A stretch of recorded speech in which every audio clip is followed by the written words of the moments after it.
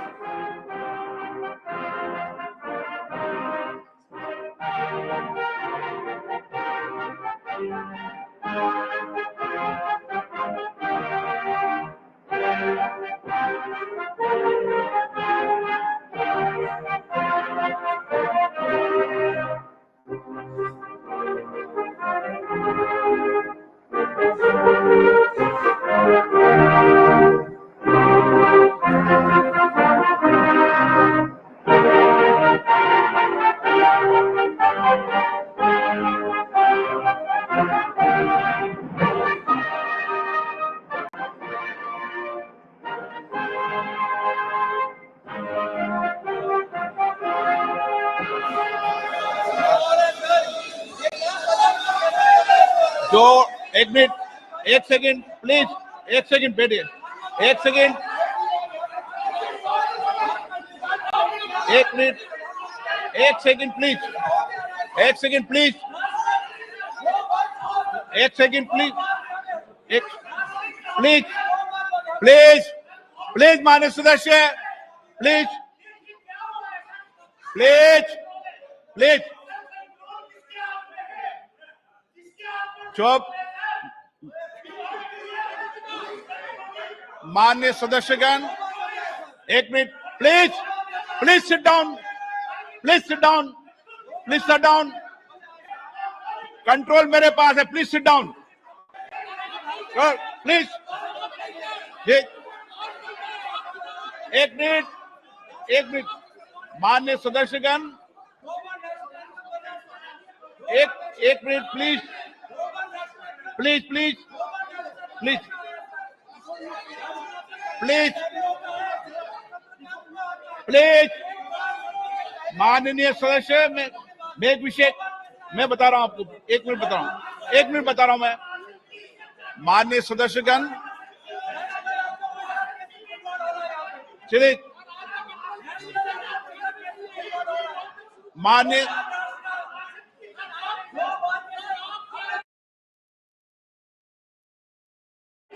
जो एक minute please, please, please, please, हाँ प्लीज प्लीज बैठो, व्यवस्था दे रहा हूं, प्लीज बैठो, व्यवस्था दे रहा हूं मैं, प्लीज, प्लीज बैठिए, व्यवस्था दे रहा हूं, प्लीज।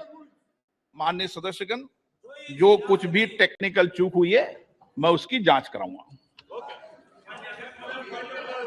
इसमें पॉइंट, ओके, प्लीज,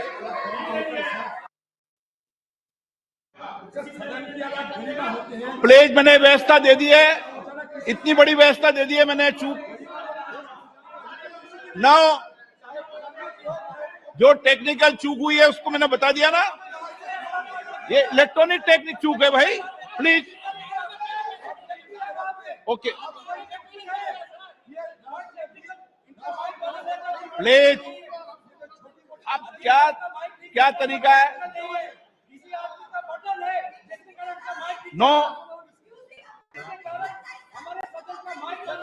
माननीय सदस्य, मैंने सारी बात, एक मिनट, आप बैठिए, प्लीज बैठिए, प्लीज बैठिए, प्लीज बैठिए।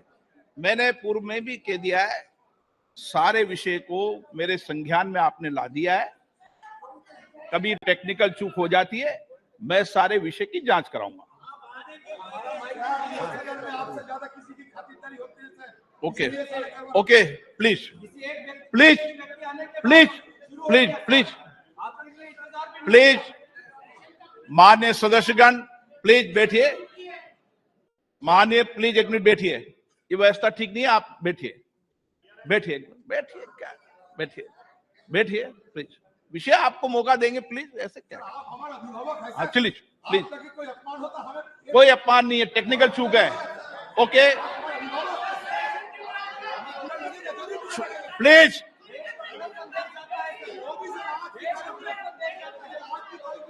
प्लीज प्लीज, आप सदन के नेता ऐसे मत करिए, मैंने इतनी व्यवस्था दे दी। Please please please. माननीय सदस्यगण, नई दिल्ली में G20 शिखर सम्मेलन के सफल आयोजन के लिए पूरे देश को बधाई देते हुए मुझे बेहद खुशी है भरी। इस आयोजन की सफलता ने प्रत्येक भारतीय को गर्व से भर दिया है। इसने वैश्विक स्तर पर देश की नेतृत्व की क्षमता को एक नया आयाम दिया है। मैं इस आयोजन को आम जनों का आयोजन बना देने की माननीय प्रधानमंत्री जी के विजन की सराहना करता हूं। भारत के सभी राज्यों और केंद्र शासित प्रदेशों के 60 शहरों में 200 से अधिक बैठकें हुई है, जो अभूतपूर्व है। दुनिया भर से आए 42 प्रतिनिधि मंडलों के साथ G20 नई दिल्ली लीडर समिट अपने आकार, भव्यता और प्रभाव में अभूतपूर्व था। इससे विश्व को भारत की विविधता, लोकतांत्रिक शक्ति और प्रतिभा को देखने का अवसर मिला है। भारत की G20 की अध्यक्षता समावेशी, आकांक्षी, कार्य उन्मुख, निर्णायक और जन केंद्रित रही है। G20 नेताओं के शिखर सम्मेलन में लिए गए निर्णय परिवर्तनकारी हैं और ये आने वाले दशकों में वैश्विक व्यवस्था को नया रूप देने में सहायक होंगे। माननीय प्रधानमंत्री जी के विजन और मार्गदर्शन में G20 नई दिल्ली लीडर्स समिट घोषणा पत्र को सर्वसम्मति से अपनाया गया और संवेदनशील मुद्दों पर भी सबकी सहमति बनी। विश्व स्तर पर यह स्वीकार किया गया है कि भारत के नेतृत्व एवं सक्रिय प्रयासों के कारण वैश्विक उत्तर दक्षिण के बीच दूरी के पाटने और पूर्व पश्चिम ध्रुवीकरण को नियंत्रित करने में सफलता मिली है। ये विश्व में भारत के ऊंचे कद और बढ़ती प्रतिष्ठा तथा इस सरकार द्वारा पिछले 9 वर्षों में किए गए कार्यों को दर्शाता है। माननीय प्रधानमंत्री जी के नेतृत्व में भारत को जो वैश्विक सद्भावना प्राप्त हुए, ये उसी का प्रमाण है। ये इस बात की भी स्वीकृति है कि कई प्रकार के विभाजनों से ग्रस्त विश्व में भारत शांति और संयम की आवाज है। भारत की अध्यक्षता में ग्लोबल साउथ की आवाज को G20 की चर्चा के केंद्र में लाने में महत्वपूर्ण भूमिका निभाई है। अपनी अध्यक्षता की शुरुआत में भारत ने जनवरी 2023 में voice of the global south शिखर सम्मेलन की मेजबानी की, जिसमें 125 देशों के नेतृत्व ने भाग लिया। ग्लोबल साउथ के देशों की प्राथमिकताओं और अपेक्षाओं को G20 एजेंडे में शामिल किया गया। शिखर सम्मेलन की घोषणा में निर्धनता उन्मूलन, जलवायु वित्त, ऋण संबंधी समस्याओं से निपटने, खाद्य सुरक्षा, स्वास्थ्य सुरक्षा, डिजिटल बुनियादी ढांचे के विकास सहित विकासशील देशों के हितों से संबंधित विषयों को प्रमुखता दी गई। माननीय प्रधानमंत्री जी की पहल के कारण अफ्रीकी संघ को G20 के स्थायी सदस्य के रूप में स्वीकार करने का ऐतिहासिक निर्णय लिया गया। विश्व के शीर्ष नेतृत्व को राजघाट पर राष्ट्रपिता महात्मा गांधी को सम्मान देते देखना एक अद्भुत दृश्य था। उन सभी ने महात्मा गांधी द्वारा प्रतिपादित शांति और अहिंसा के सार्वभौमिक विचार और वर्तमान समय में इसकी प्रासंगिकता को स्वीकार किया गया। माननीय प्रधानमंत्री जी ने संयुक्त अंतर्राष्ट्रीय संस्थाओं में सुधार करने, उसमें समय के अनुसार बदलाव लाने का पुरजोर समर्थन किया। इस विभाजित विश्व में स्थिरता, वृद्धि और विकास सुनिश्चित करने के लिए वास्तविक बहुपक्षवाद के लिए यह महत्वपूर्ण है। माननीय सदस्यगण, G20 का दृष्टिकोण अर्थ केंद्रित न होकर अब व्यापक रूप से मानव केंद्रित हो गया है। सतत विकास लक्ष्यों को साकार करने, अंतर्राष्ट्रीय वित्तीय संस्थानों में सुधार करने, डिजिटल सार्वजनिक बुनियादी ढांचे की स्थापना करने, हरित विकास समझौतों को प्रोत्साहित करने, महिलाओं के नेतृत्व के विकास को प्रोत्साहित करने, डिजिटल स्वास्थ्य पर वैश्विक पहल करने, प्रारंभिक चिकित्सा की भूमिका को मान्यता दिए जाने जैसे विषयों को प्राथमिकता दी गई, वह सराहनीय है। G20 शिखर सम्मेलन के प्रमुख परिणामों में अंतर्राष्ट्रीय अर्थव्यवस्थाओं को अधिक सक्रिय करना, विकास के लिए अधिक संसाधनों की उपलब्धता, पर्यटन का विस्तार, विश्व स्तर पर कार्य के अवसर, मोटे अनाज के उत्पादन और उपभोग के माध्यम से सुदृढ़ खाद्य सुरक्षा, कौशल की कमी और गतिशीलता की समस्या का समाधान करना, ग्लोबल वैल्यू चेन की मैपिंग, MSME की सहायता करना और जैव ईंधन के लिए प्रतिबद्धता शामिल है। इनका लाभ पूरे देश को प्राप्त होगा। शिखर सम्मेलन के दौरान भारत मध्य पूर्व यूरोप आर्थिक कॉरिडोर और वैश्विक जैव ईंधन गठबंधन का शुभारंभ अत्यंत महत्वपूर्ण है। इन पहलों से एक कनेक्टेड भविष्य की नींव रखी गई है, जिसमें आगे भी भारत की महत्वपूर्ण भूमिका बनी रहेगी। पर्यावरण समर्थन के लिए लाइफ संबंधी उच्च स्तरीय सिद्धांतों को अंगीकृत किए जाने और जलवायु संबंधी लक्ष्यों को पूरा करने के लिए जलवायु वित्त और निवेश में बड़े पैमाने पर वृद्धि की आवश्यकता को विकसित देशों द्वारा स्वीकार किए जाने से इस क्षेत्र में भारत का नेतृत्व स्पष्ट रूप से प्रदर्शित हुआ है। भारत की अध्यक्षता में महिलाओं और आपदा जोखिम को कम किए जाने के बारे में G20 कार्य समूह के गठन के साथ साथ स्टार्टअप पर एक नए G20 की स्थापना के रूप में नई उपलब्धि दर्ज की गई है। खाद्य सुरक्षा के संबंध में डेक्कन उच्च स्तरीय पहल, भूमि संबंधी पहल पर गांधीनगर रोड मैप, पर्यटन के विषय पर गोवा रोड मैप, नीली और महासागरीय अर्थव्यवस्था पर चेन्नई उच्च स्तरीय पहल और काशी सांस्कृतिक पथ से आने वाले समय में विभिन्न क्षेत्रों में विश्व का मार्गदर्शन होगा और हमारे देश गौरवान्वित होंगे। अगले माह हमारी संसद को हमारे G20 अध्यक्षता के क्रम में पार्लियामेंट P20 फोरम की मेजबानी करने का सम्मान मिलेगा। मैं इस प्रतिष्ठित सभा के प्रत्येक मान्य सदस्यों से अनुरोध करता हूं कि वे लोकतंत्र की जननी भारत की भूमि पर पूरे विश्व का स्वागत करने और वसुदेव कुटुंबकम, एक पृथ्वी एक परिवार एक भविष्य के मिशन को आगे बढ़ाने में शामिल हो। मुझे विश्वास है ये सभा इस ऐतिहासिक उपलब्धि पर माननीय प्रधानमंत्री जी के नेतृत्व की सराहना करने, भारत के लोगों को उत्साह बढ़ाने और सभी संगठनों और व्यक्तियों के योगदान को सराहना करने में मेरा साथ देगी। श्री सुनील कुमार सिंह।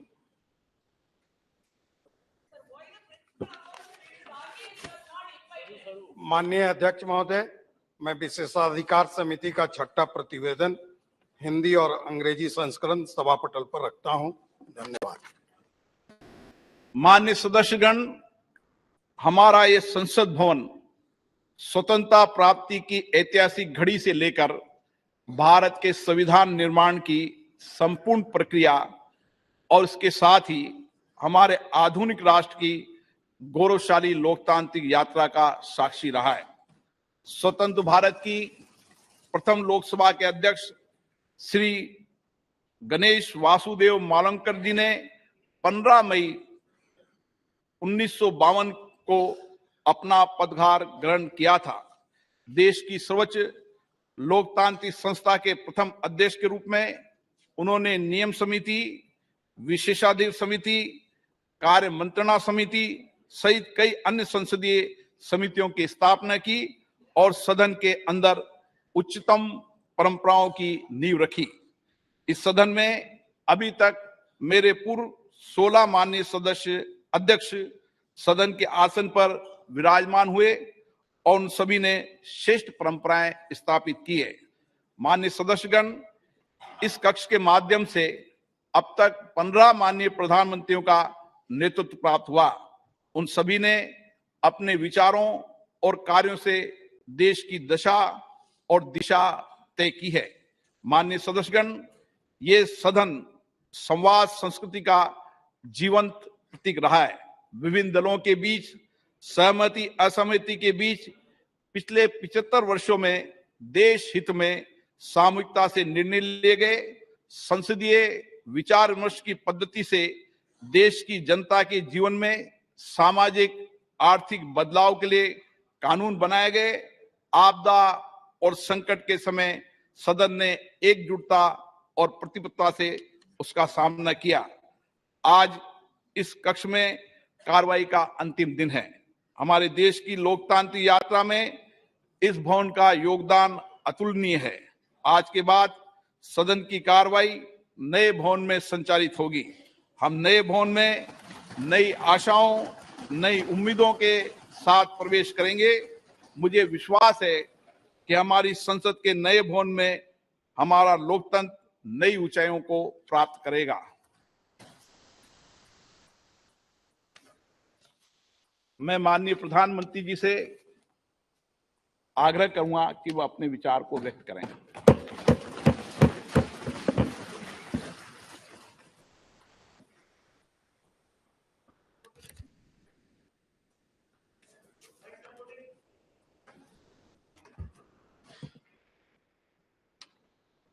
माननीय अध्यक्ष जी, देश की 75 वर्षों की संसदीय यात्रा, उसका एक बार पुनः स्मरण करने के लिए और नए सदन में जाने से पहले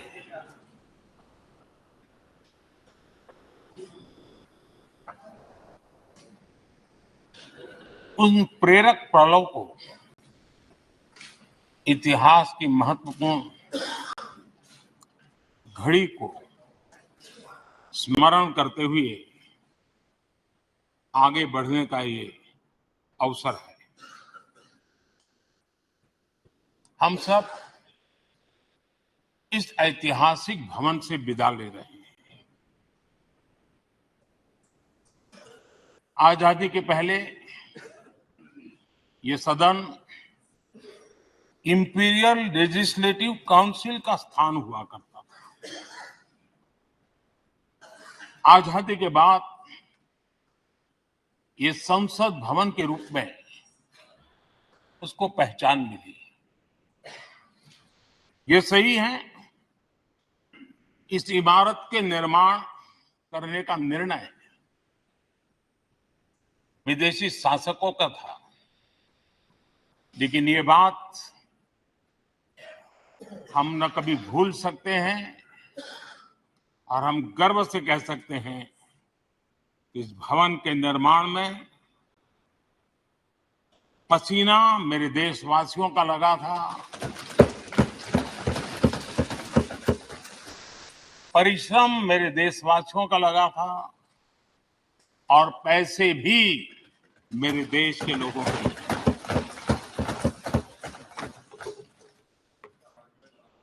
इस 75 वर्ष की हमारी यात्रा ने अनेक लोकतांत्रिक परंपराओं और प्रक्रियाओं का उत्तम से उत्तम सृजन किया है और इस सदन में रहे हुए सबने उसमें सक्रियता से योगदान भी दिया है और साक्षी भाव से उसको देखा भी। हम भले नए भवन में जाएंगे, लेकिन पुराना भवन भी, ये भवन भी आने वाली पीढ़ियों को हमेशा हमेशा प्रेरणा देता रहेगा।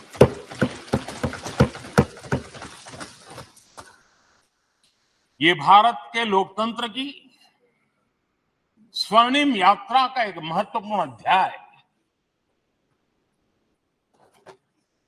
जो सारी दुनिया को भारत की रगों में लोकतंत्र का सामर्थ्य कैसे है, इसका परिचित कराने का काम इस इमारत से होता रहेगा। आदरणीय अध्यक्ष जी, अमृतकाल की प्रथम प्रभा का प्रकाश राष्ट्र में एक नया विश्वास, नया आत्मविश्वास, नया उमंग, नए सपने, नए संकल्प और राष्ट्र का नया सामर्थ्य उसे भर रहा है। चारों तरफ आज भारतवासियों की उपलब्धि की चर्चा हो रही है और गौरव के साथ हो रही है। ये हमारे 75 साल के संसदीय इतिहास का एक सामूहिक प्रयास का परिणाम है, जिसके कारण विश्व में आज वो गूंज सुनाई दे रही है। आदरणीय अध्यक्ष जी, चंद्रयान 3 की सफलता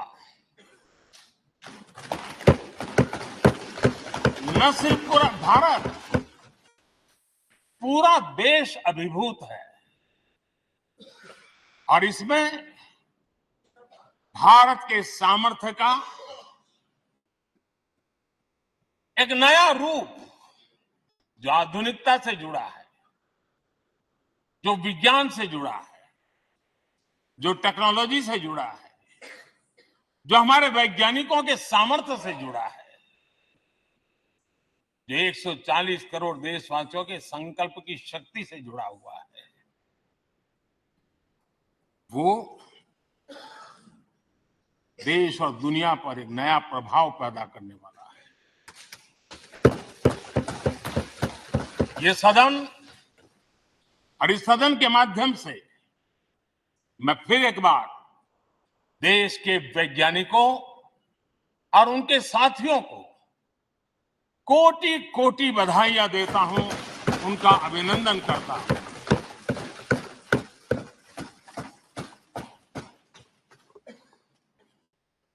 आदरणीय अध्यक्ष जी, ये सदन ने भूतकाल में जब नेम की समिट हुई थी, सर्वसम्मति से प्रस्ताव पारित करके देश के इस प्रयास को सराहा था। आज G20 की सफलता को भी आपने सर्वसम्मति से सराहा है। मैं मानता हूं देशवासियों का आपने गौरव बढ़ाया है। मैं आपका आभार व्यक्त करता हूं। G20 की सफलता 140 करोड़ देशवासियों की है। ये भारत की सफलता है, किसी व्यक्ति की सफलता नहीं है, किसी दल की सफलता नहीं है। भारत के फेडरल स्ट्रक्चर ने, भारत की विविधता ने 60 स्थानों पर 200 से अधिक समिट और उसकी मेजबानी हिंदुस्तान के अलग अलग रंग रूप में देश की अलग अलग सरकारों ने बड़े आन बान शान से की और ये प्रभाव पूरे विश्व भर के मन पर पड़ा हुआ है। ये हम सबके सेलिब्रेट करने वाला विषय है, देश के गौरवगान को बढ़ाने वाला है। और जैसा आपने उल्लेख किया, भारत इस बात के लिए गर्व करेगा, जब भारत अध्यक्ष रहा उस समय अफ्रीकन यूनियन इसका सदस्य बना। मैं उस इमोशनल पल को भूल नहीं सकता जब अफ्रीकन यूनियन की घोषणा हुई और अफ्रीकन यूनियन के प्रेसिडेंट, उन्होंने एक इंटरव्यू में कहा कि मेरे जीवन में ऐसी पल थी, शायद मैं बोलते बोलते रो पड़ूंगा। आप कल्पना कर सकते हैं कि कितनी बड़ी अपेक्षा और आशाएं पूरी करने का काम भारत के भाग्य में आया। आदरणीय अध्यक्ष जी,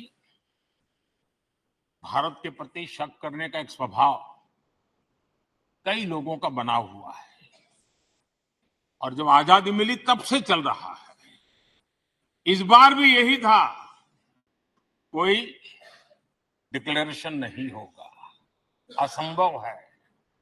लेकिन ये भारत की ताकत है कि वह भी हुआ और विश्व सर्वसम्मति से एक साझा घोषणा पत्र लेकर के आगे का रोड मैप लेकर के यहां से प्रारंभ हुआ है।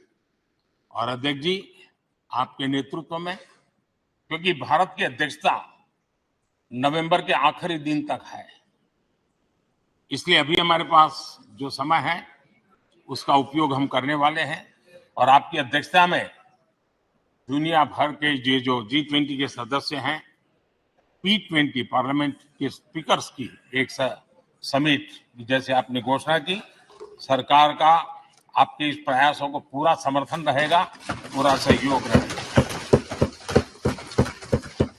आदरणीय अध्यक्ष जी, हम सबके लिए गर्व की बात है, आज भारत विश्व मित्र के रूप में अपनी जगह बना पाया है।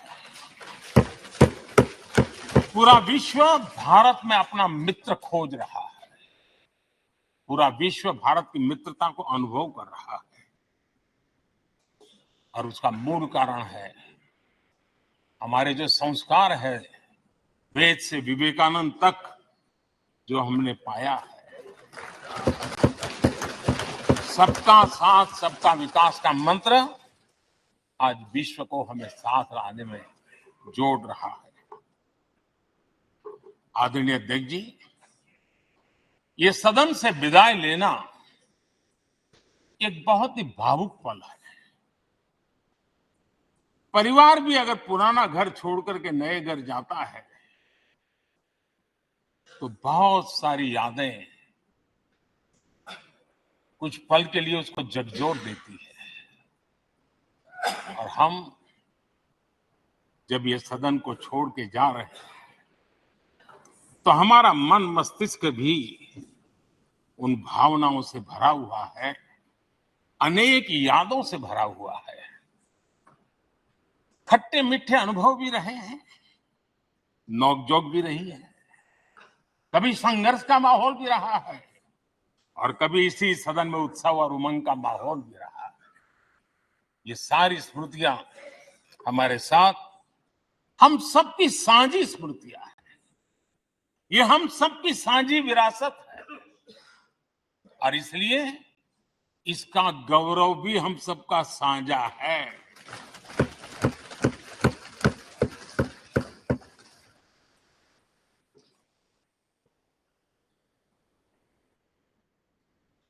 आजाद भारत के नवनिर्माण से जुड़ी हुई अनेक घटनाएं इन 75 वर्ष में यही सदन में आकार लेती हुई हमने देखी है।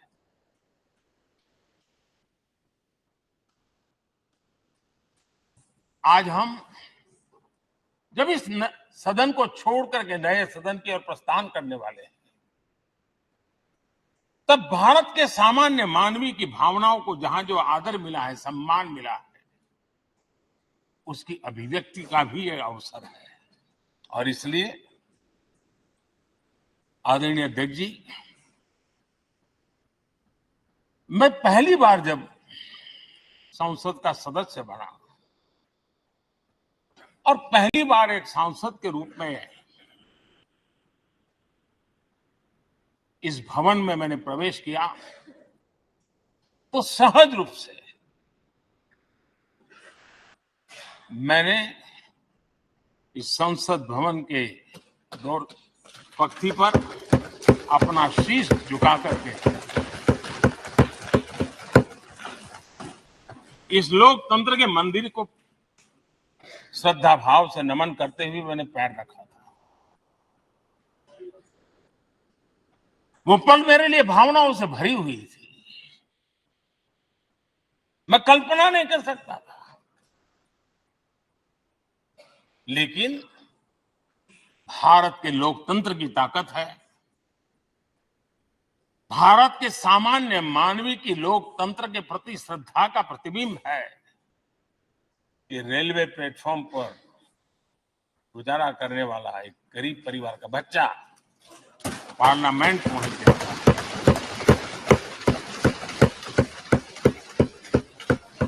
मैंने कभी कल्पना तक नहीं की कि देश मुझे इतना सम्मान देगा, इतना आशीर्वाद देगा, इतना प्यार देगा। सोचा नहीं था। आदरणीय अध्यक्ष जी, हम में से बहुत लोग हैं जो संसद भवन के अंदर जो चीजें लिखी गई उसको पढ़ते भी रहते हैं, कभी कभी उसका उल्लेख भी करते हैं। हमारे यहाँ संसद भवन के प्रवेश द्वार पर एक छांदोग्य उपनिषद का एक वाक्य है, लोक द्वारम करके पूरा वाक्य है। उसका मतलब ये होता है कि जनता के लिए दरवाजे खोलिए और देखिए कि कैसे वो अपने अधिकारों को प्राप्त करती है। हमारे ऋषि मुनियों ने लिखा हुआ, हमारे प्रवेश द्वार पर लिखा हुआ। हम सब और हमारे पहले जो यहां रहे हैं वो भी इस सत्यता के साक्षी है। आदरणीय अध्यक्ष जी, समय रहते जैसे जैसे वक्त बदलता गया, यह हमारे सदन की संरचना भी निरंतर बदलती रही है और अधिक समावेशी बनती गई है। समाज के हर वर्ग का प्रतिनिधि विविधताओं से भरा हुआ इस सदन में नजर आता है। अनेक भाषाएं हैं, अनेक बोलियां, अनेक पहरवेश है, अनेक खान पान है। सदन के अंदर सब कुछ है और समाज के सभी तबके के लोग, चाहे वो सामाजिक रचना के हो, चाहे आर्थिक रचना के हो, चाहे गांव या शहर के हो, एक प्रकार से पूर्ण रूप से समावेशी वातावरण सदन में पूरी ताकत के साथ जन सामान्य की इच्छा आकांक्षाओं को प्रकट करता रहा है। दलित हो, पीड़ित हो, आदिवासी हो, पिछड़े हो, महिलाएं हो, हर एक का धीरे धीरे धीरे योगदान बढ़ता चला गया है। आदरणीय अध्यक्ष जी, प्रारंभ में महिलाओं की सदस्य संख्या कम थी, लेकिन धीरे धीरे माताओं बहनों ने भी इस सदन की गरिमा को बढ़ाया है। इस सदन के गरिमा में बहुत बड़ा बदलाव लाने में उनका योगदान रहा है। आदरणीय अध्यक्ष जी, प्रारंभ से अब तक एक मोटा हिसाब लगाता था, करीब 7,500 से अधिक जनप्रतिनिधि दोनों सदनों में मिलाकर के योगदान दे चुके हैं। इतने सालों में 7,500 से करीब ज्यादा। इस कालखंड में करीब 600 महिला सांसदों ने भी इस सदन की गरिमा को बढ़ाया है, दोनों सदन की। और आदरणीय अध्यक्ष जी, आप जानते हैं इस सदन में आदरणीय इंद्रजीत गुप्ता जी 43 ईयर अगर मेरी गलती नहीं हो तो 43 ईयर इस सदन में लंबा समय बैठ करके इस सदन के साक्षी बनने का उनको सौभाग्य मिला।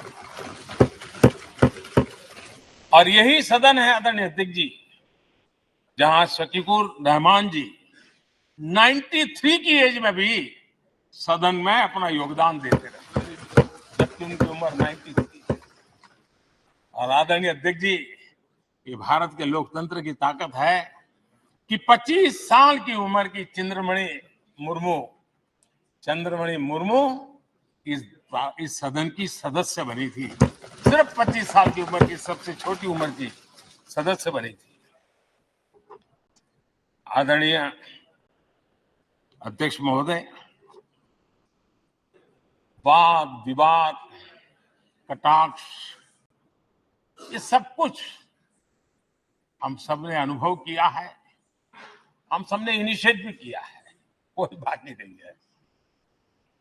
लेकिन उसके बावजूद भी शायद जो परिवार भाव हम लोगों के बीच में रहा है, हमारे पहले की पीढ़ियों में भी रहा है, जो लोग प्रचार माध्यमों से हमारा यहाँ का रूप देखते हैं और बाहर निकलते ही हमारा जो अपनापन होता है, परिवार भाव होता है, वो एक अलग ही ऊंचाई पर ले जाता है।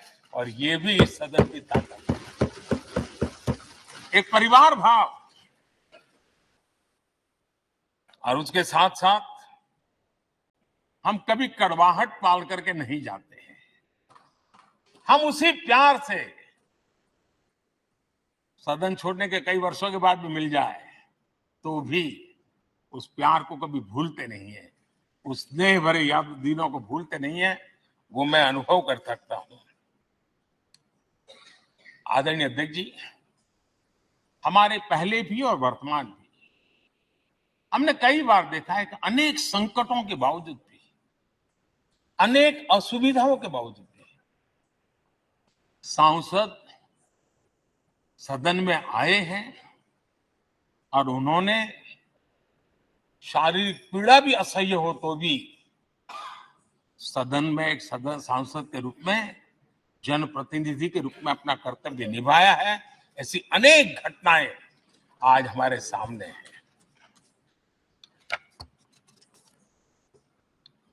गंभीर गंभीर बीमारियों के बावजूद भी कोई व्हीलचेयर में आना पड़ा, किसी को डॉक्टरों को बाहर खड़े रख करके अंदर आना पड़ता, लेकिन सभी सांसदों ने कभी न कभी इस प्रकार से अपनी भूमिका निभाई। कोरोना काल हमारे सामने उदाहरण है। हर परिवार में रहता था कहीं बाहर जाए तो मौत को बुलावा न दे दे, उसके बावजूद भी हमारे माननीय सांसद दोनों सदन में कोरोना काल के इस संकट की घड़ी में भी सदन में आए, अपना कर्तव्य निभाया। हमने राष्ट्र का काम रुकने नहीं दिया। आवश्यकता पड़ी,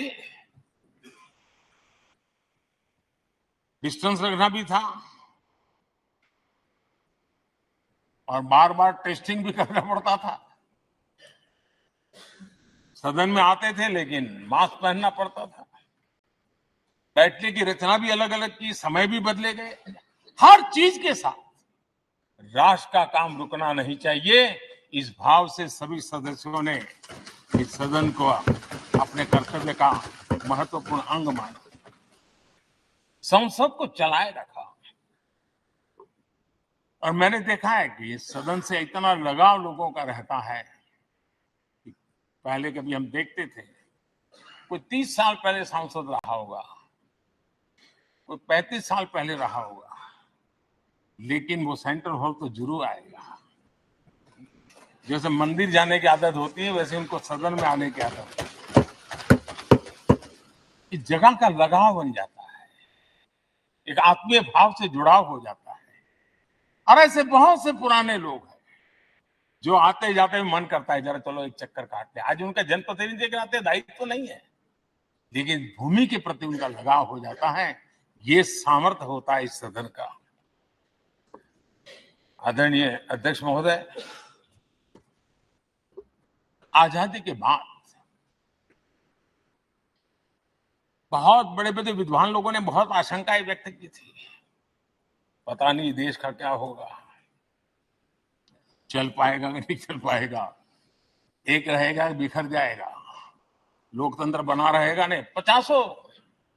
लेकिन इस देश की संसद की ताकत है कि पूरे विश्व को गलत सिद्ध कर दिया और ये राष्ट्र पूरे सामर्थ्य के साथ आगे बढ़ता रहा। और इस विश्वास से कि हम भले आशंकाएं होंगी, घने काले बादल होंगे, लेकिन सफलता प्राप्त करते रहेंगे। और ये हम सब लोगों ने, हमारी पुरानी पीढ़ियों ने मिलकर के इस काम को करके दिखाया है, इसका गौरवगान करने का ये अवसर है। आदरणीय अध्यक्ष जी, इसी भवन में 2 साल 11 महीने तक संविधान सभा की बैठकें हुई और उसने देश के लिए एक मार्गदर्शक जो आज भी हमें चलाता है, हमारे संविधान दिया। और 26 नवंबर 1949 को जो संविधान हमें मिला, वो 26 जनवरी 1950 को लागू हुआ। इन 75 वर्षों में सबसे बड़ा जो अचीवमेंट है वो ये है कि देश के सामान्य मानवी का इस संसद पर विश्वास बढ़ता ही गया है। और लोकतंत्र की सबसे बड़ी ताकत यही है कि इस महान संस्था के प्रति, इस महान इंस्टीट्यूशन के प्रति, इस व्यवस्था के प्रति उनका विश्वास अटूट रहे, विश्वास उनका बना रहे।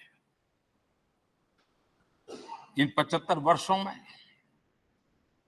हमारी संसद ने जन भावनाओं की अभिव्यक्ति का भवन भी बना दिया। यहां जन भावनाओं की पुरजोश अभिव्यक्ति, और हम देखते हैं राजेंद्र बाबू से लेकर डॉक्टर कलाम,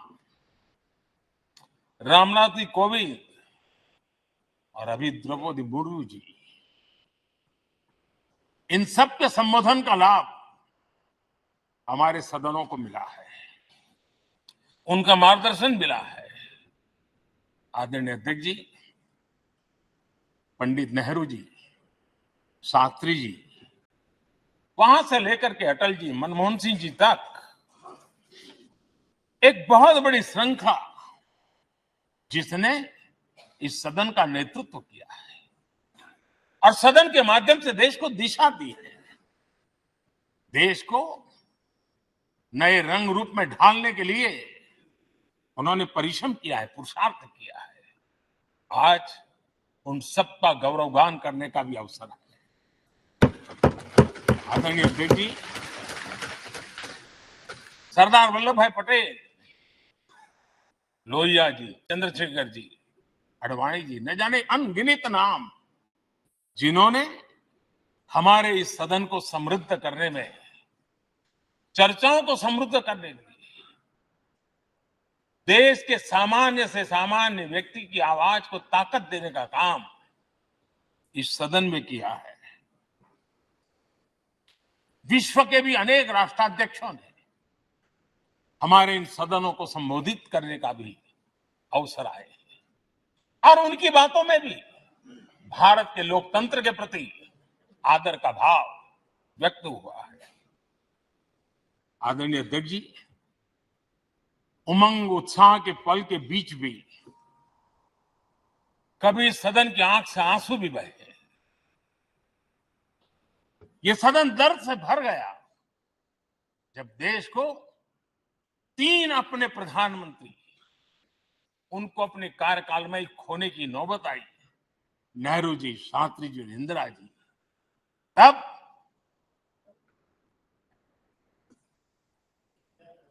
ये सदन अश्रु भीनी आंखों से उन्हें विदाई दे रहा था।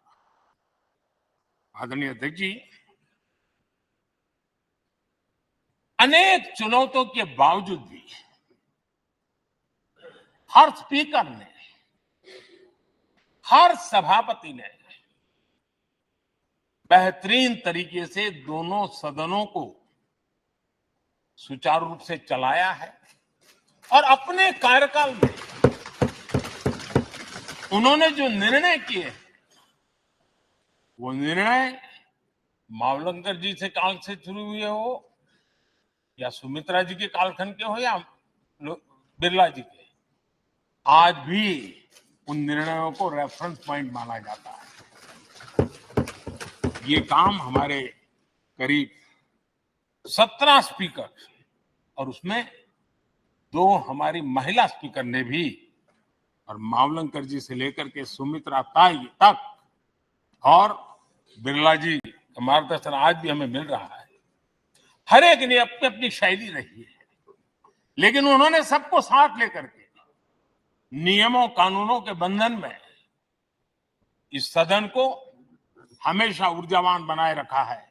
मैं आज उन सभी स्पीकर महोदय को भी आज वंदन करता हूं, अभिनंदन करता हूं। आदरणीय अध्यक्ष जी, ये सही है कि हम जनप्रतिनिधि अपनी अपनी भूमिका निभाते हैं, लेकिन सातत्यपूर्ण तरीके से हमारे बीच जो एक टोली बैठती है उनकी भी कई पीढ़ियां बदल गई है। कभी कागज लेके दौड़ के आते हैं, उनका भी योगदान कम नहीं है।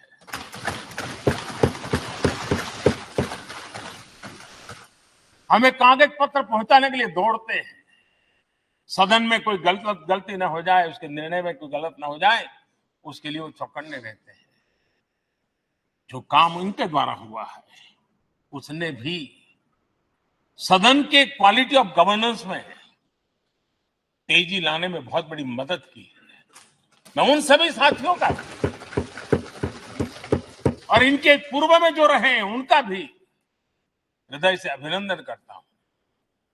इतना ही नहीं, सदन मतलब ये खंड ही नहीं है, इस पूरे परिसर में अनेक लोगों ने, किसी ने हमें चाय पिलाई होगी, किसी ने पानी पिलाया होगा, किसी ने रात रात चली हुई सदन को किसी को भूखा पेट रहने नहीं दिया होगा। कई प्रकार की सेवाएं की होगी।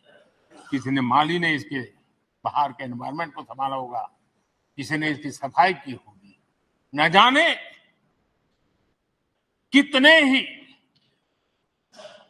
अनगिनत लोग होंगे जिन्होंने हम सब अच्छे ढंग से काम कर सके और यहां जो काम हो वो काम देश को आगे बढ़ाने के लिए अधिक से अधिक तेजी से हो, उसके लिए जो माहौल बनाना, व्यवस्था बनाना, उसके लिए जिसने योगदान दिया है, मेरी तरफ से भी और इस सदन की तरफ से भी मैं उनका विशेष रूप से नमन करता हूं।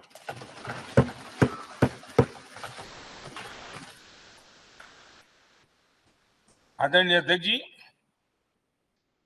लोकतंत्र का एक सदन, आतंकी हमला हुआ, पूरे विश्व में यह आतंकी हमला एक इमारत पर नहीं था, मदर ऑफ डेमोक्रेसी एक प्रकार से हमारी जीवात्मा पर यह हमला था। ये देश उस घटना को कभी भूल नहीं सकता है, लेकिन आतंकियों से लड़ते लड़ते सदन को बचाने के लिए और हर सदस्य को बचाने के लिए जिन्होंने अपने सीने पर गोलियां झेली, आज मैं उनको भी नमन करता हूं। हमारे बीच नहीं है, लेकिन उन्होंने बहुत बड़ी रक्षा की है। आदरणीय अध्यक्ष जी, जब आज हम इस सदन को छोड़ रहे हैं, तब मैं उन पत्रकार मित्रों को भी याद करना चाहता हूं जिन्होंने जीवन में, कुछ लोग तो ऐसे हैं जिन्होंने पूरा जीवन अपने कार्यकाल में संसद के काम को ही उन्होंने रिपोर्ट किया है। एक प्रकार से वो जीवंत साक्षी रहे हैं उन्होंने यहाँ की पल पल की जानकारी देश तक पहुंचाई। और तब तो ये सारा टेक्नोलॉजी अवेलेबल नहीं थी, तब वही लोग थे जो यहाँ की बात पहुंचाते थे। और उनका सामर्थ्य था, वो अंदर की भी पहुंचाते थे और अंदर के अंदर की भी पहुंचाते थे।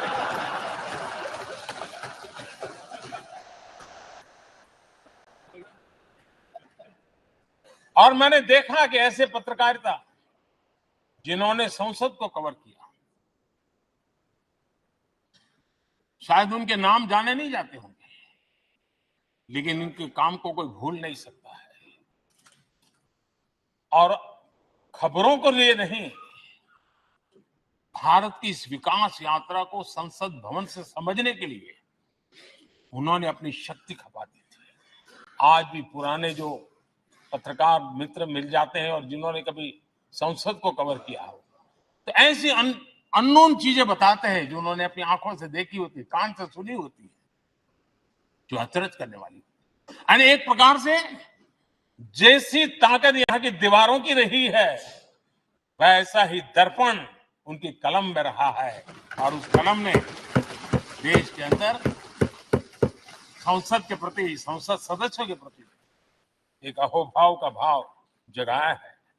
मैं आज कई पत्रकार बंधु होंगे जो रहे नहीं होंगे, लेकिन मेरे लिए जैसा ये सदन छोड़ना भावुकपन है, मैं पक्का मानता हूं इन पत्रकार बंधुओं के लिए भी ये सदन छोड़ना उतना ही भावुकपन होगा, क्योंकि इनका लगाव हमसे भी ज्यादा रहे। कुछ तो पत्रकार ऐसे होंगे जो हम लोगों के टर्म से भी समय उन्होंने काम किया होगा।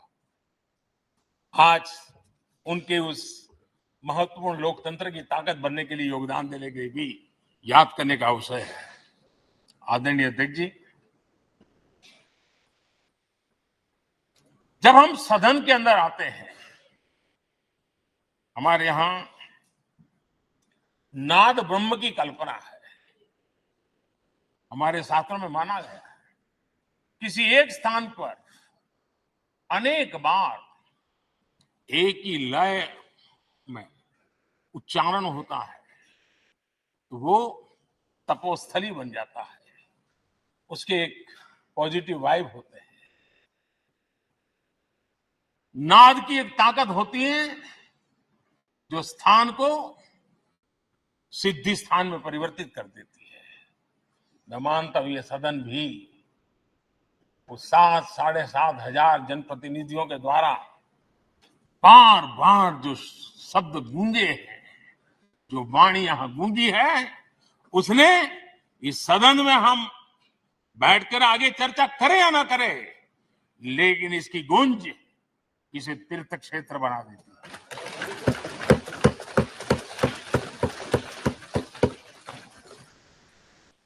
एक जागृत जगह बन जाती है और लोकतंत्र की प्रति श्रद्धा रखने वाला व्यक्ति आज से 50 साल के बाद भी जब यहां देखने के लिए भी आएगा तो उसे उस गूंज की अनुभूति होगी कि कभी भारत की आत्मा की आवाज यहां पर गूंजती थी।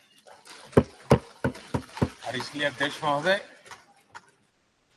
ये वो सदन है जहां कभी भगत सिंह, बटुकेश्वर दत्त, उन्होंने अपनी वीरता सामर्थ्य से अंग्रेज सल्तनत को जगा दिया था बम का धमाका कर। वो बम की गूंज भी जो देश का भला चाहते हैं उनको कभी सोने नहीं देती। आदरणीय अध्यक्ष जी, ये वो सदन है जहां पंडित जी को इसलिए भी याद किएगा, अनेक बातों के लिए याद करेगा, लेकिन हम जरूर याद करेंगे इसी सदन में पंडित नेहरू का at the stroke of midnight की गूंज हम सबको प्रेरित करती रहेगी। और इसी सदन में अटल जी ने कहा था, वो शब्द आज भी गूंज रहे हैं इस सदन में, सरकारें आएगी जाएगी, पार्टियां बनेगी बिगड़ेगी, लेकिन ये देश रहना चाहिए।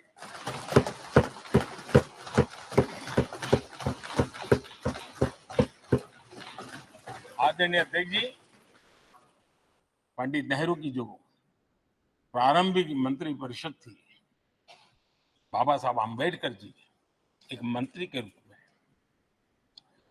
दुनिया की बेस्ट प्रैक्टिसेस भारत में लाने पर बहुत जोर दिया करते थे।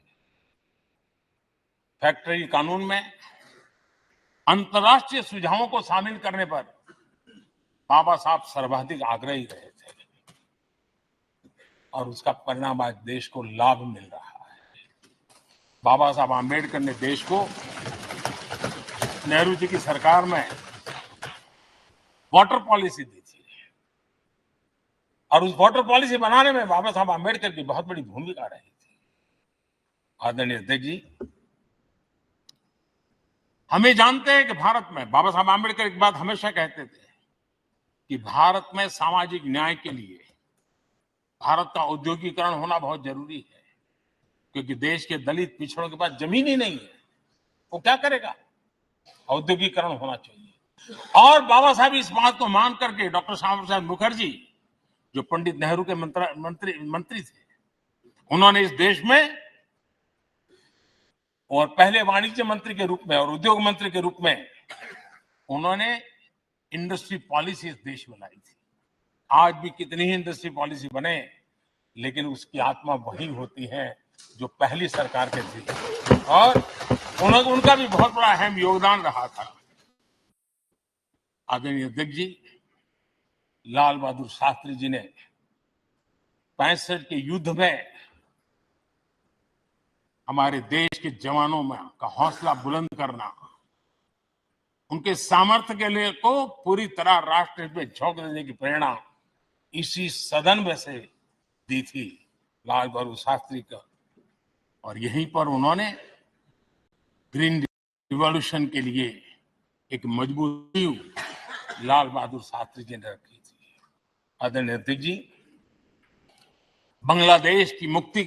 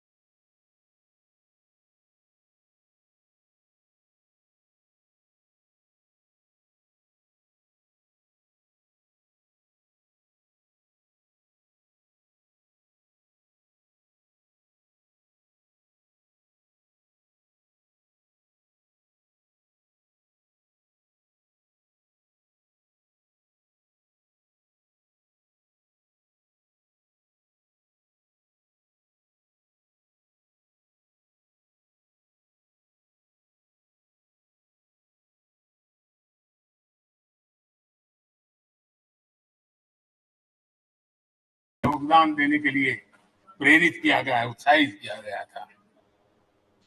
हमारे देश ने गठबंधनों की सरकारें देखी, वीपी सिंह जी और चंद्रशेखर जी, और बाद में एक सिलसिला चला।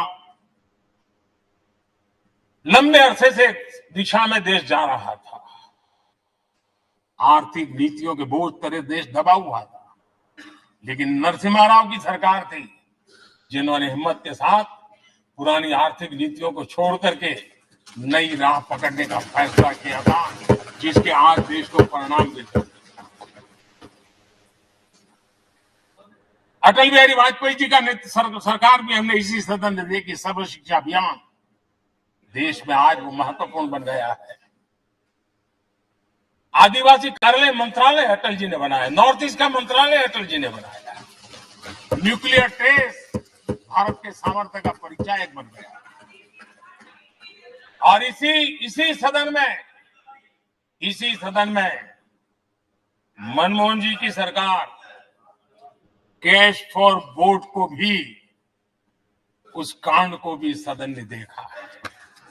आदरणीय अध्यक्ष जी, सबका साथ सबका विकास का मंत्र, अनेक ऐतिहासिक निर्णय, दशकों से लंबित विषय, उनका स्थायी समाधान भी इसी सदन में हुआ।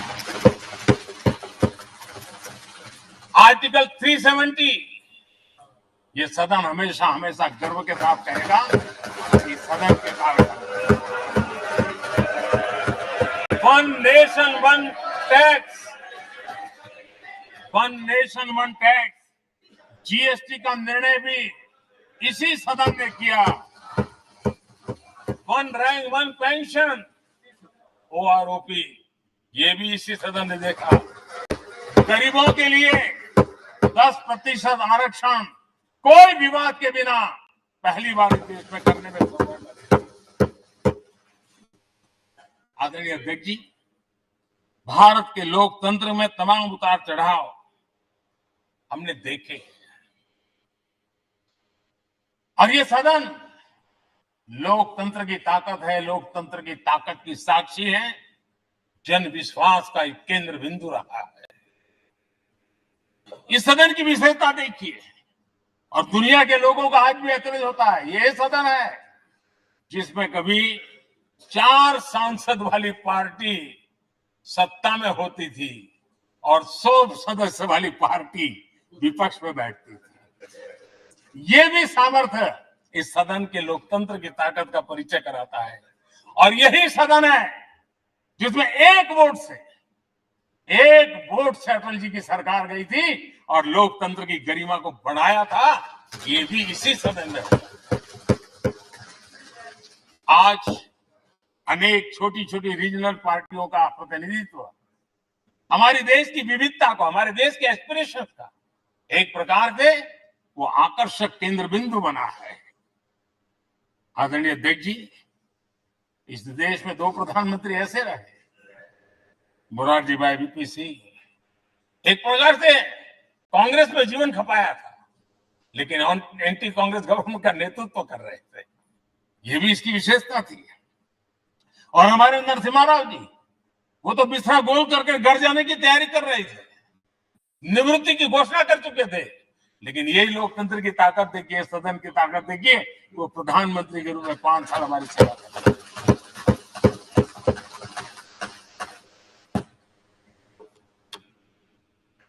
आदरणीय अध्यक्ष जी, सबकी सहमति से कठिन कार्य होते हुए हमने देखे हैं।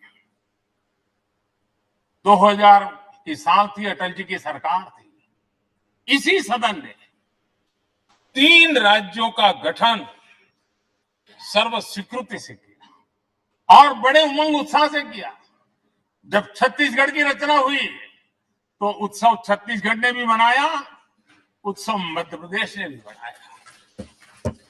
जब उत्तराखंड की रचना हुई तो उत्सव उत्तराखंड ने भी मनाया, उत्सव उत्तर प्रदेश ने भी मनाया। जब झारखंड की रचना हुई तो उत्सव झारखंड ने भी मनाया, उत्सव बिहार ने भी बताया। ये हमारे सदन का सामर्थ्य, सब सहमति का वातावरण बना करके। लेकिन कुछ कड़वी यादें वो भी है कि तेलंगाना के हक को दबोचने के लिए भारी प्रयास हुए, खून की नदियां भी वही, और बनने के बाद न तेलंगाना उत्सव मना पाया, न आंध्र उत्सव मना पाया। एक कटुता के बीज बो दिए गए। अच्छा होता उसी उमंग और उत्साह के साथ हम तेलंगाना का निर्माण करते तो एक नई ऊंचाई पर आज तेलंगाना पहुंच चुका होता। आदरणीय अध्यक्ष जी, संविधान सभा ने, आदरणीय अध्यक्ष जी, इस सदन की परंपरा रही है। संविधान सभा ने उस समय अपना दैनिक भत्ता 45 रुपये से कम करके 40 कर दिया था। उनको लगा हमें इसको कम करना चाहिए। आदरणीय अध्यक्ष जी, यही सदन है कैंटीन में मिलने वाली सब्सिडी, जो बहुत कम पैसे में खाना मिलता था, इसी सदस्यों ने उस सब्सिडी को भी खत्म कर दिया और पूरा पैसा लेकर के कैंटीन में खाते हैं। आदरणीय अध्यक्ष जी, कोरोना काल में जब जरूरत पड़ी तो यही सांसद जिन्होंने एमपी लेड फंड को छोड़ दिया और देश को इस संकट की घड़ी में मदद करने के लिए आगे आए। इतना ही नहीं, कोरोना काल में इसी सदन के सांसदों ने अपने तनख्वाह में 30% कटौती की और उन्होंने देश के सामने आए हुए संकट में अपनी बहुत बड़ी जिम्मेवारी निभाई।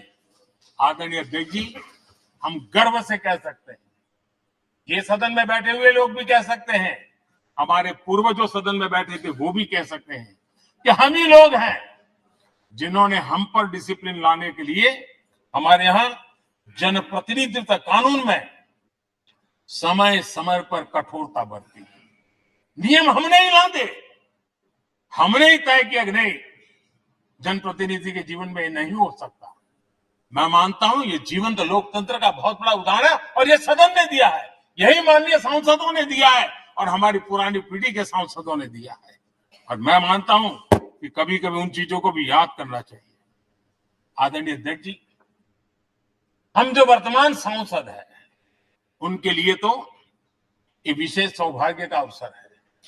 सौभाग्य का अवसर इसलिए है कि हमें इतिहास और भविष्य दोनों की कड़ी बनने का अवसर देता है।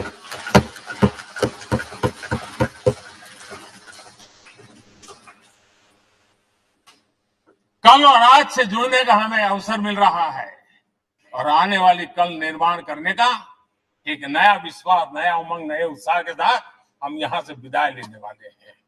आदरणीय अध्यक्ष महोदय, आज का दिवस सिर्फ और सिर्फ इस सदन के सभी 7,500 जनप्रतिनिधि रह चुके हैं उनके गौरवगान का पल है। इन दीवारों से हमने जो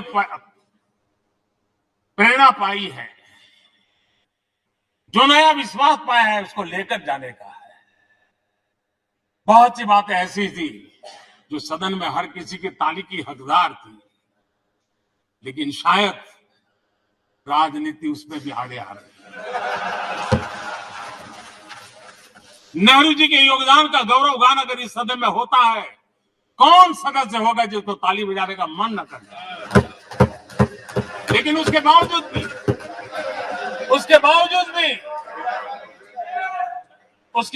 भी देश के लोकतंत्र के लिए बहुत जरूरी है हम सब ने अपने यहां सोच लें। आदरणीय अध्यक्ष जी,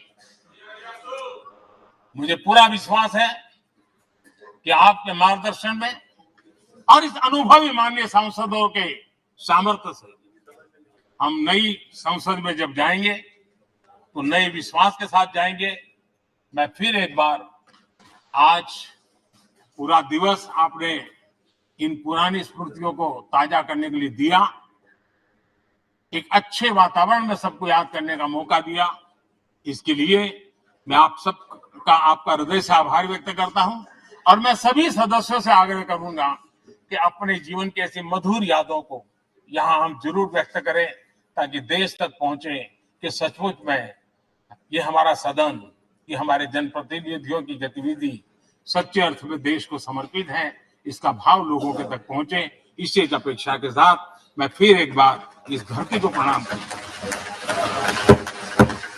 इस सदन को प्रणाम करता हूं।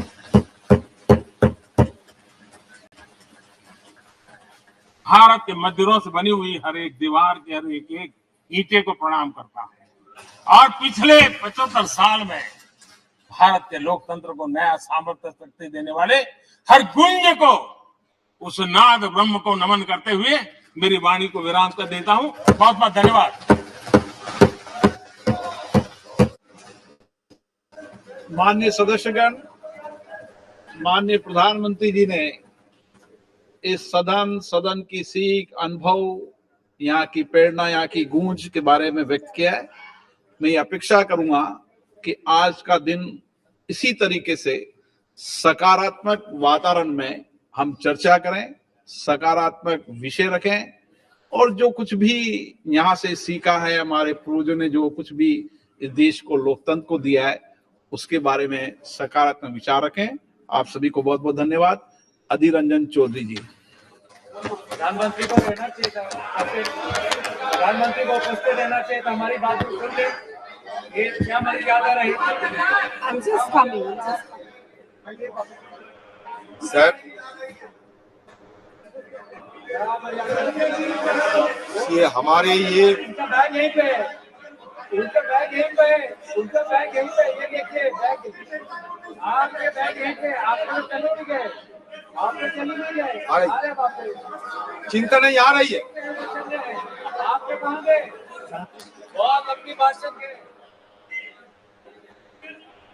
आप कहाँ जा रहे?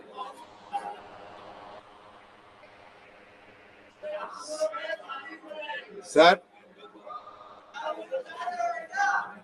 Sir,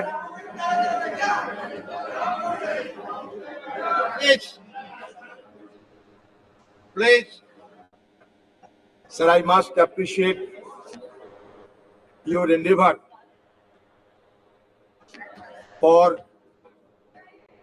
offering this opportunity to ventilate our views on the constitutional दिवस, संविधान दिवस। लेकिन बात यह सर, कहे तो जाते हैं 75 साल, लेकिन जब तक मेरा जानकारी है, सबसे पहले जो कॉन्स्टिट्यूशन असेंबली की सभा हुई थी वो 1946 में, और 1949 26 नवंबर में ये अडॉप्ट हुई थी, और 1950 26 जनवरी ये चालू हुई थी हमारे संविधान इस देश में। लेकिन आप कहां से 75 साल के अमृतकाल ये लाया गया, ये मुझे समझ में नहीं आते हैं। सर, सही मायनों में जब ये सदन ये खबर मिल रहे हैं कि आज ये सदन की अंतिम दिवस है, तो सही मायनों में भावुक तो होना स्वाभाविक है। कितने सारे विद्वजनों ने, ज्ञानियों ने, पंडितों ने और देश प्रेमी ने हमारे ये सदन, उसके साथ साथ हमारा संविधान और ये देश की लोकतंत्र की रक्षा करने के लिए न जाने कितने योगदान किए होंगे। बहुत सारे हमारे पूर्वजों ने ये दुनिया छोड़ के चले गए, उनका याद हम करते रहेंगे। जिंदगी में ये सदन जरूर कहेगी कि जिंदगी में कितने दोस्त आए और कितने बिखर गए। किसी ने 2 रोज के लिए आए, तो किसी ने चलते ही सांस भर लिए।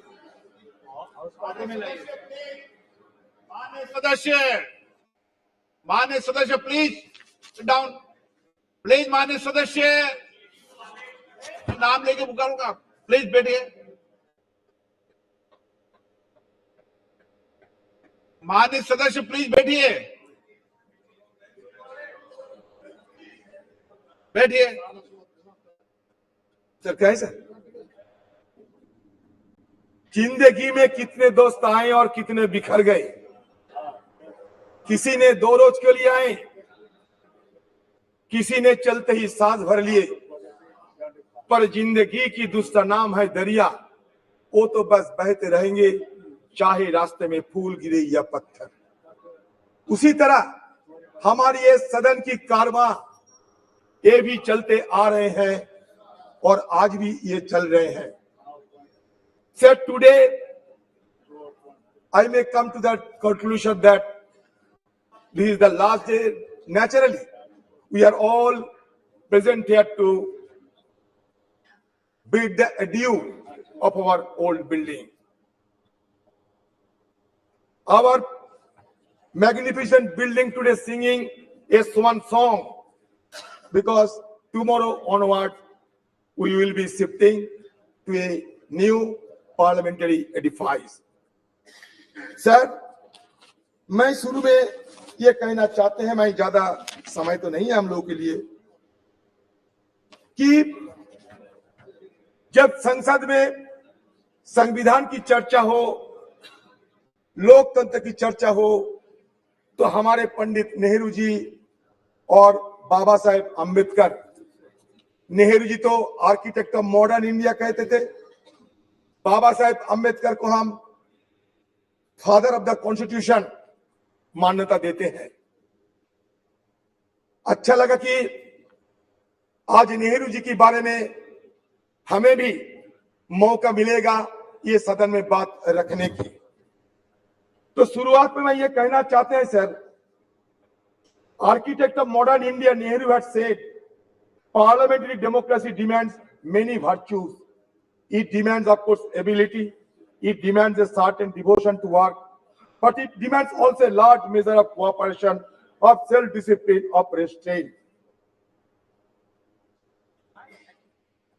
We know very well that there are not many countries in the world where it functions successfully. I think it may be said without any partiality that it has functioned with large measure of success in the country. Why? Not so because we, the members of this house, are exemplars of wisdom, but I think because of the background of our country and because our people have the spirit of democracy in them. Jawaharlal Nehru detested cultism. He was humble in his submission to constitutional requirement. In an interview with Mr. P.K. Karanjia, he specifically mentioned, "You were wrong in using words like the Nehru epoch or Nehru policy." Though he enjoyed massive majority in the parliament, he was tireless in listening opposition voice and never mock, deflect, pontificate when answering questions asked of him. He never believed in steamrolling the opposition and giving due respect to feeling and sentiments of the opposition member. It is significant to note that it was during his tenure the parliament ran smoothly. He was not only led the nation in a difficult situation, but he was the prime force and pioneer who has given a wonderful beginning of our parliamentary democracy by his immense contribution. Sir, मैं आपके संगन में लाना चाहते हैं, even speaker bell would ring for Jawaharlal Nehru when he exceeded time limit while making his speeches in the parliament. It shows that no one was beyond parliament's prerogative, and that was Nehru's contribution. Analyzing Jawaharlal Nehru's contribution to the development of parliamentary democracy in India has become significant and mere relevant in the contemporary context, which forces us to recall the glorious beginning of our parliamentary democracy, where healthy debate and discussion were order of the day. Sir, अगर सदन में जवाहरलाल नेहरू की चर्चा ना होगी तो it will be equivalent of the performance of Hamlet without the presence of Prince of Denmark. So at the stroke of midnight hour, the iconic speech was delivered in the parliament still has been reverberating the entire precinct of this house. Sir, another one, most illustrious person, Baba Saheb Ambedkar. Sir, Baba Saheb Ambedkar, who is regarded as the father of our constitution, he suggested that political democracy cannot last unless there lies at the base of it social democracy. What does social democracy mean? It means a way of life which recognizes liberty, equality, and fraternity, which are not to be treated as a separate items in the Trinity. They form a union of Trinity in the sense that to divorce one from the other is to defeat the very purpose of democracy. Equality cannot be divorced from liberty. Liberty cannot be divorced from equality. And nor equality and liberty can be divorced from fraternity. Now we need the mantra of Baba Saheb Ambedkar the mantra of Jawaharlal Nehru and other stalwarts who have made this parliamentary democracy glorious for us to be remembered again and again. Sir, ये parliament में कभी भगत सिंह जी एक बम फेंका था, लेकिन किसी को आहत करने के लिए नहीं, ब्रिटिश सरकार को जगाने के लिए 1929 में। सर, ये सदन में हमला हुई थी 2001 साल में, आतंकवादी ने हमला किया था, हमारे वॉच एंड वार्ड और सारे लोग ये आतंकवादी हमला को रोके थे। आज हम सब के लिए हमारी तरफ से श्रद्धा अर्पण करना चाहते हैं। ये सदन के सारे मेंबरों के साथ साथ हमारे जितने स्टाफ है सर, ये मेहनत करते हुए आज इस सदन को इतना गरिमामय बनाया है। सर, आप सुन के चौंक जाओगे सर, जब पंडित जवाहरलाल नेहरू ने हिंदुस्तान की ये प्राइम मिनिस्टरशिप को संभाला, ये देश को अगुवाई करने के लिए तैयार हुई, तब हिंदुस्तान की हालत क्या थी जानते हैं सर? हमारे आयु थी महज 32 साल, हमारा साक्षरता थी महज 12%। सर, पर कैपिटा हमारा रोजगार क्या था जानते हैं सर? सिर्फ 245 रुपया। आप सोचिए, एक तरफ अकाल, विभाजन, पाकिस्तान और हिंदुस्तान का बंटवारा, लाखों की तादाद के लोगों को जान गंवाने पड़े, सारे देश में तही तही मच गई थी। उसी कठिन हालत में जवाहरलाल नेहरू साहब को ये सरकार को संभालने पड़ी, और उस समय की हमारे आर्थिक हाल को भी अब देखिए कि रोजाना हमारी देश की हर व्यक्ति को रोजगार थी सिर्फ 245 रुपया। सर, आज 14-15 साल तक ये देश की हर व्यक्ति की रोजगार बढ़ाया गया था 72,000 रुपया, अभी उससे और बड़े होंगे। तो इसका मतलब किस जगह से उन्होंने शुरू किया था और किस जगह पहुंचे। इसीलिए उन्होंने कहा था उसी दिन कि long years ago we make tryst with destiny and the time comes when we will redeem our place. सिर्फ जवाहरलाल नेहरू नहीं, उस कॉन्स्टिट्यूएंट असेंबली में जितने लोग थे सारे ने ये शपथ ली थी कि हम देश को आगे बढ़ाएंगे, और देश आगे बढ़ते बढ़ते यहां तक पहुंचे। सर, चंद्रयान की बात हो रहे थे, आपको जानकारी देना चाहते हैं, 1946 में हमारे देश की आजादी के पहले ये नेहरू जी के नेतृत्व में एटॉमिक रिसर्च कमेटी बनाया गया था। 1948 से हमारे देश में ये नेहरू जी के नेतृत्व में हम सिर्फ आज की मॉडर्न टेक्नोलॉजी और आज की साइंस विज्ञान की तरफ हम आगे निकलते हुए हमें ये देश के लिए क्या किया सर? ये देश के लिए बनाया इसरो। विक्रम भाई साराभाई की अगुवाई में, नेहरू जी के दर्शन से ये इसरो बने, आज नहीं 1964 में। और हमारे देश में 1975 में आर्यभट्ट हम लोग सैटेलाइट आसमान में भेजा था। लेकिन आज इसरो को हम क्या कहेंगे? Indian institute of space research कहेंगे, और क्या कहेंगे पता नहीं, कहां से लाए गए भारत और इंडिया तरह तरह की बातें।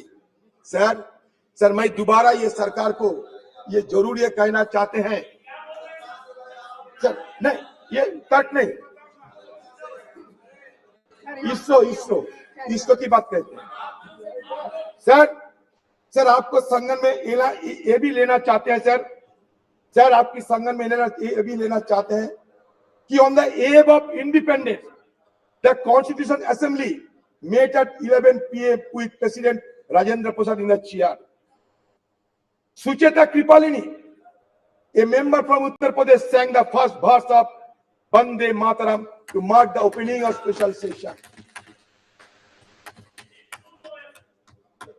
Prime Minister Jawaharlal Nehru delivered his famous Trees to Destiny speech.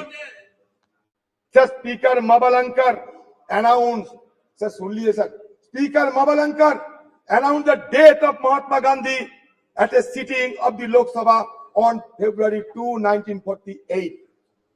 उन्होंने क्या कहा जानते हैं? We are meeting today under the shadow of double calamity. The sad demise of the tallest man of our age, who has led us from slavery to independence, and reappearance of the cult of political violence in our country. Mabalankar said, a glory that was said by Mabalankar ji. What Nehru ji uttered, a glory has departed, and the sun that warmed and brightened our life has set, and we shiver in the cold and dark. Sir, सदन में चर्चा होगा, वो भी स्वतंत्र की मुद्दे पे, हमारे कॉन्स्टिट्यूशन की मुद्दे पे, और महात्मा गांधी जी के नाम की जिक्र नहीं होने से तो अच्छा नहीं लगता है सर।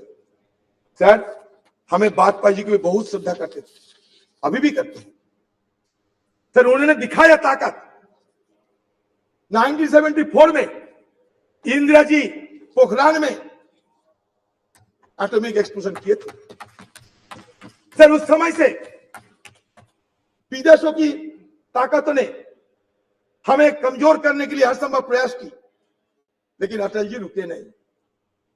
नरसिम्हा राव की जमाने में भी ये न्यूक्लियर एक्सप्लोजन करने के लिए सोचा गए थे, लेकिन इसको साकार किया अटल बिहारी वाजपेयी जी ने, और उसके साथ साथ ये भी संदेश दिया देश सारे दुनिया को कि नो फास्ट यूज पॉलिसी हम अपना रहे हैं।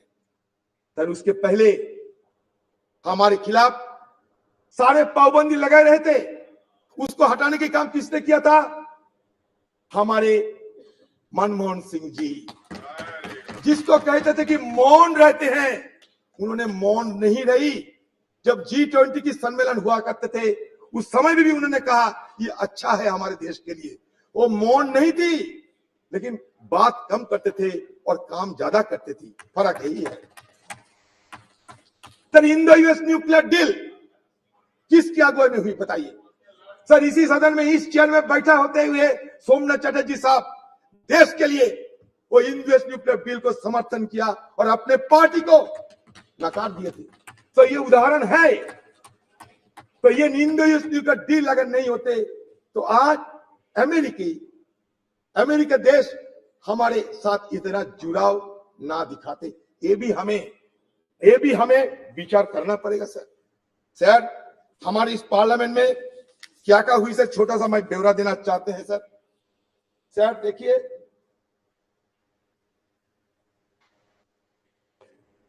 सर इस सदन में सर 1951 में रिप्रेजेंटेशन ऑफ पीपल्स एक्ट पारित हुई थी, to ensure that people are given the right to vote. अगर वोट देने के अधिकार ना होते तो आज बाकी बात करने की हमें गुंजाइश ना मिलते। सर दूसरा, essential commodities act 1955, a law that has helped the government regulate the production, supply and distribution of essential commodities such as drugs, oil, kerosene, coal, iron, steel, pulses. Sir तीसरा क्या हुआ? Green revolution in India 1967। 4, nationalization of bank, 14 banks were nationalized, which enhanced banking infrastructure and services and created provision of cheaper credit to farmers. बता दे sir, 1974 में atomic जब explosion हुई थी ना, हमारे प्रधानमंत्री उस समय रही थी स्वर्गीय इंदिरा गांधी जी। ये भी आपको याद दिलाते हैं। इंफॉर्मेशन टेक्नोलॉजी जब हुई थी हमारे देश में क्रांति के स्वरूप से, एक क्रांति के रूप से, हमारे स्वर्गीय राजीव गांधी जी। अब तो हम डिजिटल इंडिया की बात करते हैं। शुरुआत हमारे स्वर्गीय राजीव जी ने किए थे। शायद हम सबको ये याद में रखना चाहिए। C.डॉट से लेकर आर्टिफिशियल इंटेलिजेंस, जितने भी एवोल्यूशन होते हैं, इसका पीछे क्या इतिहास है, इसको हमें ध्यान में रखना चाहिए। हिस्ट्री को हम भूलना नहीं चाहिए।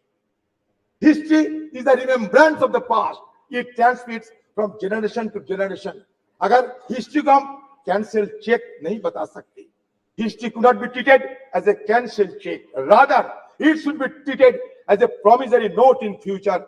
And now, whatever cash in hand, we should spend it wisely. That should be the agenda of any government. Sir, Anti-Defection Law 1985 or a Krantikari. Child Labor Act 1986. The Scheduled Caste and Tribes Prevention of Atrocities Act 1989 to prevent atrocities against members of Scheduled Caste and Scheduled Tribe.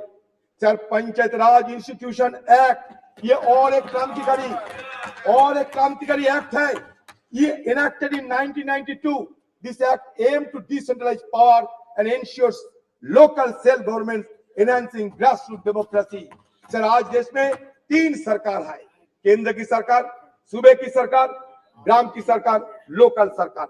ये क्रांति, it was a social revolution, and that social revolution occurred without shedding even a drop of blood.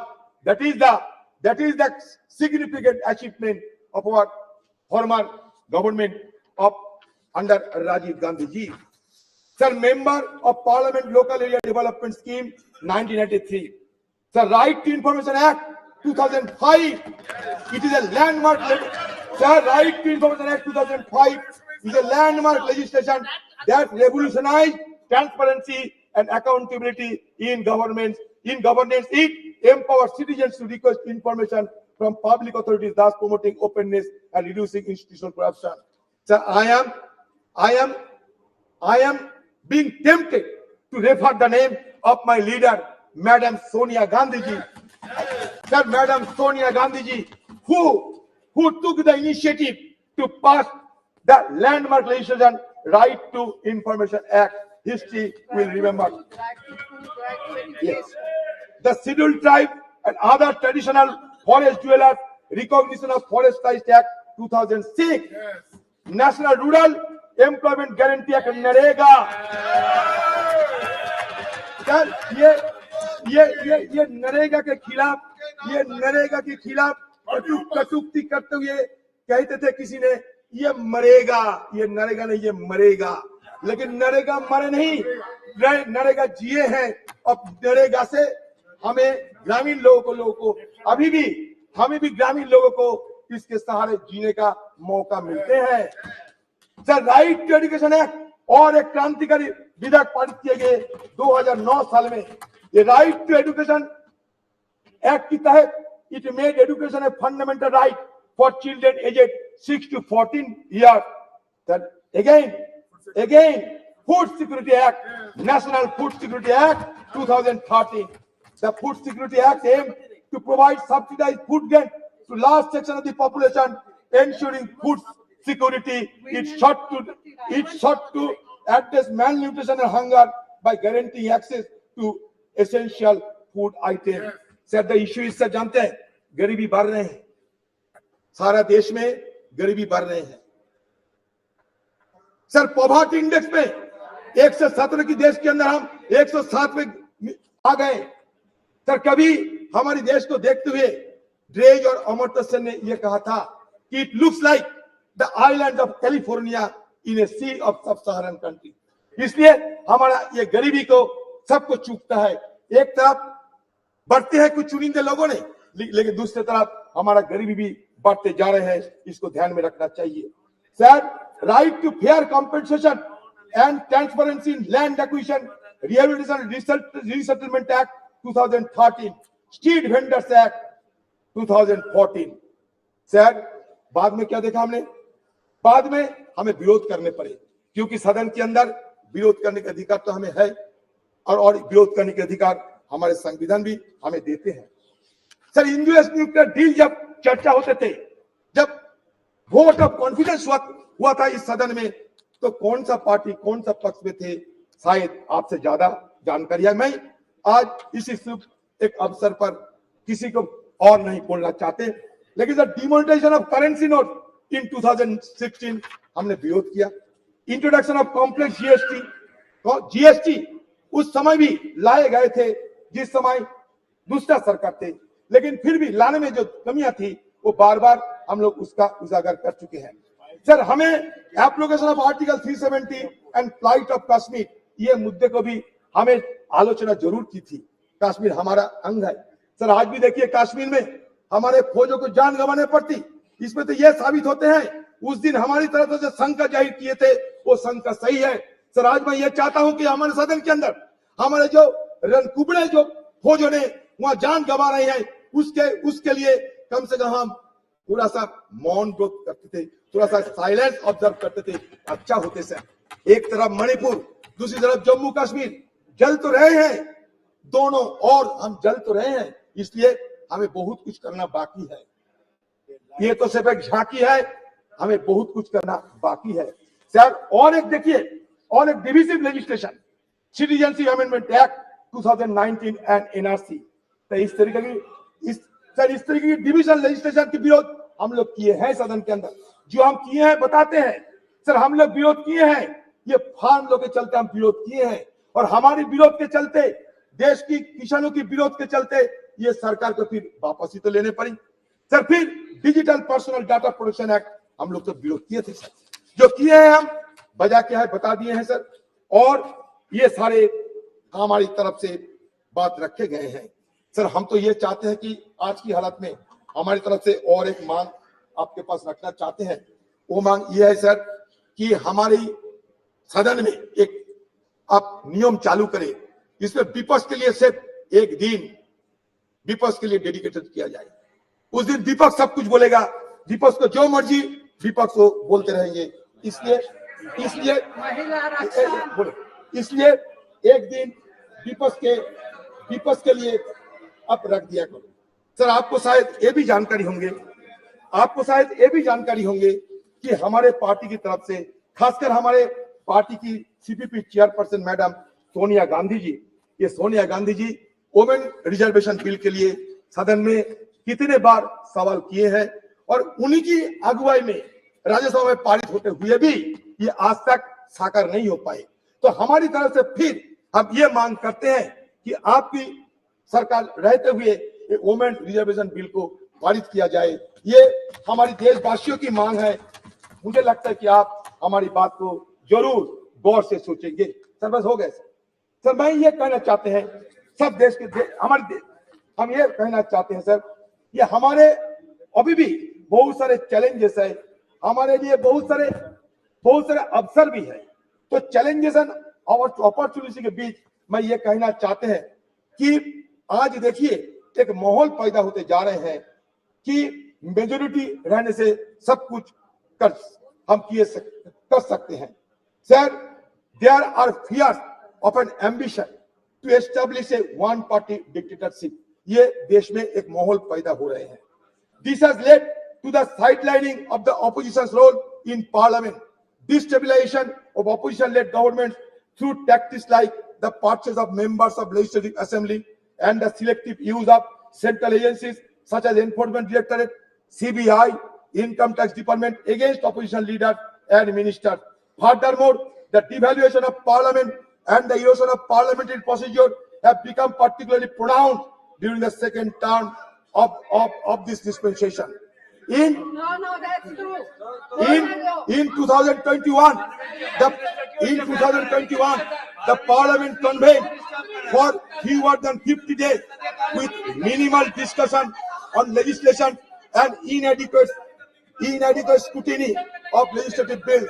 The decline in the referral of bills to standing committee is also notable, dropping from 60 to 70% during the previous government to only 22%. आपके लिए अच्छा होगा, ये हमारे deputy leader है, पूछिए ना sir. हो गया the first term of this government, a mere 13% in the second term.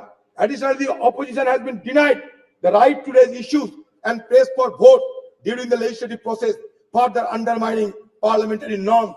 Sir, same is the status of Rajya Sabha. I don't know whether it will be allowed or not. Sir, India's transition, sir, मान के चलिए, India's transition from one party dominant system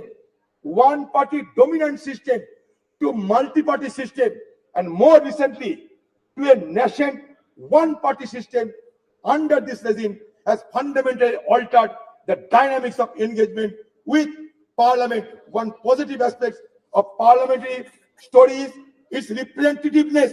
Initially in 1952, Parliament consisted mainly of lawyers associated with the freedom movement and pre-independence legislative bodies. But now, scheduled caste, scheduled tribe, OBC, all have been included in the legislative mechanism. It's a very positive idea. Sir, मैं जानता हूं sir आपको थोड़ा जल्दबाजी है, मैंने आपको पहले ही बोल दिया था सर। मैं ये कहना चाहते हैं कि देखिए सर, ये हमारे देश, इसमें तरह तरह की बात तो किए जाते हैं, लेकिन सच तो ये है कि इंक्लूसिवनेस की बात होते हुए भी इंक्लूसिव नहीं है हमारे पार्लियामेंट। आप खुद देख लीजिए, नंबर देख लीजिए, माइनॉरिटी कम्युनिटी के लोगों को संख्या देख लीजिए और खुद तय कर लीजिए। मैं कुछ नहीं कहूंगा, आज कटुता हम नहीं चाहते सर। बात यह है कि सर, ये हिंदुइज्म की अगर बात करें, हिंदुइज्म क्या होते हैं? हिंदुइज्म में 4 वेद है, मिलियंस ऑफ गॉड्स है, 18 उपनिषद है, 18 उपनिषद है sir, 6 classical school of philosophy है सर, दो एपिक है। अच्छा ठीक है, अच्छा मान लिया आप अच्छा ठीक है, तो है that means what does it suggest? It suggests that plurality is the essence of our civilization. We may be a young nation, but certainly we can proud of old civilization. Sir, हमारे civilization क्या कहते हैं? Plurality की बात करते हैं। India as a nation or as a civilization is an unending celebration of pluralism. Sir, pluralism accommodates differences, and differences in turn embody, enact dissent. Sir, ये हम कहना चाहते हैं, जब ये कहते हैं कि वसुधैव कुटुंबकम का मतलब क्या है? यही तो मतलब है, सबको चिंता को, सबकी भावना को शामिल करना चाहिए। सर, हमारे सरकार कहिए, हमारे संस्कृति कहिए, ये संस्कृति में ये भी दोहरा गया है, अहंकारम बलम दर्पम क्रोधम। सर, अहंकारम बलम दर्पम ये वर्जित किए हैं हमारे हिंदू धर्म। सर, इसलिए मैं कहना चाहते हैं, अहंकार को छोड़ना चाहिए हम सबको। हो सकता है आपका बहुत सारी क्षमता हो सकता है, आपको कभी हमको, लेकिन इसको वर्जन करना चाहिए। अहंकारम बलम दर्पम कामम क्रोधम समस्थिता मम आत्मा सर्वदेहेषु प्रदो विष्णु भस्वा का मतलब क्या है? मतलब ये होते हैं कि ऊपर वाले को गुस्सा की आप आमंत्रण ना करें तो बेहतर है। सर, इसलिए आज जब सदन के अंतिम दिन है, मैं उस बुजुर्गों को स्मरण करते हैं जो हमारे बीच अभी नहीं है। हाँ sir,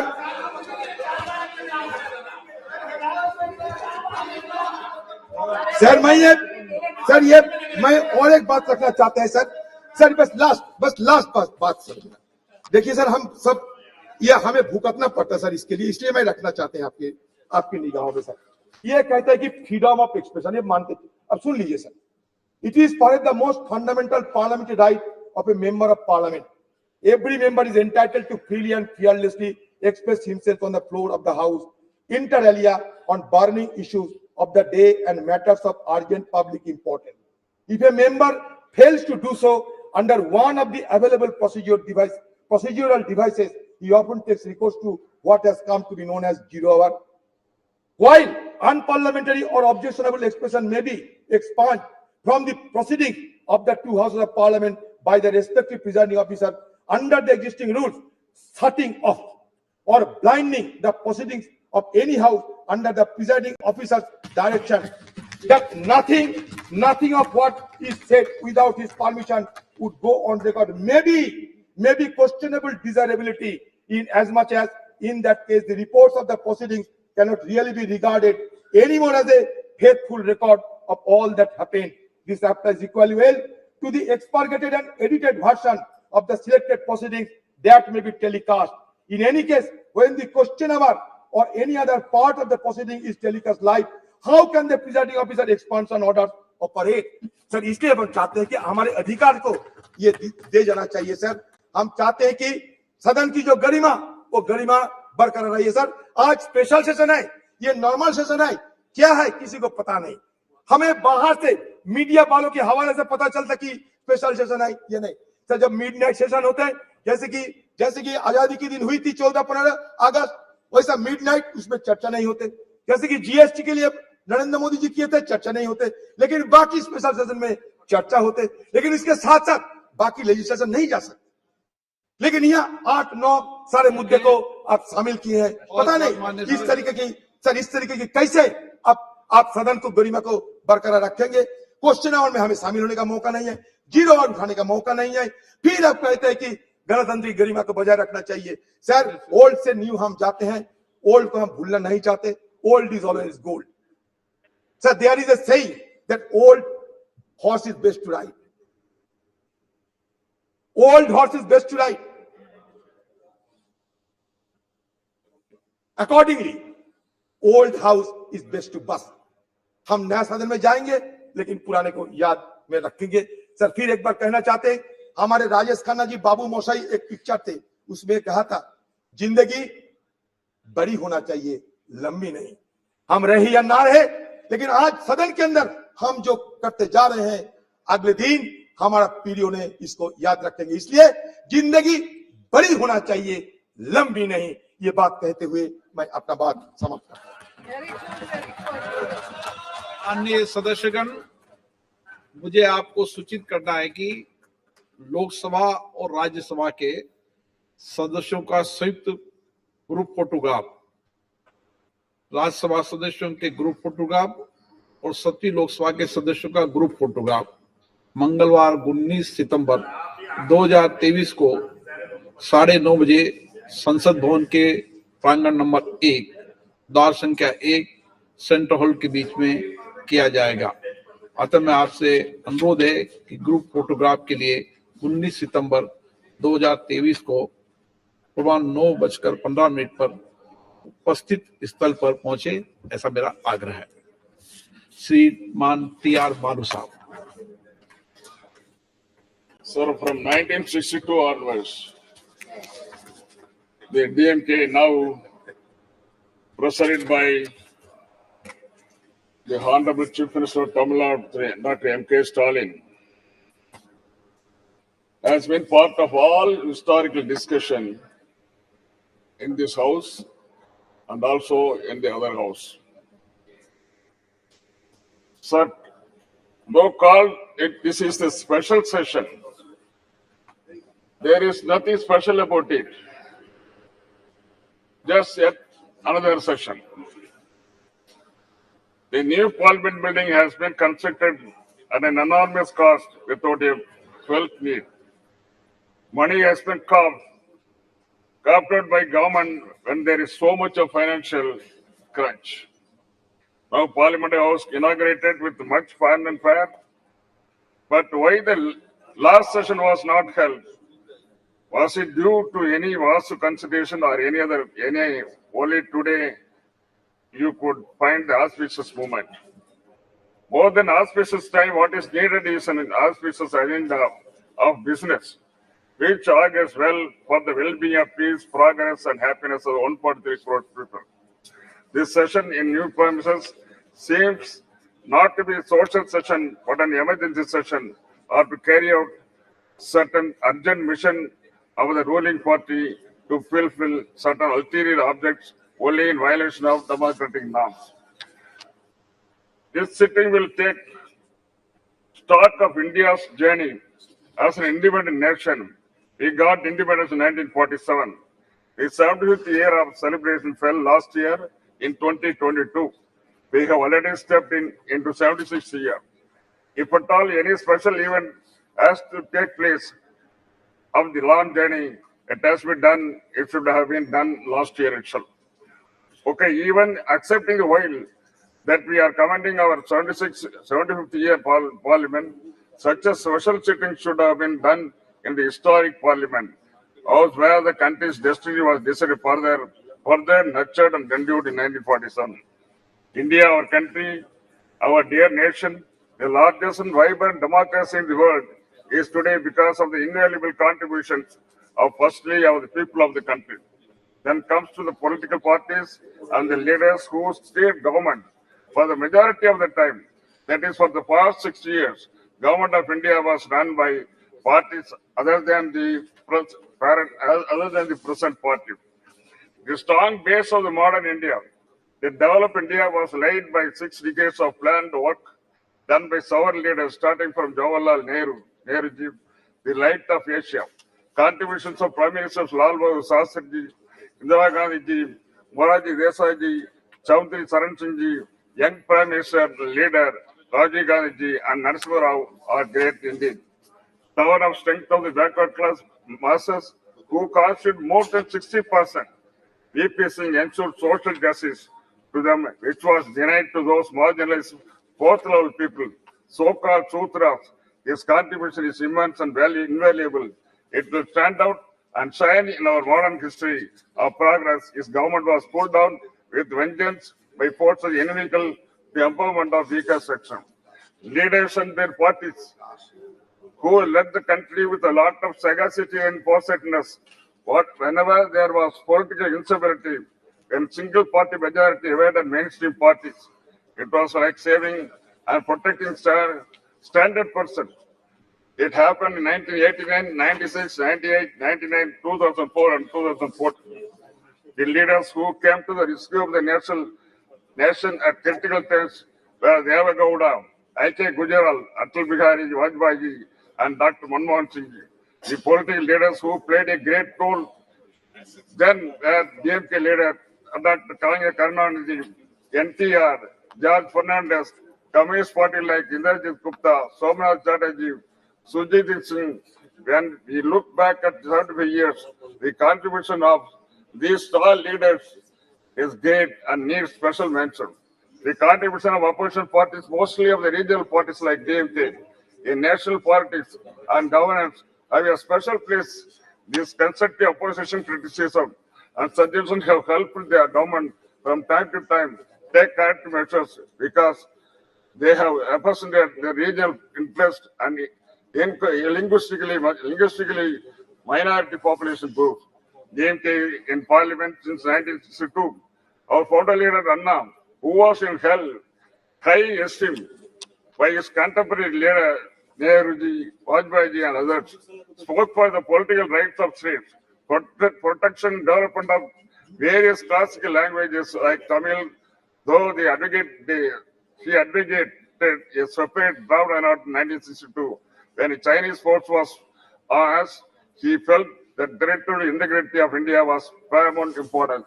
Though Anna gave up the Dravida, he claimed loud the reason for a separate nation still existed. That way, it was sagacious advice and central government. After all, India is a union of states. That is the constitutional position.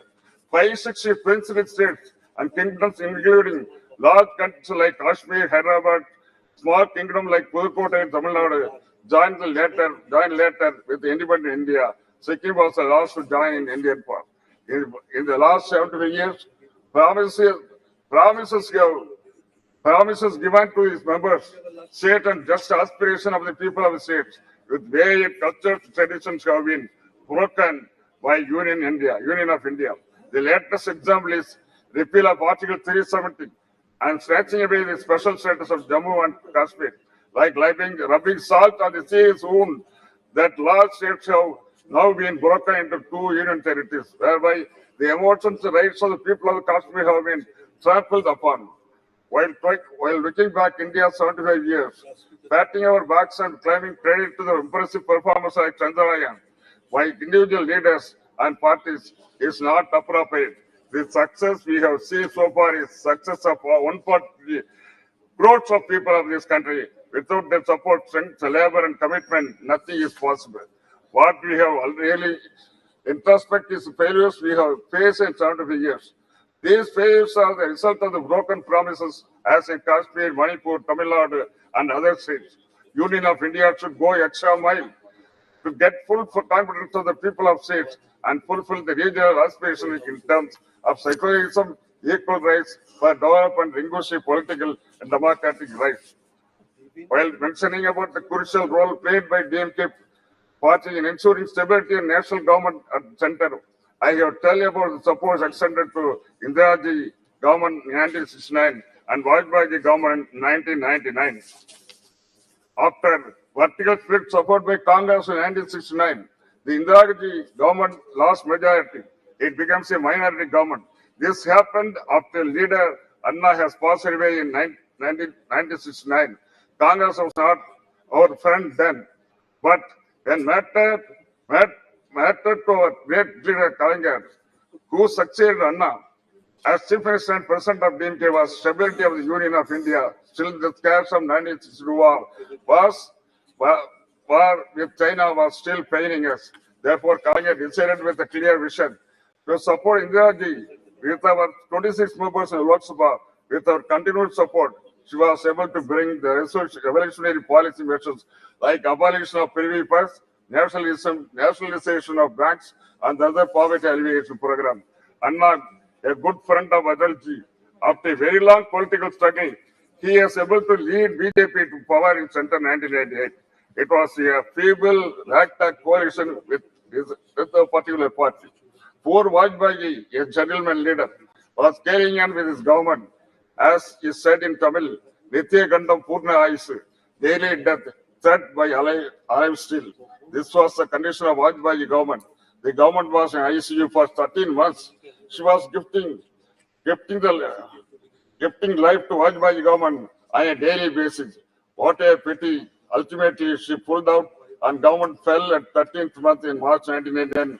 On the confidence motion in Lok Sabha, DMK supported Prime Minister Vajpayee, but he lost by 1 vote. In the subsequent election, we supported Vajpayee's candidature for the Prime Minister because, as I said, he was a gentleman politician, a statesman, and above that, he did not have animosity towards all minorities. He willingly agreed to common minimum program with alliance partners. He stuck to Raj Dharma. Not only that, Vajpayee has asked his other leaders in his party to stick to Raj Dharma. He was able to complete his full term as Prime Minister with the prestige and hope. Pokhran test and Kargil victory was possible because of stability of Vajpayee's government with the DMK support and our leader Dr. Kalaignar support was the main reason.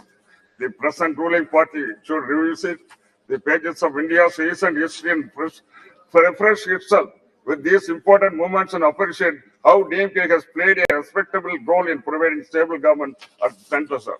In the building of the modern India, the role of former young Prime Minister Rajiv Gandhi has an exceptional place. In fact, he is the father of the so-called digital India. His competence and involvement of the people of village level resulted in Panchayat Raj Act and empowerment of rural people's representative. His sacrifice of his life in pursuit of public services unparalleled in Indian history. Sir. With this, I thank you for having given this. Thank you. Thank you. Shri Sudeep Bandyopadhyay ji.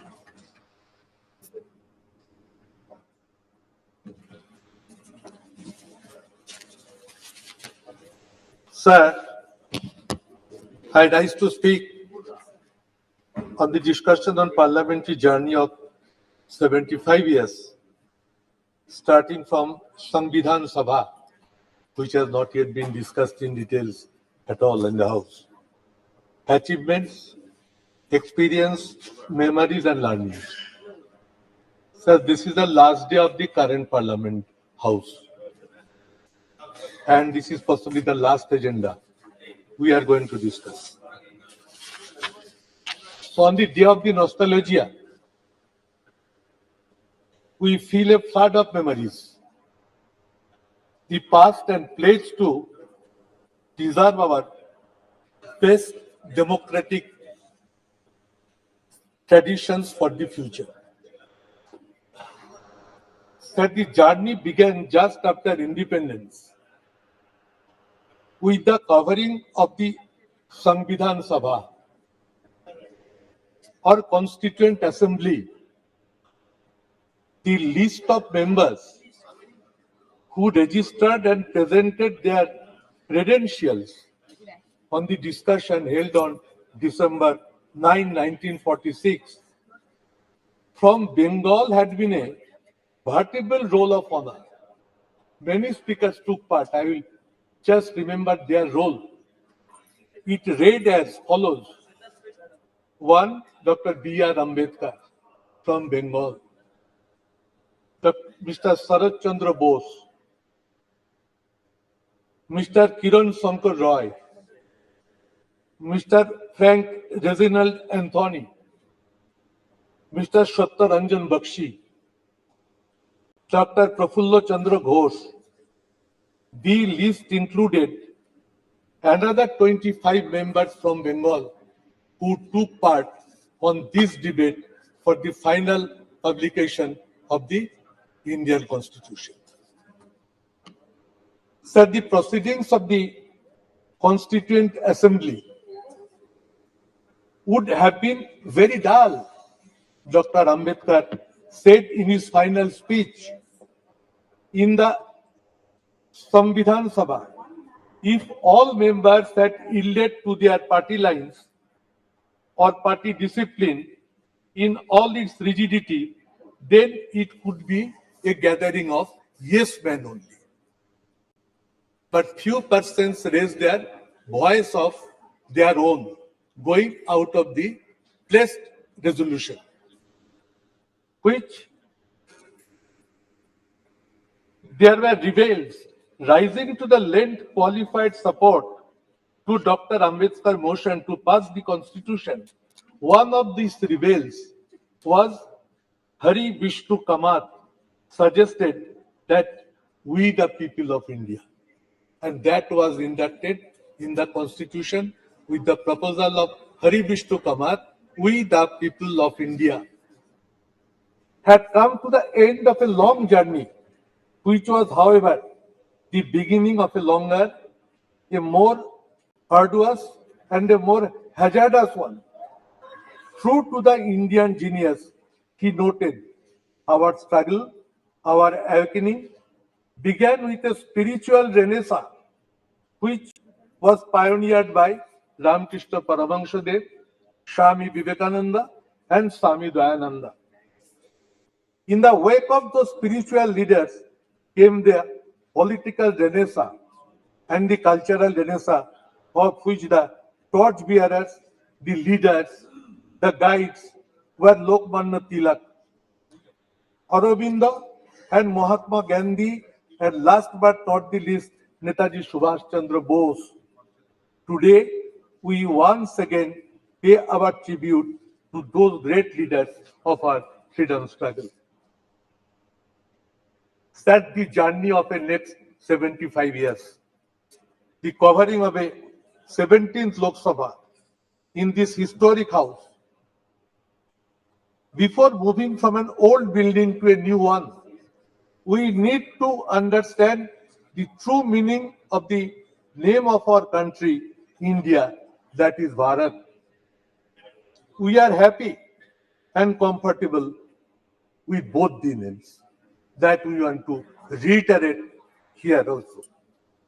Sir, while seeking inspiration from achievements and memories of the past, that is the main learning we must take for the future. We who currently in the opposition rededicate ourselves to defending democracy against authoritarianism and commit ourselves to building our new India on the strong foundations of secularism and federalism.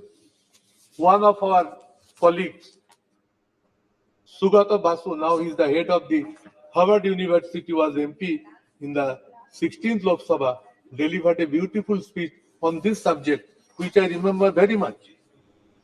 Sir, India has a parliamentary system of government. We are watching it since last 75 years.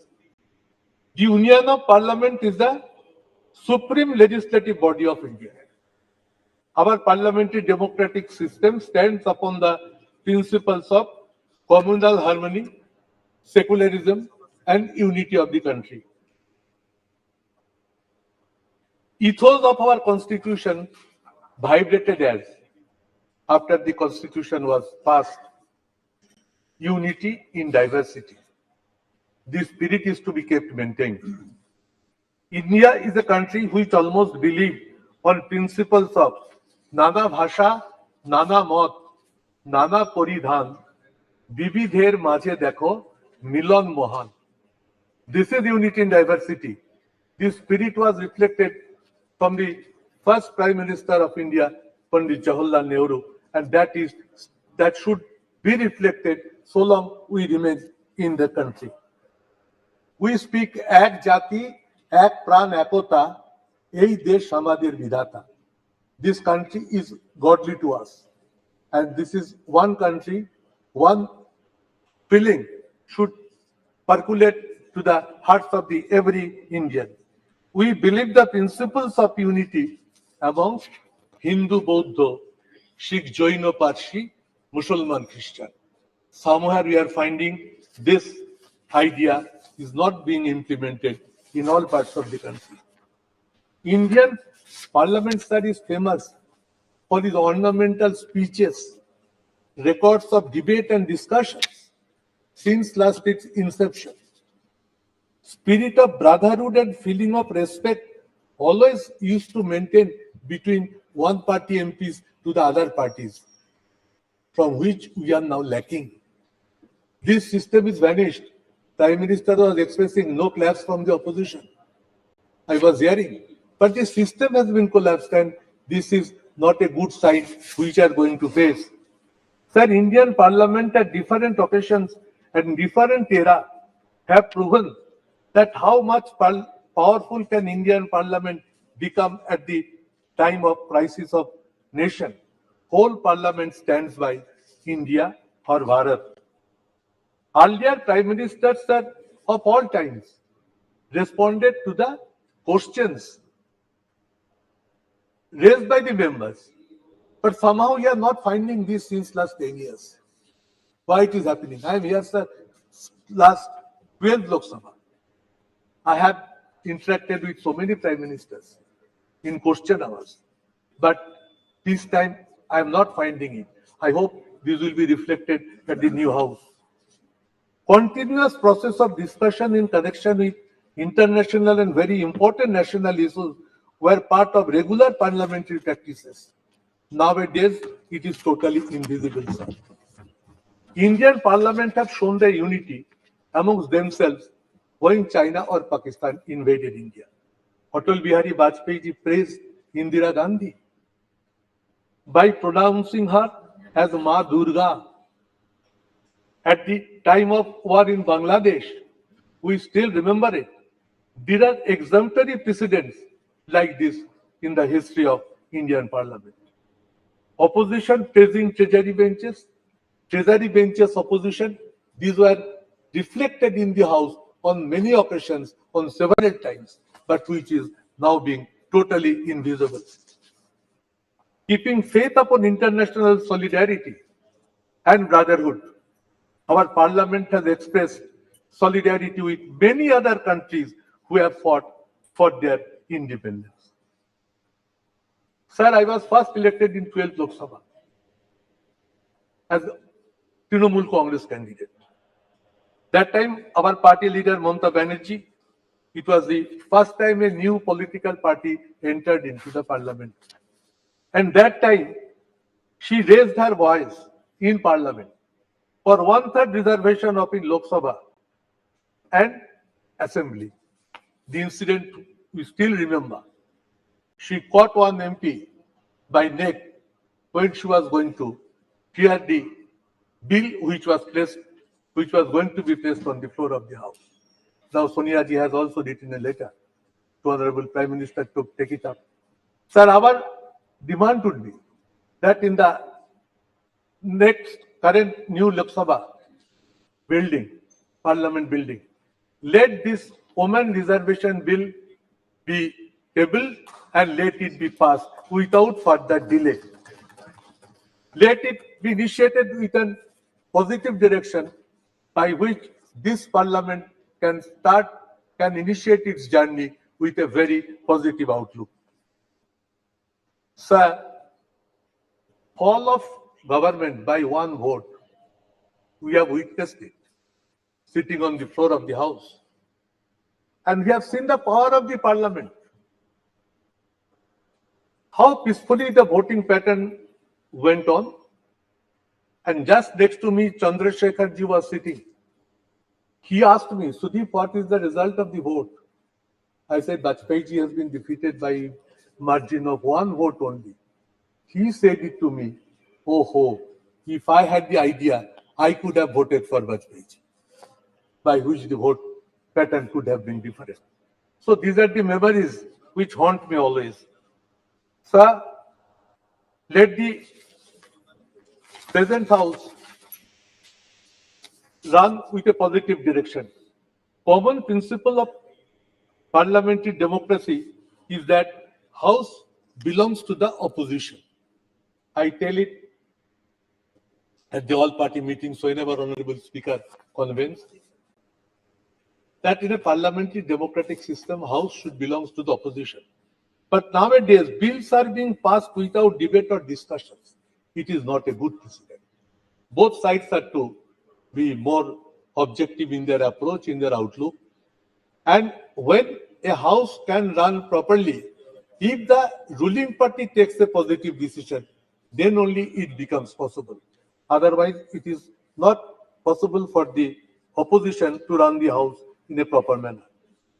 The GST declaration being celebrated by convening midnight parliament session. It was held to make it historical.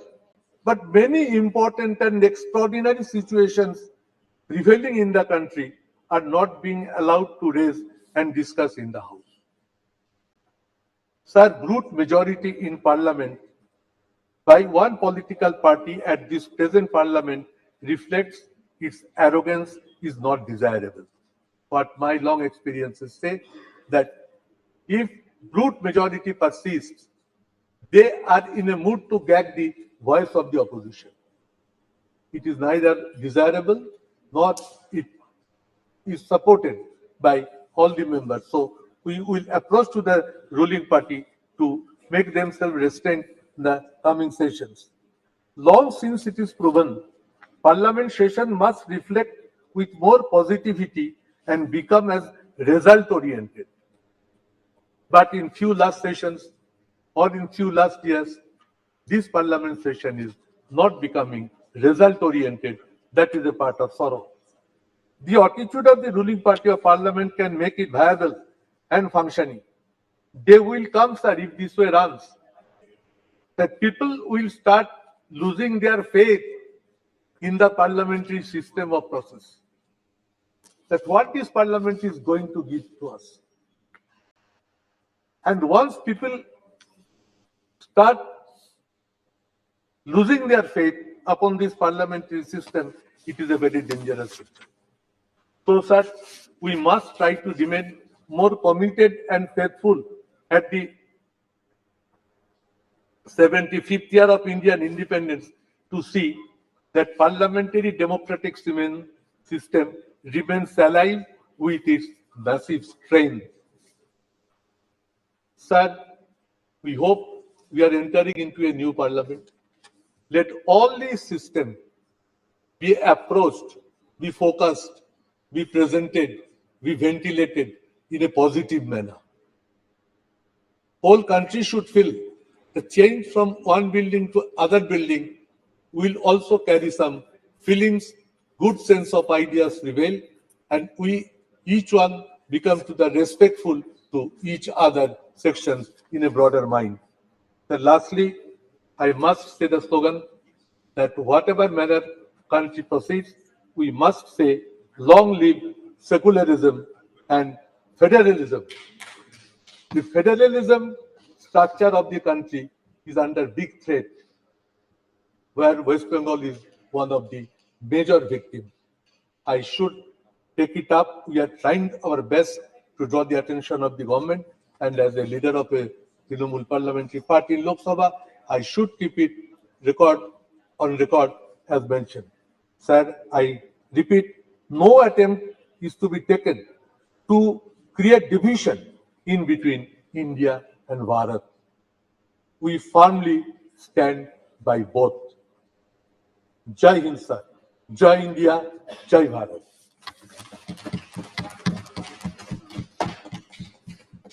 Shri M Srinivas Reddy ji, please. Sir, thank you very much, sir. Speaker, Please, sir. please. Madam ji, just 1 minute, ma'am. I wanted to tell about, my 12th Lok Sabha under your leadership. I was a Congress member also. 2 minutes, ma'am. Then I will talk. Sir, thank you very much, Chairperson, sir. She will listen you, definitely. Yeah. Because she was my leader. Yeah. Please, please. Oh.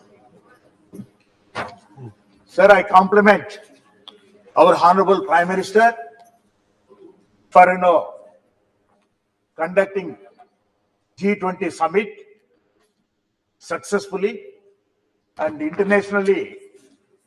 The country's name also in the worldwide totally. India is known everywhere also now, sir. So really, he has put a lot of, effort and hard work for this. My complimentaries again to him, sir. And one more thing, sir. My Chief Minister of Andhra Pradesh, Y.S. Jagannath Reddy, wishes to all the honorable members of this parliament on the occasion of, 75 years, sir. Samvidhan Sabha, sir. He was also 2 terms, a member also of this house. So my experiences, I wanted to share. As my colleague, with the Sudeep ji, has mentioned about it. My 12th Lok Sabha I entered also. That time, Madam Sonia ji was the president of the Congress party. And on Congress party ticket, I won. And I come to the parliament also. That is a 12th Lok Sabha, sir. So the experience, as earlier, my colleague mentioned, that time, after 13 months, watched by this government, when ADMK withdrew the support for the Vajpayee's government, then strength has come down, sir. It has become a minority government. So that time, because confidence motion has been moved by Vajpayee also. So the voting pattern and everything was on slips generally. Everybody was in tense generally. How we know the result will be there? Because of the floor management. Everything, we all also thought that, okay, Vajpayee also will come out and everything. But lastly, when the result has come with 1 vote, he was defeated. The government was defeated. That too, then Chief Minister Giridhar Gomango ji was also a member of parliament in this house. Yes, Sudhir? Yes. So he came and voted. Then otherwise it would have become it equal and decided by the speaker also. That time the speaker was Honorable GMC Balayagis. So how the parliament also depends on nature only. Finally, God has to decide how it has happened. When we see all these experiences, we cannot forget in our lifetime, sir. So I have seen a lot of speakers also in this, because when I entered about 25 years back, before that itself, my family, my late brother and sister-in-law were also members of parliament. I used to come to the Central Hall regularly, enjoy the Central Hall, sitting there yourself. Sorry. Sorry. The luxury of the Central Hall, sir. When you sit in the Central Hall and look at the dome, you will feel so comfortable also. Because that only now you are going to miss in the new parliament. And these experiences cannot be, generally, only memories will be there always for us also, sir. And regarding, again, in 14th Lok Sabha, sir, main, important, agreements, Indo-US agreement. This has happened on 23rd August 2006. So the bill that time, to be passed in this agreement was also a potential thing. Later, 14th Lok Sabha, it says 22nd July 2008, conference motion of Dr. Manmohan Singh ji. That also was a tensionable thing. It was also, floor management could able to do everything. So that was also a tensionable. All this, strength of strength and everything used to happen in the midnight only, sir. So the result of the thing was so joyful at the time. Then if you look at it also, sir, 15th Lok Sabha, that is, was thing for, Andhra Pradesh itself. The division of both the states. Andhra Pradesh has been divided into two states. That is Andhra Pradesh and Telangana. 18th February 2014, the bifurcation, the bill, AP reorganization bill has been passed. But problems are so far, after 9.5 years also, whatever the promises made on the floor of the house, both the houses have not been fulfilled, sir. The special category status, which has been, for 10 years awarded by both of the houses, so far, now we are not getting, any inch of it also. It has been no move, sir. In spite of, our Honorable Chief Minister, Jagan Mohan Reddy Garu, used to come and visit also to meet Prime Minister and our respective other related ministers also, sir. So I request you, sir, the special category status is a must for Andhra Pradesh for the development of the state, sir. In spite of, my Chief Minister, Jagan Mohan Reddy Garu is working hard. If it is there, to add to that also, he can do, a lot of wonders there in this, sir. Sir, now if you see that, 17th Lok Sabha, we are here. So 17th Lok Sabha also, this Lok Sabha, I have seen also, sir, Article 370 passing also, great thing, and introduction of GST, other things also, sir. So all my experiences, sir, I want to put it to you here, sir, because it is only to tell always to my colleagues that this house got only 543 members. So becoming a member of parliament is, God's nature's gift only. One should be lucky to become a member of parliament in this house, because 140 crore people are there, sir. Now only 543 people are recognized in this. So this is the temple of democracy. From Sarpanch also should think of whatever is passed, Panchayat Sarpanch, in the parliament will go into that also. They have to implement that. So when the temple of democracy, when it is there, so here we have to make some suggestions also, sir. It is very much required also, sir.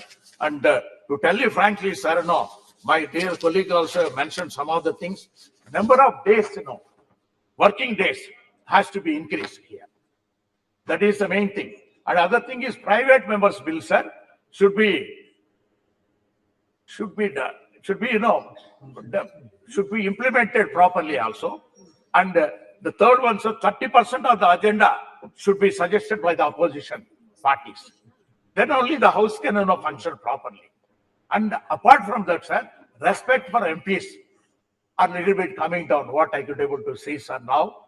So that earlier when I entered in, that is 1998, 25 years back, the ministers used to give appointments, right away, without much time or anything. And the secretaries used to give appointments also right away. And now, that is lacking. And not only that, sir, what is required is because our country's thing is, only 10%. That means strength of the ministers have been decided by long ago. That is 10% of the Rajya Sabha and the Lok Sabha members only can be made as the council of the ministers. See, this time, this thing has been decided when the population was only 50-60 crores. Now the population has increased to 140 crores. This percentage has to be increased automatically to take care of the public, so that everybody can get the benefits of the central government. So the states also needs to more powers to be given also, which has to be done by the central government. Sir, my conclusion is that, sir, we have done beautiful here. We have actually 75 years we are living in this atmosphere. We are going to miss it. Emotionally, personally also, I feel that I am missing a great thing.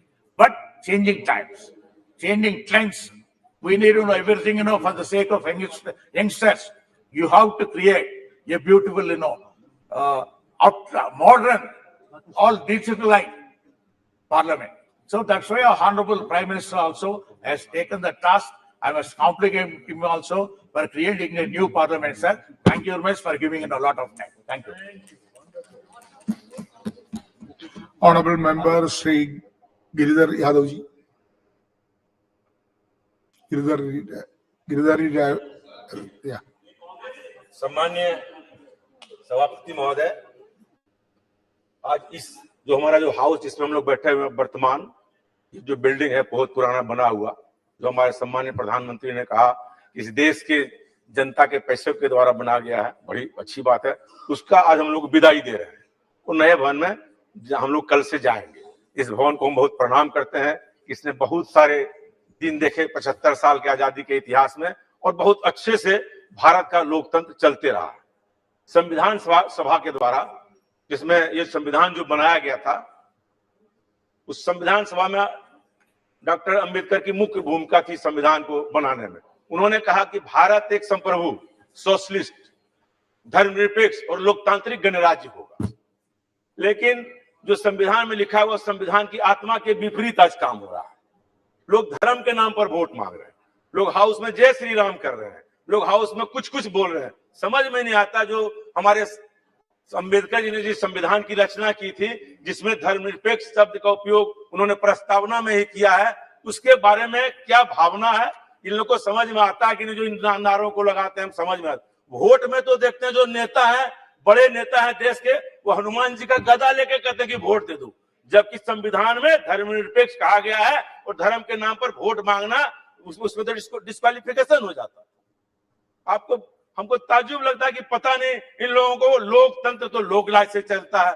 यदि कोई लोकलाज ही खत्म कर देगा तो लोकतंत्र कैसे चलेगा?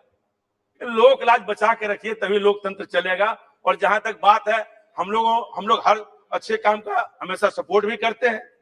जो अच्छा काम है अच्छी बात है। हमारे सम्मानीय प्रधानमंत्री जी ने कहा कि मैं इस सदस्य का सदस्य एमपी बना। वो कभी सदस्य के एमपी नहीं बने, वो सीधे प्रधानमंत्री बन गए। एमपी का शपथ उन्होंने बाद में लिया, प्रधानमंत्री का पद पहले लिया। सुने पर विदाई पर भी बोल रहे हैं, लेकिन उनको एमपी का दर्द समझ में नहीं आता। बोले कि हम सब बंद कर दिए, एक दिन तनख्वाह एमपी का नहीं बढ़ा। क्या एमपी लोग जो गरीब है, जैसे हम लोग हैं, हम लोग तो वो तो आज मेट्रो में चढ़ते, हम तो रोज मेट्रो में चढ़ के प्लेन पकड़ने जाते हैं। पैसा ही नहीं है, गाड़ी का कहां से जाए? इसलिए जो हमारे एमपी हैं, जो गरीब एमपी हैं, उनका भी ध्यान रखिए। अब निशिकांत दुबे जी के हम बड़े आदमी तो है नहीं, जो हम तो साधारण जानते हैं मेरे बारे में, जानते हैं चौबे जी मेरे बारे में कि कैसे हम गरीबी में चलते हैं। इसलिए हम चाहते हैं ये जो संविधान सभा के द्वारा जो आत्मा किया गया, और बहुत सारे लोग, देश की आजादी में कोई रोल नहीं है, देश के संविधान बनाने में कोई नहीं है। एक है कोई पेपर में पढ़े, कोई विवेक देवराय जी हैं, वो कह रहे संविधान बदल देंगे। ये बताइए संविधान कैसे बदल देंगे? इसको हम चाहते हैं कि जो संविधान के साथ छेड़छाड़ किया जा रहा है, ये सब काम नहीं होना चाहिए, तभी लोकतंत्र बचेगा। और देश की जनता ने बड़े बड़े सत्तारूढ़ दल को चने चबा दिए हैं। ये देश की जो जनता है, ये जागरूक जो भारतवर्ष की जनता है, जितने को भी अहंकार जब सत्ता में हुआ है, उसको चना चिबवाने का काम इस देश की जागरूक जनता ने किया और सत्ता से उखाड़ फेंकने का काम किया। ये हमारा लोकतंत्र है। ये लोकतंत्र कोई एक दिन का नहीं है, वैशाली के जमाने से इस देश में लोकतंत्र चला आ रहा, आज से लोकतंत्र है हमारा। ये तो ट्यूटर पार्लियामेंट जो कहते हैं, वो ट्यूटर पार्लियामेंट जो अंग्रेज लोग बोलते हैं, पहले मेरे यहाँ ट्यूटर पार्लियामेंट था, ब्रिटेन में पहले लोकतंत्र, उसके पहले मेरे यहाँ लोकतंत्र, लिच्छवी का गणतंत्र, वैशाली का गणतंत्र। जो गणतंत्र इस देश में है, उसकी एक परंपरा रही है, उसी परंपरा के हम लोग हैं। आप जानते हैं अमेरिका में अभी जो चुनाव हुआ था ट्रंप और जे बाइडेन में, ट्रंप हमला कर दिया कि लोकसभा उसके जो हाउस जो उसका सदन है, बोला कि हम ही प्रधान राष्ट्रपति रहेंगे। लेकिन इस देश में ऐसा कभी नहीं हुआ। जब सत्ता परिवर्तन की बात आई हो, इस देश की जनता ने, इस देश के नेता ने, चाहे वो किसी दल के राजनीतिक नेता हो, किसी दल के प्रधानमंत्री हो, स्वेच्छा से जाके राष्ट्रपति के यहाँ इस्तीफा देने का काम किया। हम तो 3 बार लोकसभा में रहे। 11वीं लोकसभा में मुझे 3 प्रधानमंत्री को देखने का मौका मिला है। वाजपेयी जी 13 दिन के प्रधानमंत्री थे, तुरंत जाके इस्तीफा दिया। देवगौड़ा जी बने, उन्होंने इस्तीफा दिया। गुजराल जी बने, उन्होंने इस्तीफा दिया। ये तो हमारा स्वस्थ लोकतंत्र है कि जो बहुमत यहाँ होगा उसके बाद सीधे हम राष्ट्रपति के यहाँ जाते हैं और इस्तीफा देते हैं। ये किसी के द्वारा नहीं, हजारों साल की परिपाटी इस देश की जो है उसके द्वारा हमारा लोकतंत्र चल रहा है। और आप एक से एक दिन भी देखा है इस हाउस, बड़े बड़े लड़ाइयां इस हाउस में भी देखा, लेकिन सब मिलके हम जानते हैं जब हम लोग आपस में किसी बात पर बहस करने लगते हैं तो जो हमारे सीनियर मेंबर ऑफ पार्लियामेंट होते हैं वो तुरंत हम लोग को जाके उस बात को कहते हैं कि नहीं आप लोग शांति रहे। हम लोगों ने इस हाउस में जब वाजपेयी जी को देखे, जब 96 में हम लोग थे, जब वाजपेयी जी बोलने के लिए खड़े होते थे, विपक्ष से लोग बोलते थे, सत्ता पक्ष से सारे लोग हम लोग सुनते रहते थे वो क्या बोल रहे हैं। लेकिन आज क्या परिपाटी है, जब हम लोग बोलते हैं विपक्ष के लोग, एक भी सत्ता पक्ष एमपी नहीं रहता। ये नहीं है ना, ये कोई उपस्थिति है, ये कोई उपस्थिति है, क्या कहते हैं निशिकांत जी, ये कोई उपस्थिति तो है नहीं। और हम लोग सब लोग रहते थे। ये स्वस्थ लोकतंत्र का इस देश में हनन हो रहा है। वो ये सत्तारूढ़ पार्टी का आपकी जिम्मेवारी है। अरे आपकी जिम्मेवारी है, लोग लोकसभा चलाना सत्ता पक्ष की जिम्मेवारी है, कोरम पूरा करना सत्ता पक्ष की जिम्मेवारी है, विपक्ष की सूची लागू नहीं है।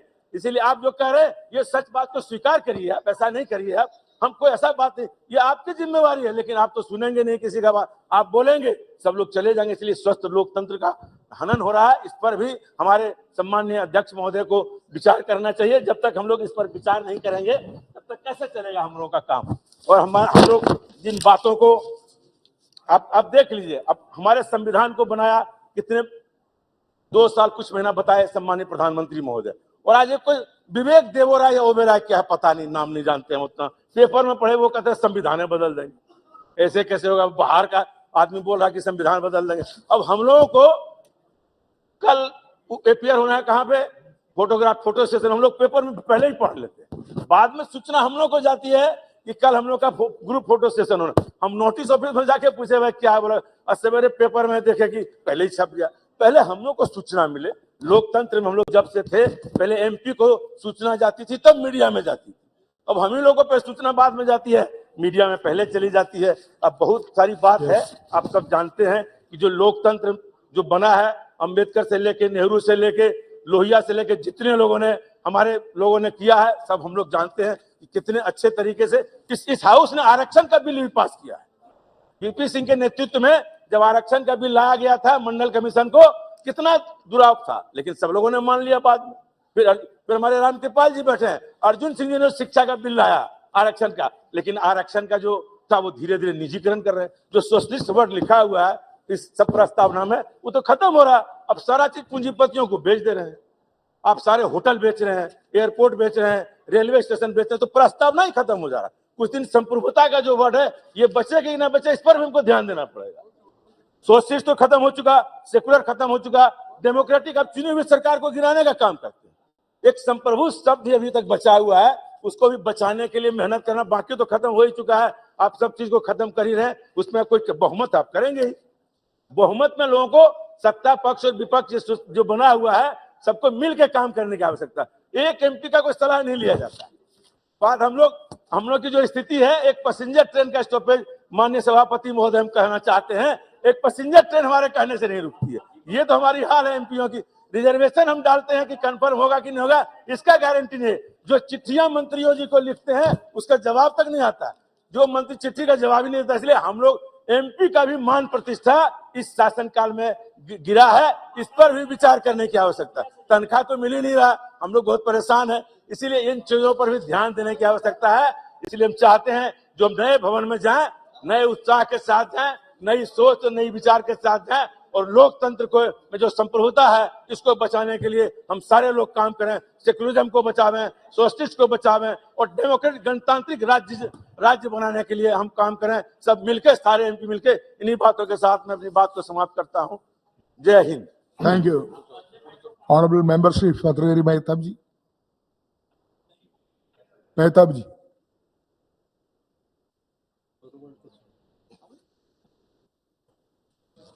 Is not ready. Not ready. Mehtab ji. Thank you. Ready? Sir. Unexpected call, I think. Unexpected call. You're not ready. I'm unable. Unexpectedly. Yes. I was expecting Sivasana to speak before. No, she was a member late. But came late. because I don't have the habit of jumping the queue, and thank you for allowing me to speak. It is definitely a nostalgic moment. Nostalgic in the sense that when you leave one house and go to a new one, you have all the expectations of the new house, and you have all the expectations how it would be. And as we have seen the other day when it was inaugurated, the technological advancement that has been put forth before all our seats is lacking here. Here it is very difficult, you also know yourself, that we have to squeeze our legs to sit in these benches. But the best part is, we don't relax while sitting in the Lok Sabha, in this house. We always sit little bit Congestion. in action mode, yes. on the edge. And always the people also put us on the edge so that we always strive to get elected again and again.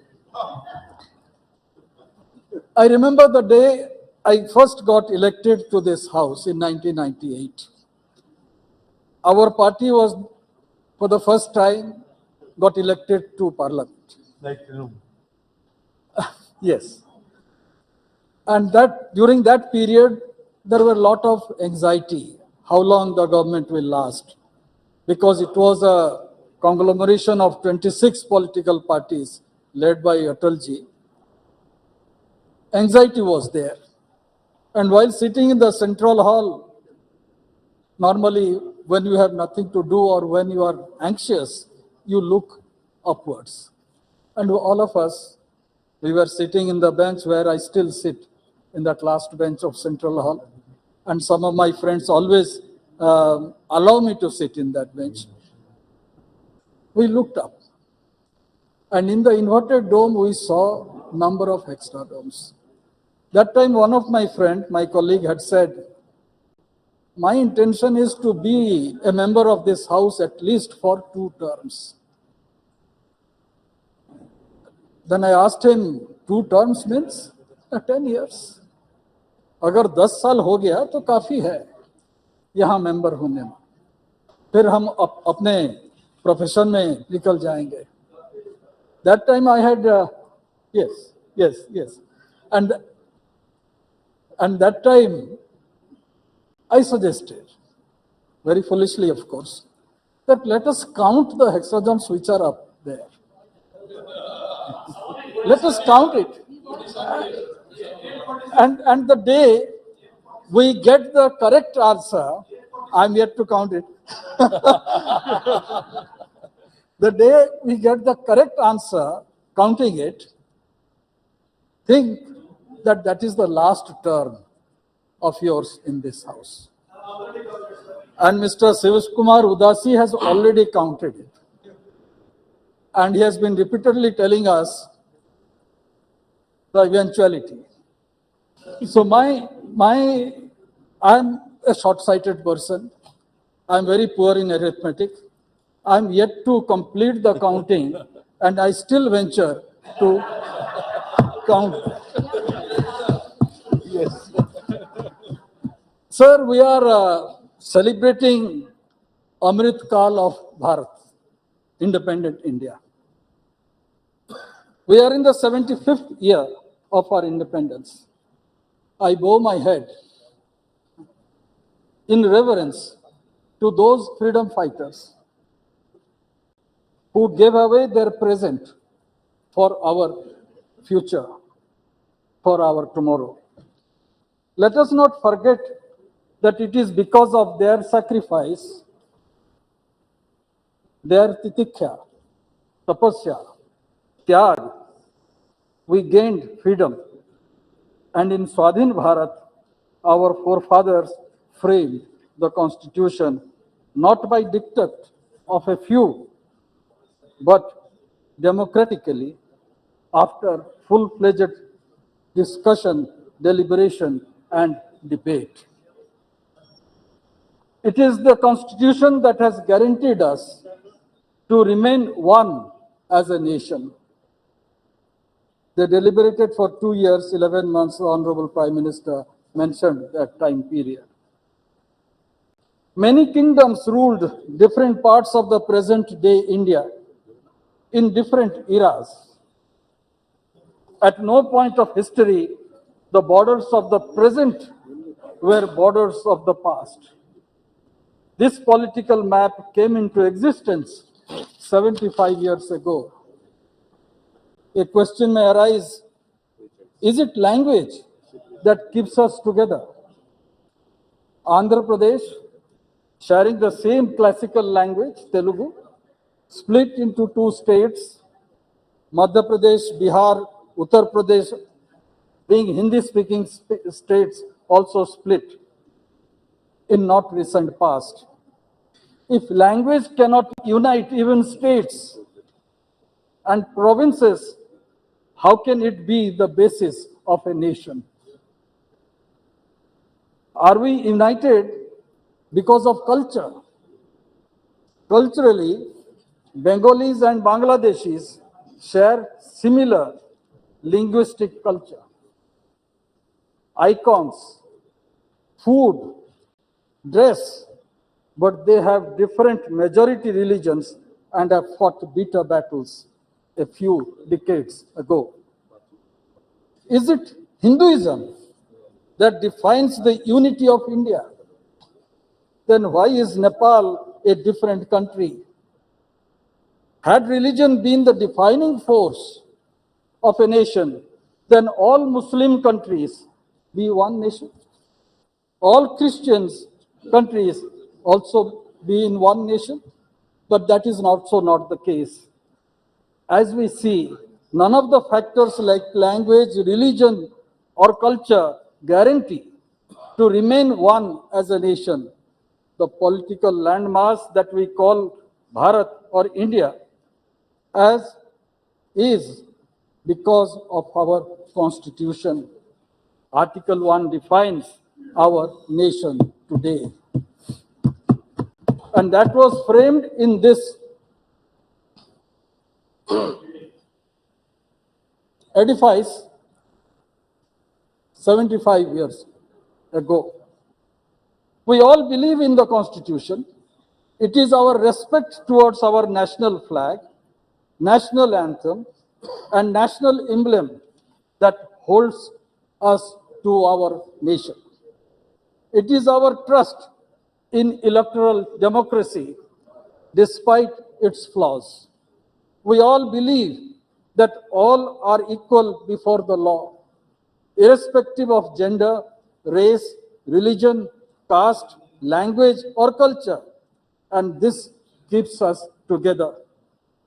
This present model has so far proved better in keeping us together. If we forget this, it will splinter into many parts, like how it was for most part of our history. Our republic is commemorating the 150th birth year of Sri Aurobindo, 90th death anniversary of Bipin Chandra Pal, and the 103rd birth anniversary of Bal Gangadhar Tilak. Long before, in 1905, these three intellectual giants laid the foundation of our freedom struggle with clarity on the power of Swaraj, nationalism, and Sanatan Dharma. It is the great resilience and tolerance of the Indian people that has contributed to the unity amidst fascinating diversity. It is the spirit of togetherness and tolerance and acceptance of other point of view that has bound us together, the people of Bharat, of diverse region and culture, while extreme individualism and separatism have marked the evolution of European nationalism. Admittedly, all was not well with the Indian civilization in its journey towards unity and integration of our nation. We should remember the painstaking effort that Sardar Patel had made in uniting this country. The princely states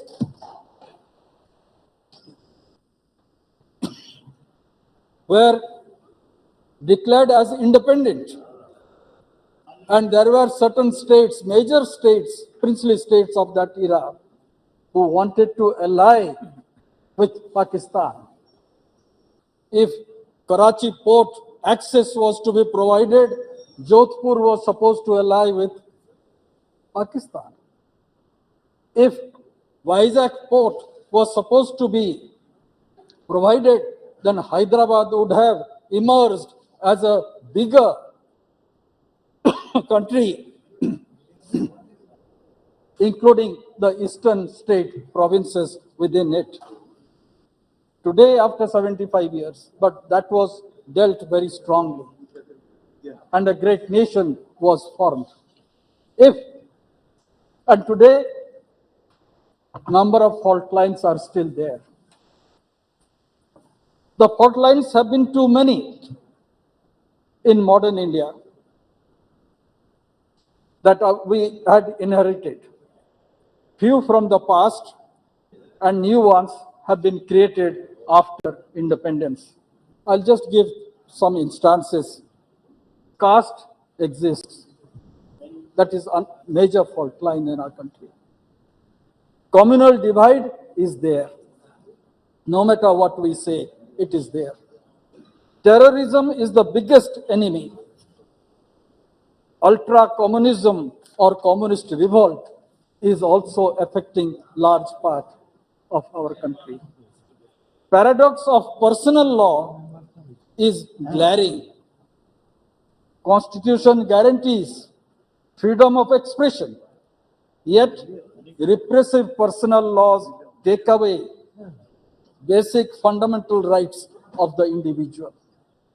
And this was demonstrated in the late 80s when Shah Banu got a verdict from the Supreme Court and it was undone here in this house.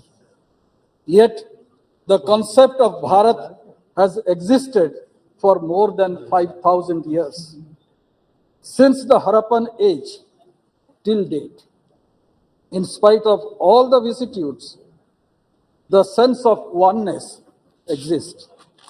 Sir, the Parliament has been the platform of many events that have shaped this nation in last 75 years. The Constitution is the instrument in making this country vibrant, modern, and forward-looking. It ensures rule of law, for which independence of judiciary has been protected and guarded religiously. Our Constitution is dynamic. The first amendment moved by the first Prime Minister, Jawaharlal Nehru, in May 1951, just a year after Constitution being adopted in the Constituent Assembly, clearly demonstrates keeping in tune with the time. And here I would like to quote what Pandit Nehru had stated.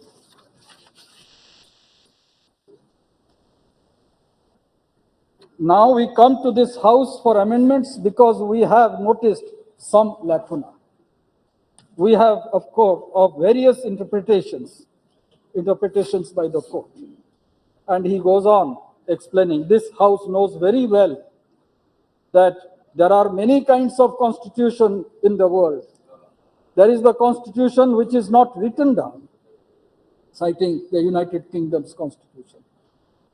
And also he has mentioned about the Constitution of United States. And there he says, we have a written constitution like the constitution of that great country, where the constitution to some extent limits the authority of the parliament or of the Congress. So bringing a semblance of both together, where rigidity will be little bit of flexible and one can move ahead. That's how the first amendment relating to Article 19, addition of 31A and 31B was incorporated so that the elected government can prepare specific programs for the development of the country. Sir, the basic structure is a moot point which I believe should be discussed when we are discussing about the 75 years of our independence. Supreme Court, I need, sir, a little bit of time. Rule of law means the parameters of decision making and discretion remains always circumscribed by the Constitution. We were witness to the revocation of Article 370 in this House. Uniform Civil Code is another relevant matter that needs to be fulfilled, as Constitution has stipulated. Lot of talk is being made about nation, one election. Various views are expressed. A committee has been formed. Let's wait for their recommendations. But I feel it's not something unachievable. I believe it is a necessity. We cannot have elections every year. And we should also remember what Gandhiji had said. He always said, India belongs to all who live in it. Feeling others' pain is the mark of a good individual.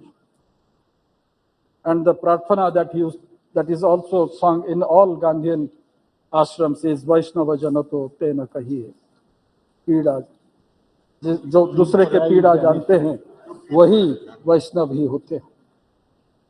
And that is the essence of our republic, the mantra of our constitution. Sir, during my 25 years in this house, I've been completed silver jubilee. The important matter. I have seen stringent law being implemented like POTA in a joint session, and the division of this house relating to Indo-US nuclear treaty. I witnessed Atalji's government fall by one vote when Naitikata was given a goodbye. I had the fortune to represent our parliament in the making of the Right to Information Act. That was in 2005. I felt elated the other day when I received a small note from the then Prime Minister after criticizing him forcefully in this house relating to the nuclear agreement, and I was totally taken aback. And that demonstrated the true democratic temper of the then Prime Minister, Dr. Sabha. We also saw GST being implemented in a midnight hour. India celebrated 25 years of independence, and the freedom fighters were presented with a copper plate by the then Prime Minister, Mrs. Indira Gandhi. On 50th year of independence, when Mr. Sangma was sitting in the chair, Parliament held special session which continued beyond midnight, as I don't know how long we'll be sitting here today, but that continued beyond midnight till 3 o'clock in the morning. On 75th year completion, not only a special session is being held, but a newly constructed magnificent Sansad Saudha has been built, and session will start from tomorrow. This Sansad Bhavan functioned since 1927. The central hall was the library and became the venue of the Constituent Assembly. The Supreme Court, when it came into existence, was functioning in the Rajya Sabha house. So these are certain instances which we remember, Yes. and which we also remember. I don't know what will happen once we move out to the new Saudha. How this will be utilized. Become a museum. Before concluding, sir, I will just mention one aspect.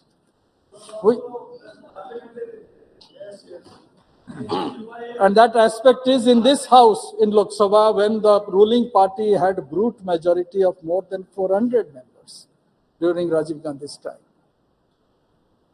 Constitution amendment was made and 10th schedule was added. For the first time in the Constitution, party was mentioned. Earlier in the Constitution, party within quote was never mentioned. It was all individual members. The rights of the individual was recognized. But after 10th schedule addition, party came into existence. Yes. And by that, all of us have lost our voice. Individual opinion we cannot express it here. Though no matter how much we oppose certain aspects of a bill, when there is a whip, the terrorism of whip is very much is hanging over our head. That needs to be corrected. If not today, of course, in future, I believe the people of India will correct it. Because with rampant fractured mandate, that became a necessity. But I think it is necessary now that individual members should express themselves in this house. Unless you do that, the discussion, deliberations in the house becomes sterile. We know what Madam Supriya Sule is going to speak. We anticipate what Nishikant Dubey is going to speak. We all know. How? We also know Professor Saugat Rai Subhiu, what he is going to speak. Because every view today is because of the party. The party gives dictat that this is the view is to be expressed. I also follow that view. And I also follow another point. And that is, we have committed ourselves to the rules and regulations of the process of the parliament. We never jump to the well. BJD perhaps is the first party never jump to the well. And this has been recognized by the leader of the house, by the deputy leader of the house, and also by the chair. No. NCP also. And that's why I say there are certain customs and regulations which needs to be maintained for a proper functioning of the house. And the best part in our constitution that is enshrined is this, that yes, I should have that strength to act. I may not accept the other point of view, but should I quarrel with him? He has a different point of view. Let me accept it. And that is what Hinduism is all about. Yes. That is what Indianness is all about. We always have different path. That is what Bharatiyata is about. That is what Bharatiyata is about. That's the reason why I would say thank you. The other may have a different point of view. That is what Swami Vivekananda had said in Chicago speech. It's not that I tolerate another religion. I accept that point of view. That is what Swamiji had said. Yes. So let us have that point of view here. Let us hear others, and by hearing others, we can frame our own opinion and still hold to our own opinion. With these words, thank you. Thank you, sir. Honorable Member Shri Rahul Shewari. धन्यवाद अध्यक्ष महोदय, आपने मुझे संविधान सभा से शुरू हुई 75 वर्षों की संसदीय यात्रा, उपलब्धियां, अनुभव, यादें और सीख के बहस पर बोलने का मौका दिया। अध्यक्ष महोदय, सबसे पहले मैं हिंदू हृदय सम्राट शिवसेना प्रमुख बाला साहब ठाकरे जी का धन्यवाद मानता हूं और उनकी वजह से आज मुझे इस सदन में आने का मौका मिला है और मैं खुद को भाग्यशाली समझता हूं कि मुझे इस सदन में भी बैठने का मौका मिला है और कल नए सदन में भी बैठने का मौका मिलेगा। और माननीय प्रधानमंत्री जी का भी धन्यवाद मानता हूं कि कल 19 सितंबर को गणेश चतुर्थी है और पूरे महाराष्ट्र और पूरे देश में गणेश चतुर्थी के अवसर पर गणेश उत्सव मनाया जाता है। और आप सभी को पता है कि हम गृह प्रवेश करते तो गणेश जी की पूजा करते हैं, तो कल का एक पवित्र दिन है और कल के पवित्र दिन में हम नए संसद में वहां पे प्रवेश करेंगे। तो एक हमारे सभी सदस्यों के लिए एक भावुक क्षण है हमारे लिए। और अध्यक्ष महोदय, क्या अध्यक्ष महोदय, भारत के संविधान 26 नवंबर 1949 को संविधान सभा द्वारा अपनाया गया था और 24 नवंबर 1950 को सभा के सदस्यों द्वारा औपचारिक रूप से हस्ताक्षरित किया गया था और संविधान 26 जनवरी 1950 को लागू हुआ। अध्यक्ष जी, 1579 में इस देश में आने वाला पहला अंग्रेज एक ईसाई धर्म प्रचारक था। उसके बाद ऐसे व्यापारी आए जो व्यापार करने आए लेकिन शासन करने के लिए रुक गए। 1765 में अधिकार ईस्ट इंडिया कंपनी को हस्तांतरित कर दिया गया। बाद में इसे धीरे धीरे संसद के अधीन कर दिया गया और इसकी जगह संसद का अधिकार आ गया और अब तक ये जारी है। अध्यक्ष जी, इन दिनों देश भर में भारत और इंडिया नाम पर खासी बहस चल रही है। भारतीय संविधान का पहला अनुच्छेद कहता है इंडिया, जो कि भारत के राज्यों का संघ है। भारतीय संविधान सभा में भी इस विषय को लेकर काफी बहस हुई। संविधान सभा में कांग्रेस के दिग्गज नेताओं ने भारत नाम रखने की पुरजोर वकालत करते हुए कहा था कि भारत नाम रखने से गरिमा लौट आएगी। हजारों साल की गुलामी में हमारी पहचान ही मिट गई थी। इस विषय में इतिहास को किनारे नहीं किया जा सकता। संविधान सभा में भारत और इंडिया को लेकर हुई बहस को भी याद रखना चाहिए। दरअसल संविधान सभा में लंबी बहस के बाद इंडिया दैट इज भारत लिखा गया था और इस बहस में कांग्रेस के कई दिग्गज नेताओं ने भारत को देश की पहचान से जोड़ा था और उनका कहना था कि इंडिया दैट इज भारत के स्थान पर भारत दैट इज इंडिया लिखना उचित रहेगा। महोदय, इस डिबेट में कांग्रेस के दिग्गज नेता श्री कमलापति त्रिपाठी ने कहा था, यदि आप लोगों को लगता है कि संविधान में दैट इज लिखना जरूरी है तो भारत दैट इज इंडिया लिखना चाहिए। उन्होंने देश का नाम भारत रखने को गौरव, स्वाभिमान और स्वदेशी प्रतीक से जोड़ा था। त्रिपाठी जी ने कहा था, जब कोई देश दूसरे के दिए नाम और प्रतीकों का इस्तेमाल करता है तो उसकी आत्मा मर जाती है। भारत ने 1000 साल की गुलामी में सब कुछ खो दिया है। हमने अपनी संस्कृति, इतिहास, सम्मान, मानवता, आत्मसम्मान और यहाँ तक की आत्मा तक खो दिया है। भारत नाम रखने से पुराना गौरव वापस लौटेगा का तर्क देते हुए त्रिपाठी जी ने यह भी कहा था कि 1000 साल की गुलामी से निकलकर हम अपनी पहचान हासिल करेंगे। भारत नाम हमें हमारी संस्कृति से परिचय करता है। उन्होंने यह भी कहा था कि वैदिक काल से ही साहित्य में देश का नाम भारत ही रहा है। इसके अलावा वेदों, पुराणों और ग्रंथों में भी भारत का वर्णन मिलता है।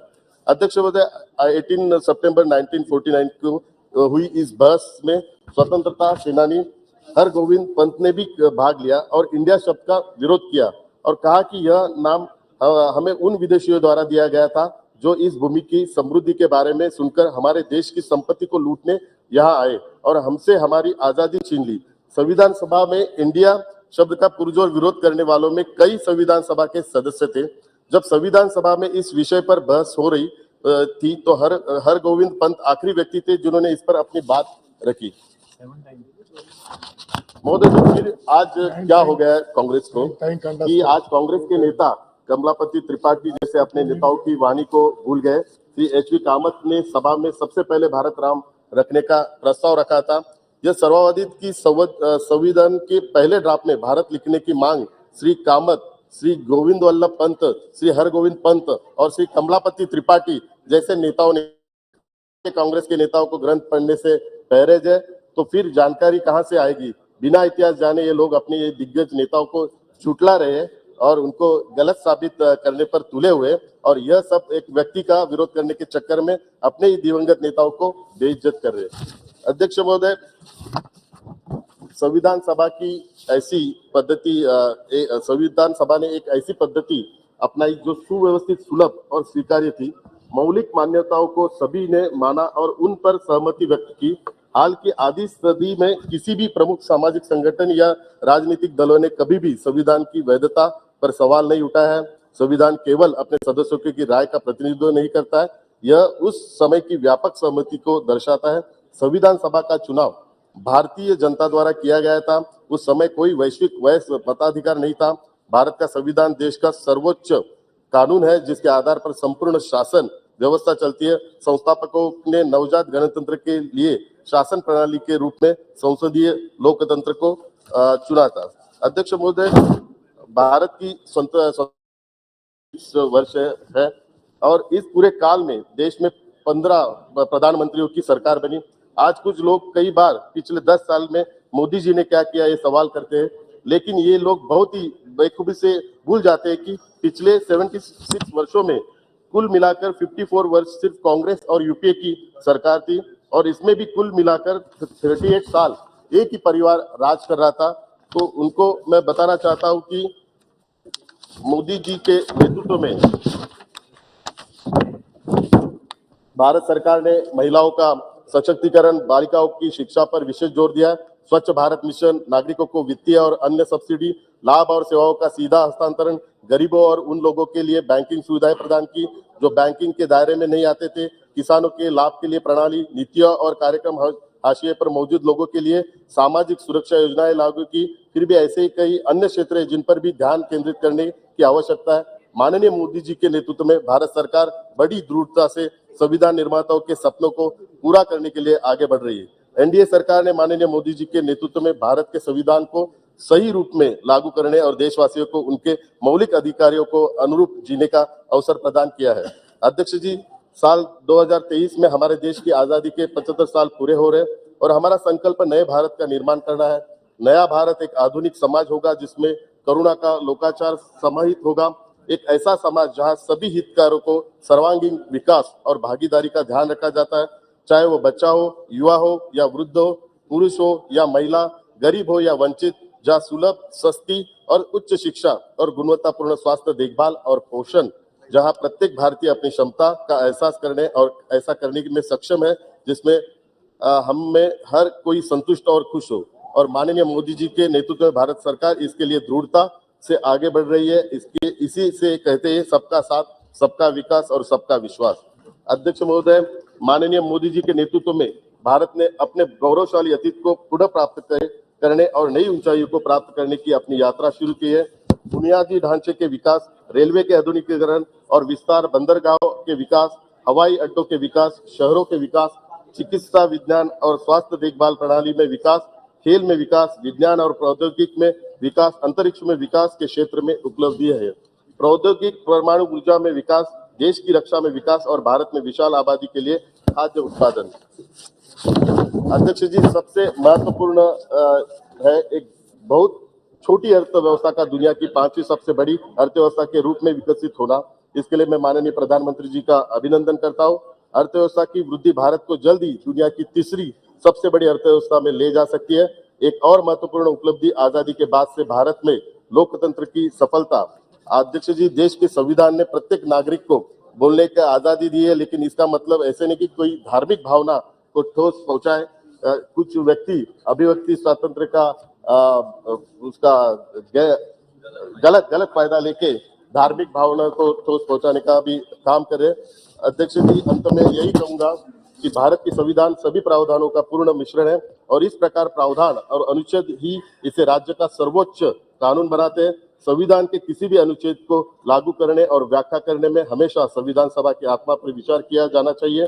संविधान निर्माताओं ने संविधान में महत्वपूर्ण प्रावधानों को शामिल करने का प्रयास किया है ताकि किसी देश में शासन कैसे होगा इस बारे में अस्पष्टता की कोई गुंजाइश न रहे, और इसलिए यह भारतीय संविधान की विशेषता है जो इसे अपने आप में एक संपूर्ण संविधान बनाती है और देश का एक व्यापक दस्तावेज है।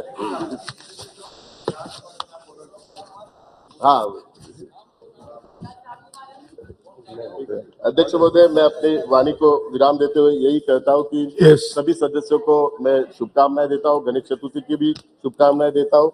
और जब भी हम नए सदन में जाएंगे तो पूरी जिम्मेदारी के साथ हम जाएंगे। नए भारत निर्माण के लिए सभी का सहयोग रहेगा।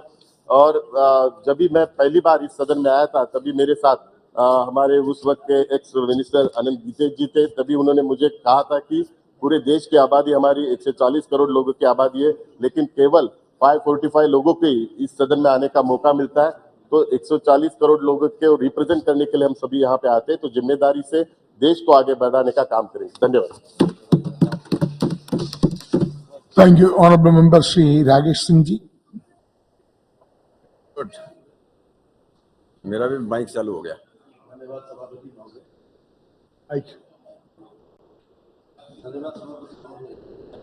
माइक, मेरा माइक चालू हो गया, पीछे का माइक यहाँ से चालू नहीं होता, माइक वहीं से चालू होता। अब हो गए। धन्यवाद सभापति महोदय, आपको धन्यवाद कि आपने आज इस महत्वपूर्ण विषय पर मुझे बोलने का अवसर दिया। मैं अपने नेतृत्व के प्रति भी आभार प्रकट करना चाहता हूं, जिन्होंने इतिहास में अंकित होने वाली इस चर्चा में मुझे बोलने का अवसर दिया है। महोदय, देश और दुनिया में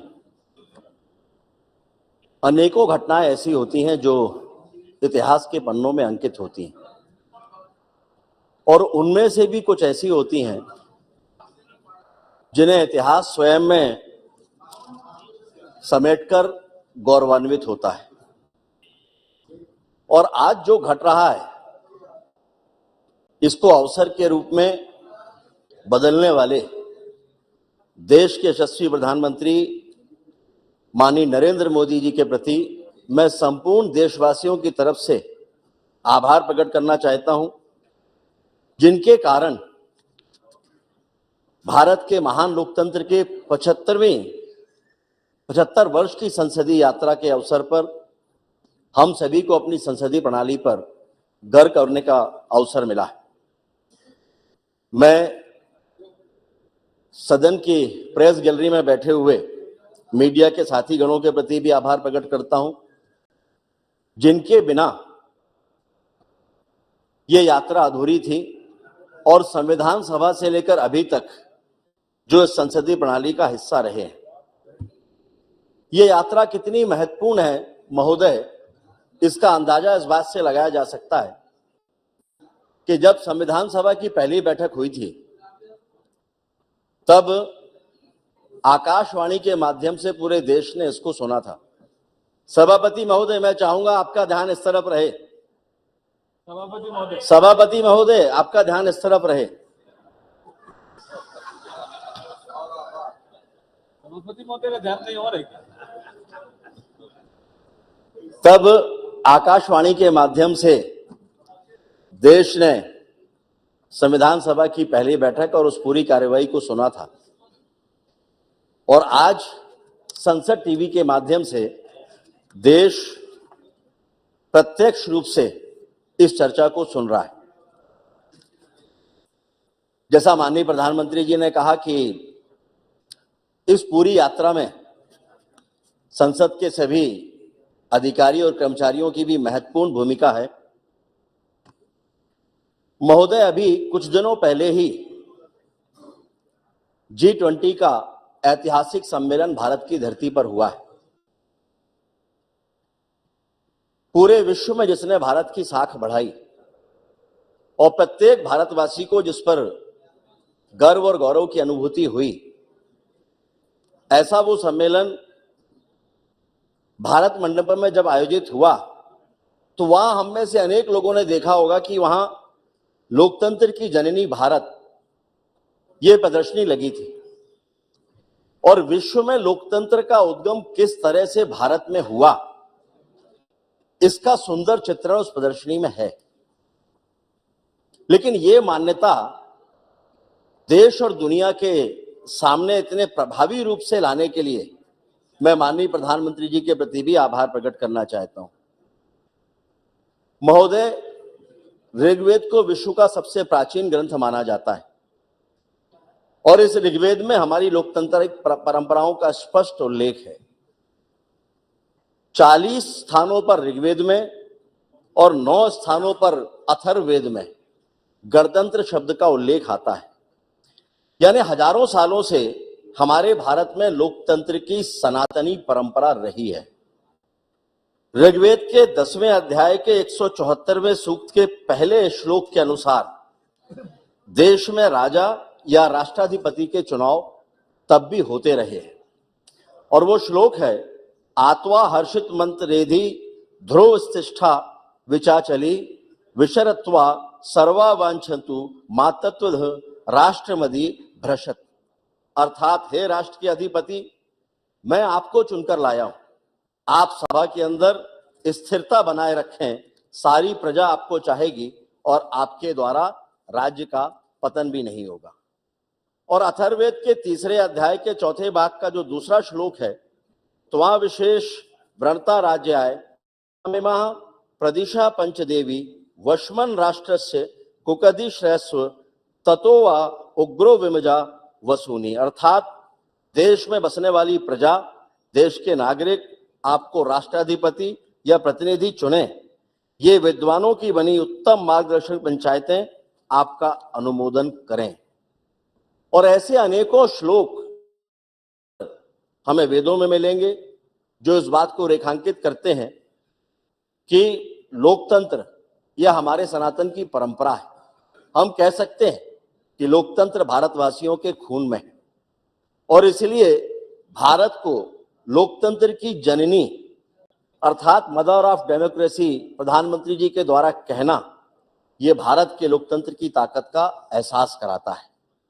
चाहे महाभारत हो या बौद्ध साहित्य, सभी में गणतांत्रिक प्रणाली का उल्लेख हमको मिलता है।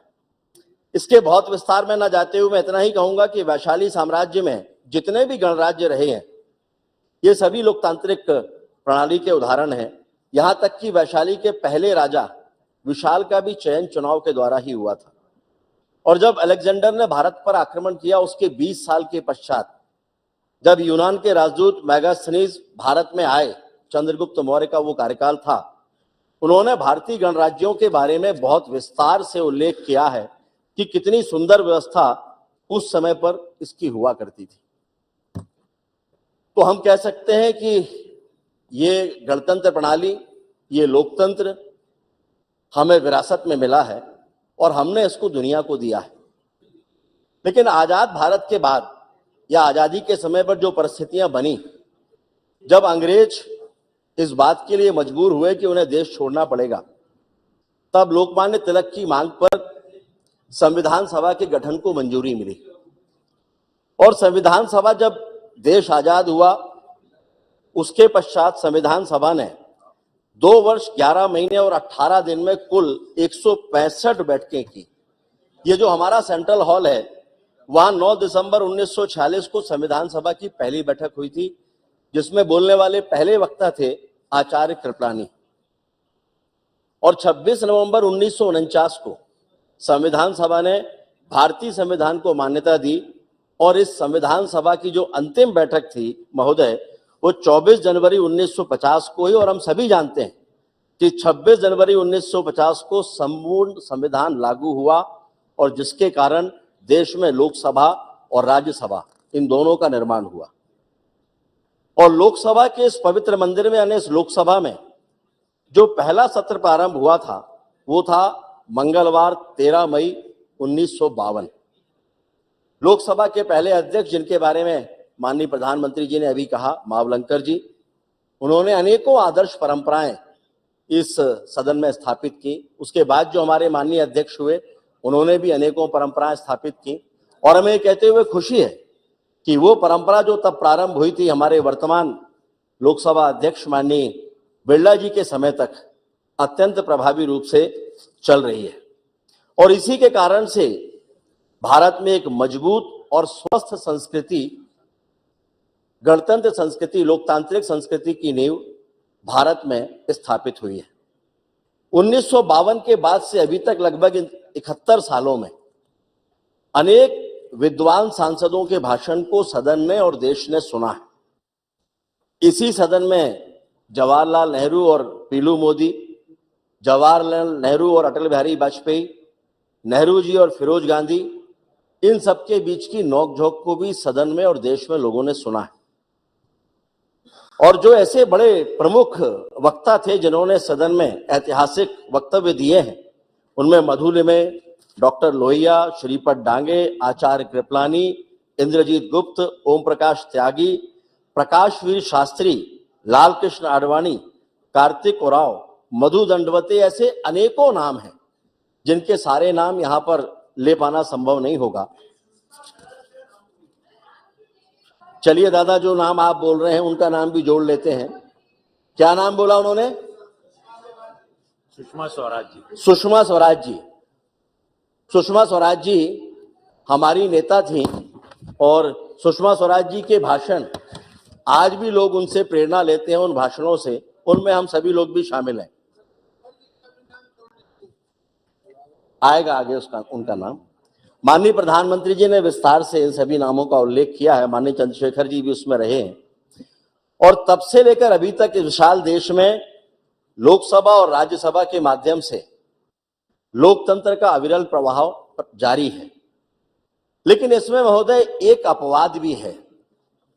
लोकतंत्र की जो धारा प्रवाहित हुई थी, उसमें 26 जून 1975 से 23 मार्च 1977 का कालखंड, यानी आपातकाल के 21 काले महीने, वो लोकतंत्र के इस मंदिर पर एक दाग है।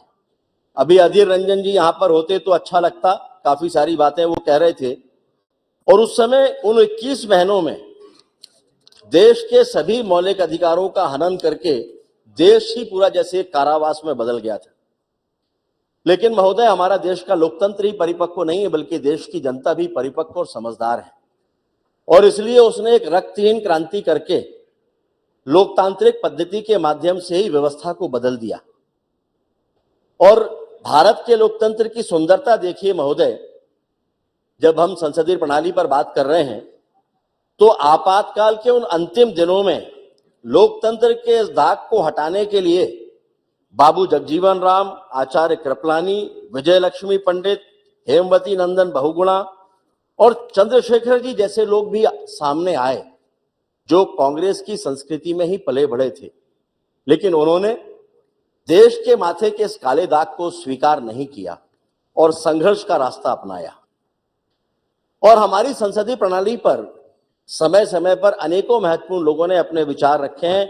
डॉक्टर एपीजे अब्दुल कलाम हो, जयप्रकाश नारायण जी हो, देश के प्रधानमंत्री माननीय मोदी जी हो, श्रद्धेय अटल बिहारी वाजपेयी जी हो, लाल कृष्ण आडवाणी जी हो, इन सभी के विचार समय समय पर आए हैं और सभी ने, मैं उनके विस्तार में नहीं जा रहा हूं, और सभी ने भारत के लोकतंत्र की ताकत और उसके महत्व को स्थापित किया है।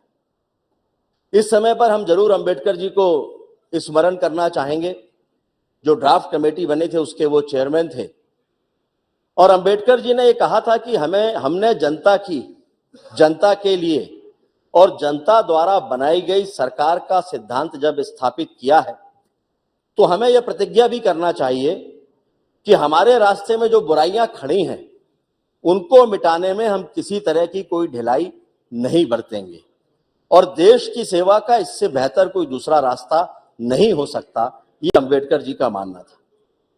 महोदय, ये विचार अंबेडकर जी के हैं। अब इसकी व्याख्या अलग अलग तरह से लोग अपने अपने तरीके से कर सकते हैं, लेकिन एक मायने में उनका विचार एकदम स्पष्ट है, प्रतिज्ञा पूर्वक बुराइयों का समापन करना या मिटाना। अधीर जी अभी चले गए, हाँ कोई नहीं है, चलिए वो होते तो प्रतीक के रूप में हम उन्हीं को मान लेते, लेकिन वो नहीं है। तो ये देश जानना चाहता है कि क्या महोदय भ्रष्टाचार देश की सबसे बड़ी राजनीतिक, नैतिक और सामाजिक बुराई नहीं है? और अगर जब ये है और देश के गरीब से गरीब आदमी का भी जब इस बुराई से बचाने के लिए उसका जनधन खाता खोला जाता है, तो क्या ये भ्रष्टाचार पर एक सबसे बड़ी नकेल नहीं है? वो उन परिस्थितियों में कि आजाद भारत के इतिहास में 57 सालों तक जिस पार्टी की सरकारें रही हैं देश में और प्रदेशों में, एक पूर्व प्रधानमंत्री ने कहा था कि हम यहां से 1 रुपया भेजते हैं और केवल 15 पैसे गांव तक पहुंचता है। तो क्या उस परिस्थिति में यह आवश्यक नहीं है कि जब ये जनधन योजना खाता खोला गया तो भ्रष्टाचार की बड़ी नकेल के रूप में कांग्रेस भी इसकी सराहना करती? और क्या यह देश के लोकतंत्र और संविधान निर्माता अंबेडकर जी के विचारों का सम्मान नहीं है? मैं फिर से अधीर जी को याद करना चाहूंगा, कई सारी बातें वो कहकर गए थे। उन्होंने कहा कि देश में गरीबी बढ़ रही है।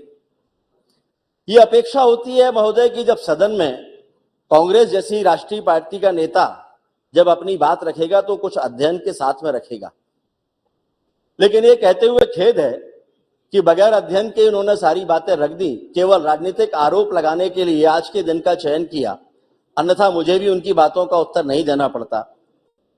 उन परिस्थितियों में जब देश में 13.5 करोड़ गरीबी रेखा से हटके अलग हो गए, तब वो ये कहते हैं कि गरीबी बढ़ रही है। उन्होंने मनरेगा के बारे में भी आरोप लगाया कि इसको मरेगा बोल दिया गया। मनरेगा को मरने के लिए हमने नहीं छोड़ा, कांग्रेस ने छोड़ा। नाम तो दिया मनरेगा, लेकिन पैसा कितना दिया? अभी यहां पर होते तो वो सुनते कि भारतीय जनता पार्टी और एनडीए की सरकारों ने 3 गुना ज्यादा पैसा इस मनरेगा योजना के लिए दिया है। हाँ, जियो टैगिंग के माध्यम से सीधे खाते में आज पैसा पहुंचता है, जो वो नहीं कर पाए थे। अभी ये इससे बड़ी भ्रष्टाचार पर नकेल और क्या होगी? उन्होंने आज के दिन जब संसदीय प्रणाली के पक्ष में बातें करना थी, तब उन्होंने भारत के हमारी इस संस्था के सदन के क्वेश्चन आवर के बारे में भी बातें रखी कि बोलने नहीं मिलता। लेकिन आज कोई बताए कि पिछले ये 3 सत्र होने को आ रहे हैं, कौन यहां की कार्रवाई को बाधित कर रहा है, कौन यहां पर क्वेश्चन आवर होने से रोक रहा है? जो रोक रहे हैं वही ये सवाल खड़े करें कि उन्हें क्वेश्चन आवर में बोलने नहीं मिलता। इससे ज्यादा शर्मनाक स्थिति कोई दूसरी नहीं हो सकती। अभी महिला रिजर्वेशन पर भी वे अपनी बात रखकर बस्ता लेकर चले गए, लेकिन विचार करना चाहिए कि 57 साल तक शासन करने के बाद ये सारी बातें वो क्या इस बात के लिए छोड़कर गए थे कि देश में कभी नरेंद्र मोदी जी प्रधानमंत्री के रूप में आएंगे और उस समय देश की समस्याओं का निराकरण होगा। महिला रिजर्वेशन पर बोलने के पहले एक बार कम से कम उनको याद करना चाहिए था कि कांग्रेस ने इस दिशा में क्या काम किया। वो तो आज भी अगर चंद्रयान चांद पर उतर रहा है तो वो 1964 में नेहरू जी ने इसरो का गठन किया था। 74 बोला या 64 बोला उन्होंने? भाभा का गठन किया था। वो इसको इससे जोड़ते हैं कि तब भाभा का गठन हुआ था यानी अनुसंधान प्रारंभ हुआ था, तो चंद्रयान जो आज जा रहा है उसका क्रेडिट कांग्रेस को जाना चाहिए। और इतनी बचकाना बातें इस सदन के भीतर कांग्रेस के किसी नेता से उम्मीद नहीं की जा सकती। चंद्रयान तो अटल जी की कल्पना थी। अटल जी की कल्पना थी भाई चंद्रयान। महोदय, 75 सालों की संसदीय यात्रा श्रद्धेय अटल बिहारी वाजपेयी जी के स्मरण के बगैर अधूरी है। और सभी इस बात को कोट करते हैं। माननीय प्रधानमंत्री जी ने बहुत गर्व के साथ कहा कि उन्होंने कहा था सरकारें आएंगी सरकारें जाएंगी, लेकिन लोकतंत्र रहना चाहिए और देश रहना चाहिए और लोकतंत्र मजबूत बनना चाहिए, क्योंकि देश का लोकतंत्र महान है महोदय। और इसकी संसदीय यात्रा भी इतनी प्रेरणादायक है, उसको समझने के लिए 2 उदाहरण ही काफी हैं। देश के प्रधानमंत्री नरेंद्र मोदी जी जब पहली बार सदन में आते हैं तो लोकतंत्र के सर्वोच्च मंदिर की सीढ़ियों पर वो माथा रखकर नमन करते हैं, जो ये साबित करता है कि लोकतंत्र के इस सर्वोच्च मंदिर के प्रति भारतीय जनता पार्टी या देश के प्रधानमंत्री के मन में कितना सम्मान है। और जब उन्हें कांग्रेस के नेता लोकतंत्र के बारे में ज्ञान देते हैं, जिन्होंने देश के माथे पर आपातकाल जैसा काला दाग लगाया, तो फिर देश की जनता को उन पर हंसी आती है। और लोकतंत्र की मर्यादा और उसका सम्मान देखना हो तो हम एक बार फिर से देश के प्रधानमंत्री का आचरण देखना होगा कि इसी सदन के भीतर एक दिन जब वो प्रवेश कर रहे होते हैं और एक माननीय सदस्य का वक्तव्य चल रहा होता है तो वो वहीं ठहर जाते हैं, क्योंकि ये मर्यादा है कि जब कोई सदस्य अपना वक्तव्य दे रहा हो तो उसको लांघ कर नहीं जाना चाहिए। और दुनिया के सबसे लोकप्रिय नेता भारत के प्रधानमंत्री तब तक वहां पीछे खड़े रहते हैं जब तक उस हमारे सदस्य का वक्तव्य पूरा नहीं हो जाता, उनका भाषण पूरा नहीं हो जाता। इससे ज्यादा देश की संसदीय प्रणाली पर देश के प्रधानमंत्री के विश्वास का और कौन सा दूसरा उदाहरण होगा। और यह घटना केवल आज के लिए नहीं, आने वाली पीढ़ियों को भी प्रेरणा देने वाली ये घटना होगी। महोदय, अटल जी ने कई बातों के माध्यम से देश और लोकतंत्र के बारे में अलग अलग तरह से अपनी बातें रखी थी, जिसमें उन्होंने एक बार कहा था कि हम केवल अपने लिए ना जिएं, औरों के लिए भी जिएं, हम राष्ट्र के लिए अधिकाधिक त्याग करें। अगर भारत की दशा दयनीय है तो दुनिया में हमारा सम्मान नहीं हो सकता, किंतु यदि हम सभी दृष्टियों से सुसंपन्न हैं तो दुनिया हमारा सम्मान करेगी। दूसरा उन्होंने कहा था गरीबी, दरिद्रता और गरिमा का विषय नहीं है, बल्कि ये विवशता है, ये मजबूरी है, और विवशता का नाम संतोष नहीं हो सकता। ये दोनों बातों को उद्धत करने का केवल एक मतलब है कि देश के प्रधानमंत्री माननीय नरेंद्र मोदी जी ने इस पीड़ा से, इस दंश से न केवल देश को, गरीब को मुक्ति दिलाने का काम किया है, बल्कि देश के लोकतंत्र को भी मजबूत करने का जो प्रयास किया उसकी निरंतरता जारी है। यहां मैं नेहरू जी को भी उद्धत करना चाहूंगा। नेहरू जी ने संविधान सभा की बैठक में एक संकल्प पर चर्चा के दौरान कहा था 22 जनवरी 1947 को, मैं वो साथ में कांग्रेस उस पर आपत्ति करे तो उसके लिए मैं रिकॉर्ड भी लेकर आया हूं कि एक व्यक्ति जो भूखा है, गरीब है, जिसके शरीर पर पहनने को कपड़े नहीं है, और उसके लिए वोट का भी महत्व नहीं है, हमें उस पर विचार करना है। महोदय, कितना विचार करना है? हम अपने इस महान लोकतंत्र में कब तक लोगों को भूखा और गरीब रखकर उनके वोट के महत्व की प्रतीक्षा करेंगे? 57 साल का समय कांग्रेस की सरकारों के लिए कम था क्या? जो ये पहले आपको वहीं से पूछना चाहिए, केवल उत्तर जा रहे हैं जिन्होंने प्रश्न किया था। ना, ये आप उस समय उधर बोलना चाहिए था, ये केवल मैं उत्तर दे रहा हूं। और यदि देश के प्रधानमंत्री माननीय मोदी जी उसकी गरीबी दूर करने के लिए प्रधानमंत्री आवास का पक्का मकान उसको देते हैं, जिसके घर दीपावली के दिन भी बिजली का बल्ब नहीं जला, उसके घर में बिजली का कनेक्शन देते हैं, उज्ज्वला की रोशनी देते हैं, शौचालय देते हैं, कोरोना से लेकर अभी तक मुफ्त का राशन देते हैं, और ऐसा करते समय बिना किसी भेदभाव के अपनी जिम्मेदारी का निर्वहन करते हैं, सबको समान अवसर देते हैं, तो क्या ये उस गरीब को वोट का महत्व समझाने और देश में लोकतंत्र का सम्मान नहीं है? और अगर सम्मान है तो क्या कांग्रेस कभी इसके पक्ष में कुछ कहना चाहेगी? महोदय, अभी आप कह रहे थे कि ये विषय नहीं है आज का, ये मैं भी जानता हूं, लेकिन जिस समय पर कांग्रेस के नेता इस बात को यहां पर रख रहे थे, मुझे आश्चर्य है कि आप में से किसी ने भी उनको ये नहीं टोका कि आज का विषय ये नहीं है। आज जब उसका उत्तर मिलना शुरू हो रहा है तब आप ये कह रहे हैं कि आज का विषय नहीं। चलिए मैं उसी पर आता हूं जिस पर आज का विषय है। महोदय, इस सदन में अनेकों फैसले हुए, लेकिन इस सदन में इतिहास की गलतियों को सुधारने वाले भी कुछ ऐसे फैसले हुए हैं जो इतिहास में दर्ज हुए हैं।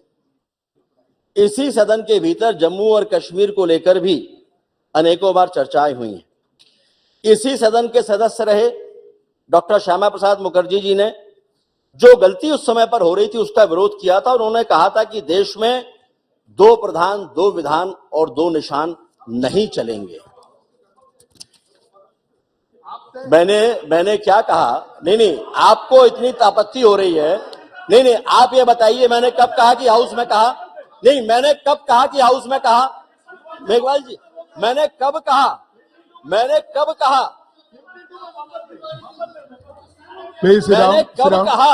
कि वो हाउस में बोल रहे थे?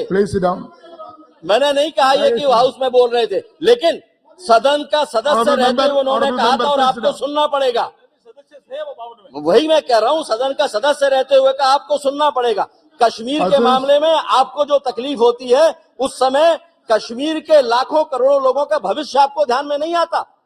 जब कश्मीर में कश्मीरी पंडितों की हत्याएं होती हैं, मासूम लोगों के साथ में उनकी इज्जत छीनी जाती है, उनकी हत्याएं होती हैं, उनका खून बहता है, तब आपको ध्यान में नहीं आता कि श्यामा प्रसाद मुखर्जी ने क्या कहा था।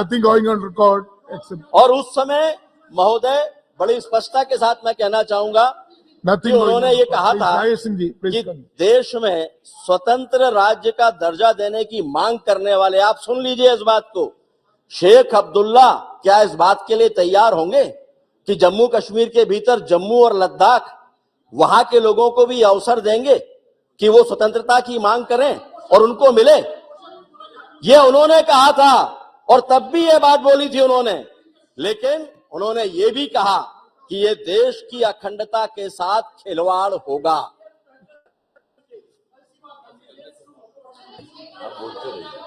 सभापति महोदय, मैं जो भी कह रहा हूं वो देश के संसदीय इतिहास के संदर्भ में कह रहा हूं। यह पुरानी बात है जिसका उल्लेख मैंने किया है। दादा, इतनी फुर्ती से आप तब खड़े होते जब जम्मू कश्मीर पर यह बिल आया था और वहां से लोग विरोध कर रहे थे 370 समाप्त करने का, तब आपको ध्यान में नहीं आया कि आपको उसके बारे में, उसके विरोध में कहना चाहिए। लेकिन उन्होंने कहा कि देश की अखंडता के साथ ये खिलवाड़ स्वीकार। दादा आप तो बैठ जाओ, कल्याण दादा आप तो बैठो।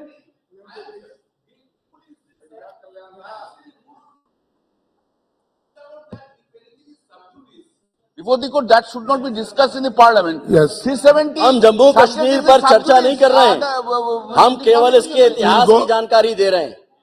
We will go on the record and expense. और हमने ये देखा, अगर कुछ गलत हो जो नियम के विरुद्ध हो तो आप जरूर हटाइएगा, अगर कुछ गलत हो तो जरूर हटाइए। और हम सभी इस बात के गवाह हैं कि इसी सदन में माननीय प्रधानमंत्री जी के नेतृत्व में माननीय अमित शाह जी जब धारा 370 और 35A के खात्मे का बिल लेकर आए तो इतिहास में दर्ज होने वाली बहस भी इसी सदन में हुई थी, और जिसका जवाब देते हुए दादा परेशान मत होइए, कोई भी ऐसी बात नहीं हो रही है। आप अपने इस हथियार का उपयोग सारे वक्तव्यों में करते हैं, लेकिन तभी करते हैं जब बात यहां से रखी जाती है। जब वहां से बात होती है तब आपके हथियार बाहर नहीं निकलते। और इसका जवाब देते हुए माननीय गृह मंत्री जी ने कहा था कि देश की एकता और अखंडता के लिए अपना सर्वस्व तो क्या, जान भी निछावर करनी पड़ी तो वो कर देंगे। कश्मीर भारत का अखंड और अटूट हिस्सा है, और आज धारा 370 और 35A की समाप्ति के साथ जम्मू कश्मीर विकास की नई इबारत लिख रहा है। महोदय, अब जो बात मैं कहना जा रहा हूं इनको शायद अच्छी नहीं लगेगी, लेकिन स्वस्थ लोकतंत्र के लिए आवश्यक है स्वस्थ विपक्ष का होना। स्वस्थ लोकतंत्र केवल सत्ता की जिम्मेदारी नहीं है, सत्ता पक्ष की जिम्मेदारी नहीं है। उसमें जिम्मेदारी और भागीदारी बराबरी से कैसी है, यह मैं आपको अभी बता देता हूं। हम सभी को याद होगा, इतिहास में रिकॉर्ड में मिल जाएगा, दादा तो जरूर ढूंढ निकालेंगे उसको। जब हम संसदीय परंपरा के 75 वर्षों की बात कर रहे हैं तो संसद के माननीय सदस्य मधु लिमय जी के नाम का उल्लेख भी मैं करना चाहूंगा। इंदिरा गांधी जी ने जब लोकसभा में बजट पेश किया, वो आर्थिक लेखानुदान था, और भाषण जब समाप्त हुआ तो मधु लिमय जी ने तत्काल व्यवस्था का प्रश्न उठाया, लेकिन स्पीकर ने उनको अनुमति नहीं दी। सदन उठ गया। मधु लिमय जी स्पीकर के चैम्बर में गए और जाकर वहां उन्होंने कहा कि आज एक बहुत बड़ी गलती हो गई है कि आपने लेखानुदान तो प्रस्तुत किया लेकिन मनी बिल तो प्रस्तुत ही नहीं हुआ, और अगर ऐसा है आप रिकॉर्ड चेक कर लीजिए, और अगर ऐसा है तो आज रात को 12 बजे के बाद देश के सारे कामकाज रुक जाएंगे, कोई भी महकमा 1 रुपया भी खर्च नहीं कर पाएगा। और ये सुनने के बाद जो स्पीकर महोदय थे वो भी हतप्रभ रह गए।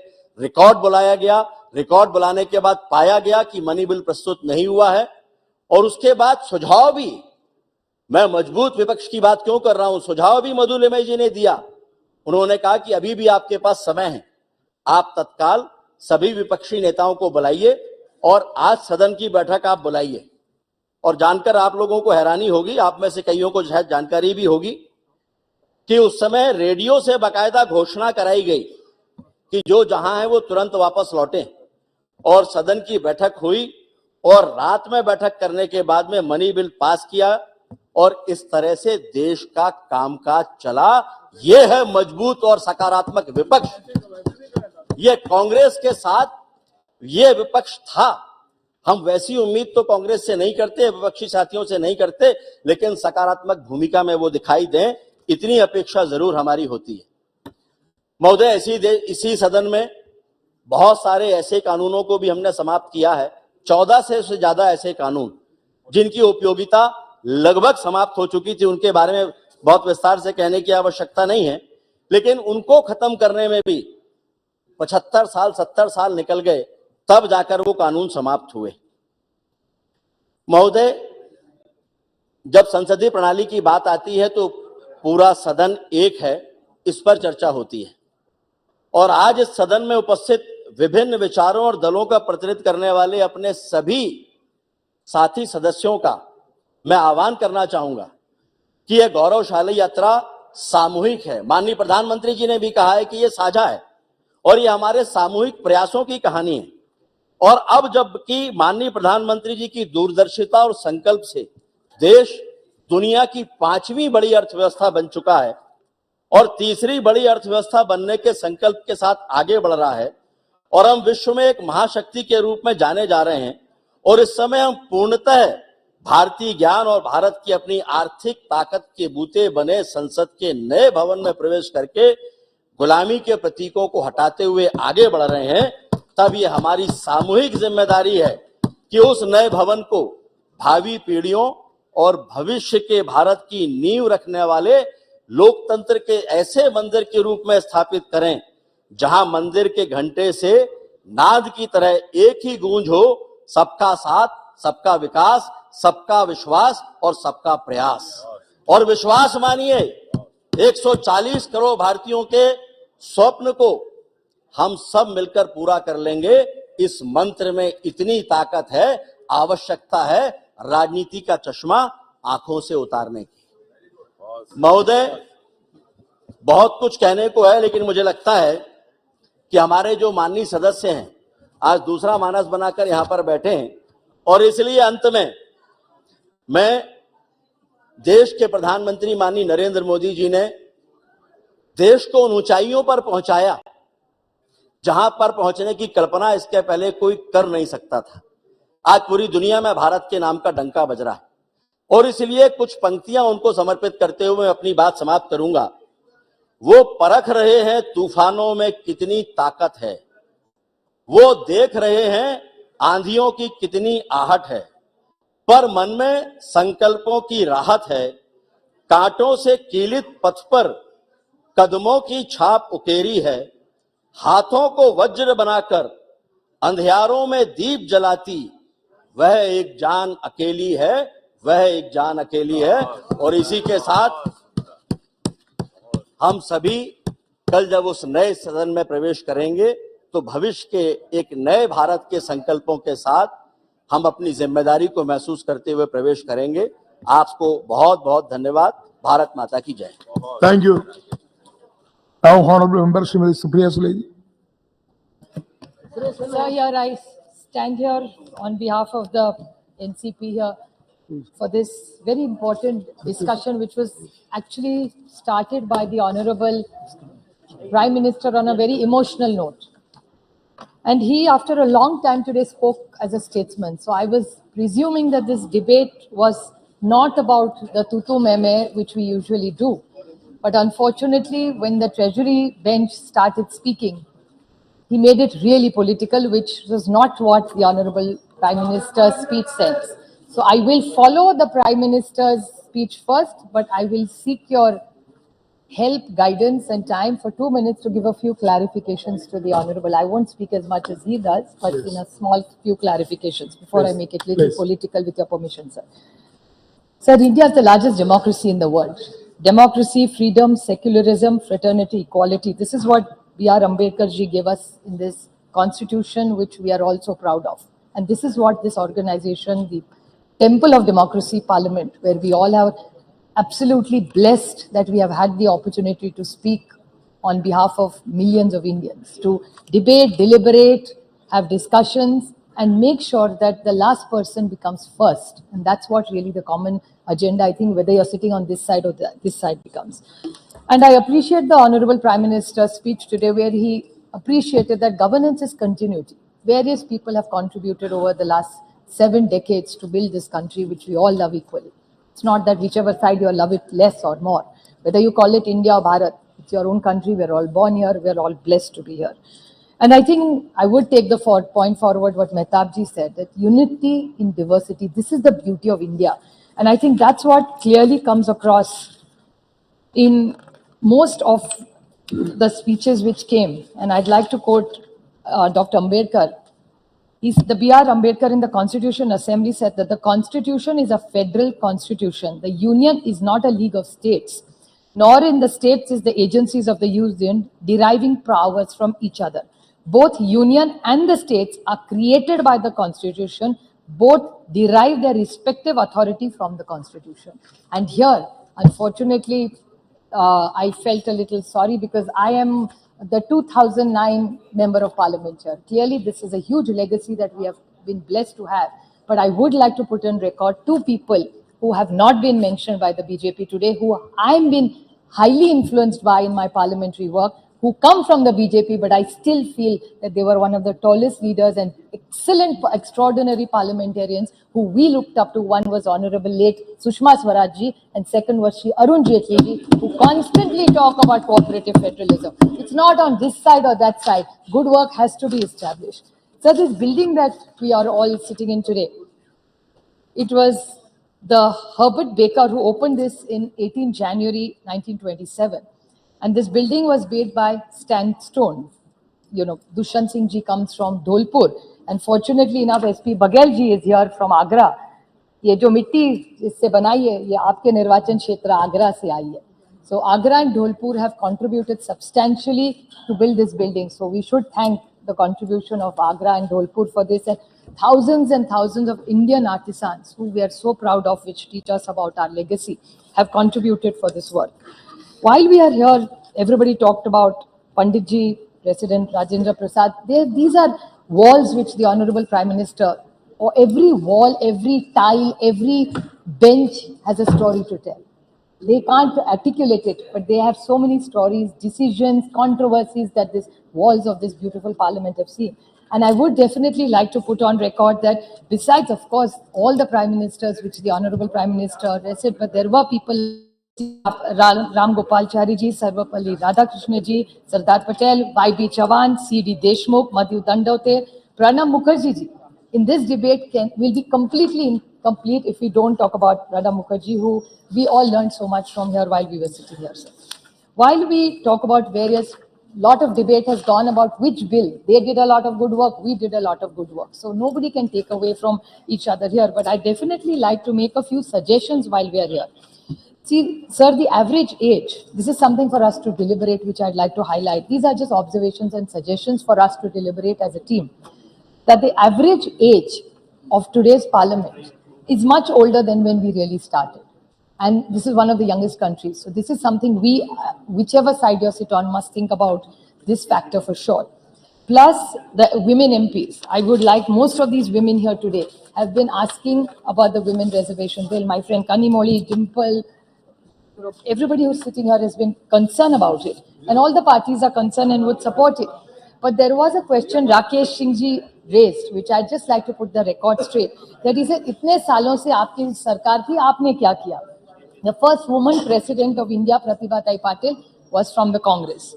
The first prime minister of this country, a woman, Indira Gandhi ji, was from the Congress. The first speaker who was a woman was Meera Kumarji, was from the Congress. So this is what is done. And I would like to put one more thing on record, which probably Rakesh Singh ji missed out, that the women's reservation bill was also brought out. Unfortunately, we didn't have the numbers, so we couldn't pass it. That was all Congress. And the late Rajiv Gandhi ji and the then Chief Minister of Maharashtra, Sharad Pawar, were the first people who brought 33% reservation in every panchayat in this country. I'm very proud to say that Maharashtra was the first state to bring it to 33%, and then we raised it to 50%. So this is what has been done for women, and I take this opportunity that since we are all thinking here, deliberating here, 50% of India's population is women. So why don't we all deliberate in the new building, and maybe the first decision that the Honorable Prime Minister can take is ask, and we all support him if he brings in the reservation for women in Parliament and in assemblies. We all wholeheartedly support it.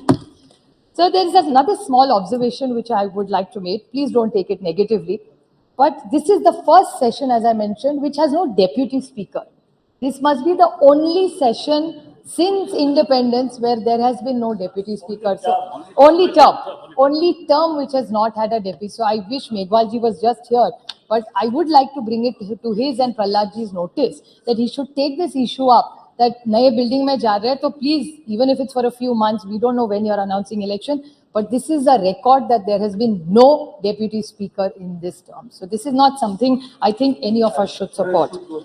And Lok Sabha seatings, sir. This is another suggestion I'd very humbly like to make, that the Lok Sabha seatings keep going up and down. In 1956 was the longest, which is 151 days. So why can't we have more days? We are all happy to, whatever we get elected for, to come here and deliberate and make sure we serve the nation. So isn't there something we can, Supreme Court also works, and sometimes these ordinances which this government constantly brings, this is a record the amount of ordinances this government has got. So why don't we have more parliament dates? Why does government need to bring so many ordinances? And if there are such hurry, call for parliament. Instead of having 4 sessions, have 6 sessions. What is the problem? The other thing is the number of voters have gone up. So constituencies are becoming huge now. So is that something that the government would, this is a very positive suggestion I'd like to make the government. The constituencies are going from 23 lakhs to 25 lakhs. Impossible for an MP to manage even with the MP lakhs that we get. So is that something that we can all deliberate in and see? Because anyway, there are more seats coming there. Can there be another suggestion is stronger committees? The committees are wonderful. They do very good work. But can we have stronger committees, give them more authority? Could that be another suggestion? Another suggestion I'd like to make is question hour, sir. Question hour is something even Om Birla ji has always recommended in our all-party meetings, that can we find a consensus that that's 1 hour I would like to recommend as an MP I would write, that's one place we can really take the government to task. So can we unanimously suggest this, that no question hour, whoever sitting on which side should be disrupted. So this is something we should all consider, I think. Even when you're here. Even when you're here. We have seen him in the well many times, sir. Sir, another suggestion I'd like to make is private members' bill. Private members' bill, don't be hubris. Private members' bill, sir. It is a lot of MPs work very hard and do a lot of work to bring those bills, but they're almost toothless. So can we strengthen that part where there is more meaning, more visibility, more authority in those bills? Maybe we can debate them, deliberate them, and come. Otherwise, it's just a piece of document that we argue with it, but it goes nowhere. So I think that's one legislation we must look into and see what more we can do. Sir, even the opposition, I know it's a numbers game, but many times they are in a treasury bench. They get hours to discuss. Their ministers speak for 90 minutes sometime. And we are the opposition. So if Rakesh Singh ji really wants, there is a saksham opposition chahiye, like Madhu Dandavate ji, hame aur thoda waqt de dijiye. We will make some very good suggestions which will be productive. I have only not criticized. I have only given you suggestions. तो मुझसे अकेले नहीं, सबको थोड़ा विश्वास रखिए हम पे, हम लोग और दे देंगे.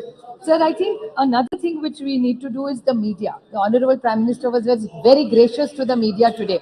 And he said that the media we need to encourage for the time they put in. The media is not allowed here. So why can't we see what more visibility or what better way we can work with the media? Sir, another point I'd like to make is the support team, the secretarial, library and research work. With new technology coming in, is there more ways we can find out whether the research team can work better with every parliamentarian here, where the funds need to go up? India has a large budget, so why not we spend more money on the research and the library, more for research people in this thing? I think that would really make a lot of help and support to all the members of parliament, sir. Sir, another point I would like to bring to your notice is that Maharashtra has contributed substantially to the chair. I mean, the Honorable Prime Minister was very kind to take Malvankar ji's name, but I would like to put it on record that Shivraj Patil ji, Manoj Joshi sir, Sumitra Mahajan ji, he mentioned, but she was Miss Maharashtra, Mrs. Madhya Pradesh. So she was our daughter from Maharashtra who got married into Madhya Pradesh. So we have had a long legacy of very good parliamentary work.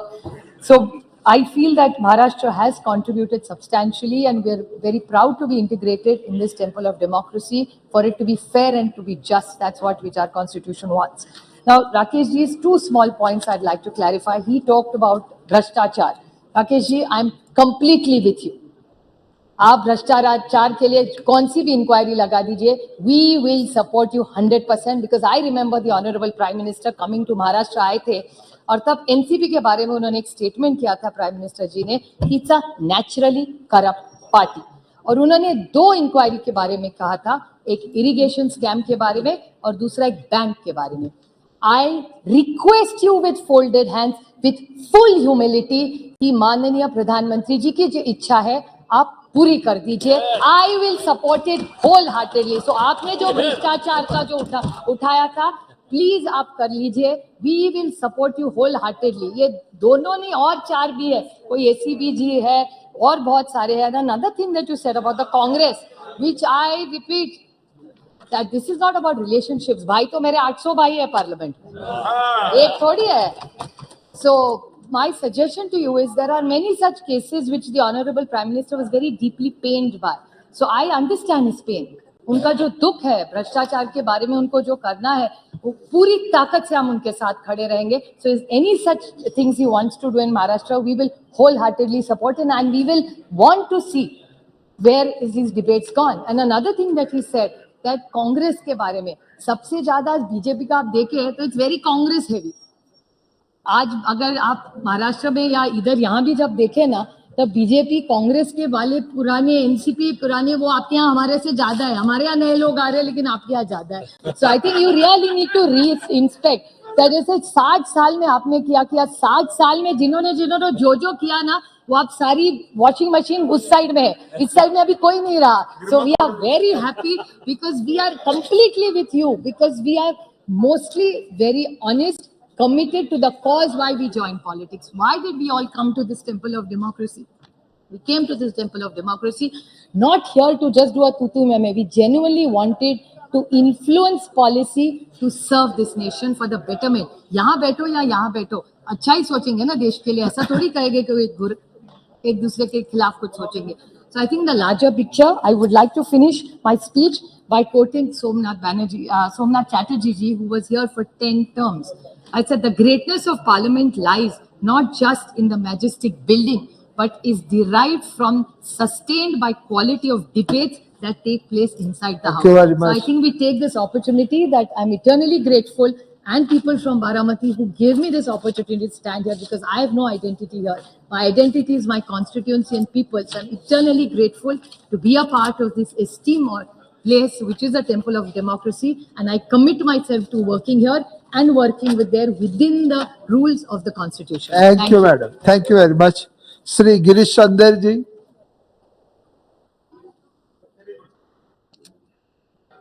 महोदय, आज मुझे संविधान सभा से अब तक 75वें वर्षों की संसदीय यात्रा, अब तक उपलब्धियां, अनुभव, स्मृतियां और सीख पर चर्चा में भाग लेने के लिए इस ऐतिहासिक दिन पर अवसर प्रदान किया. मैं आपका आभार व्यक्त करना चाहता हूं. आपके साथ साथ बहुजन समाज पार्टी की राष्ट्रीय अध्यक्षा आदरणीय बहन जी का भी आभार व्यक्त करना चाहता हूं.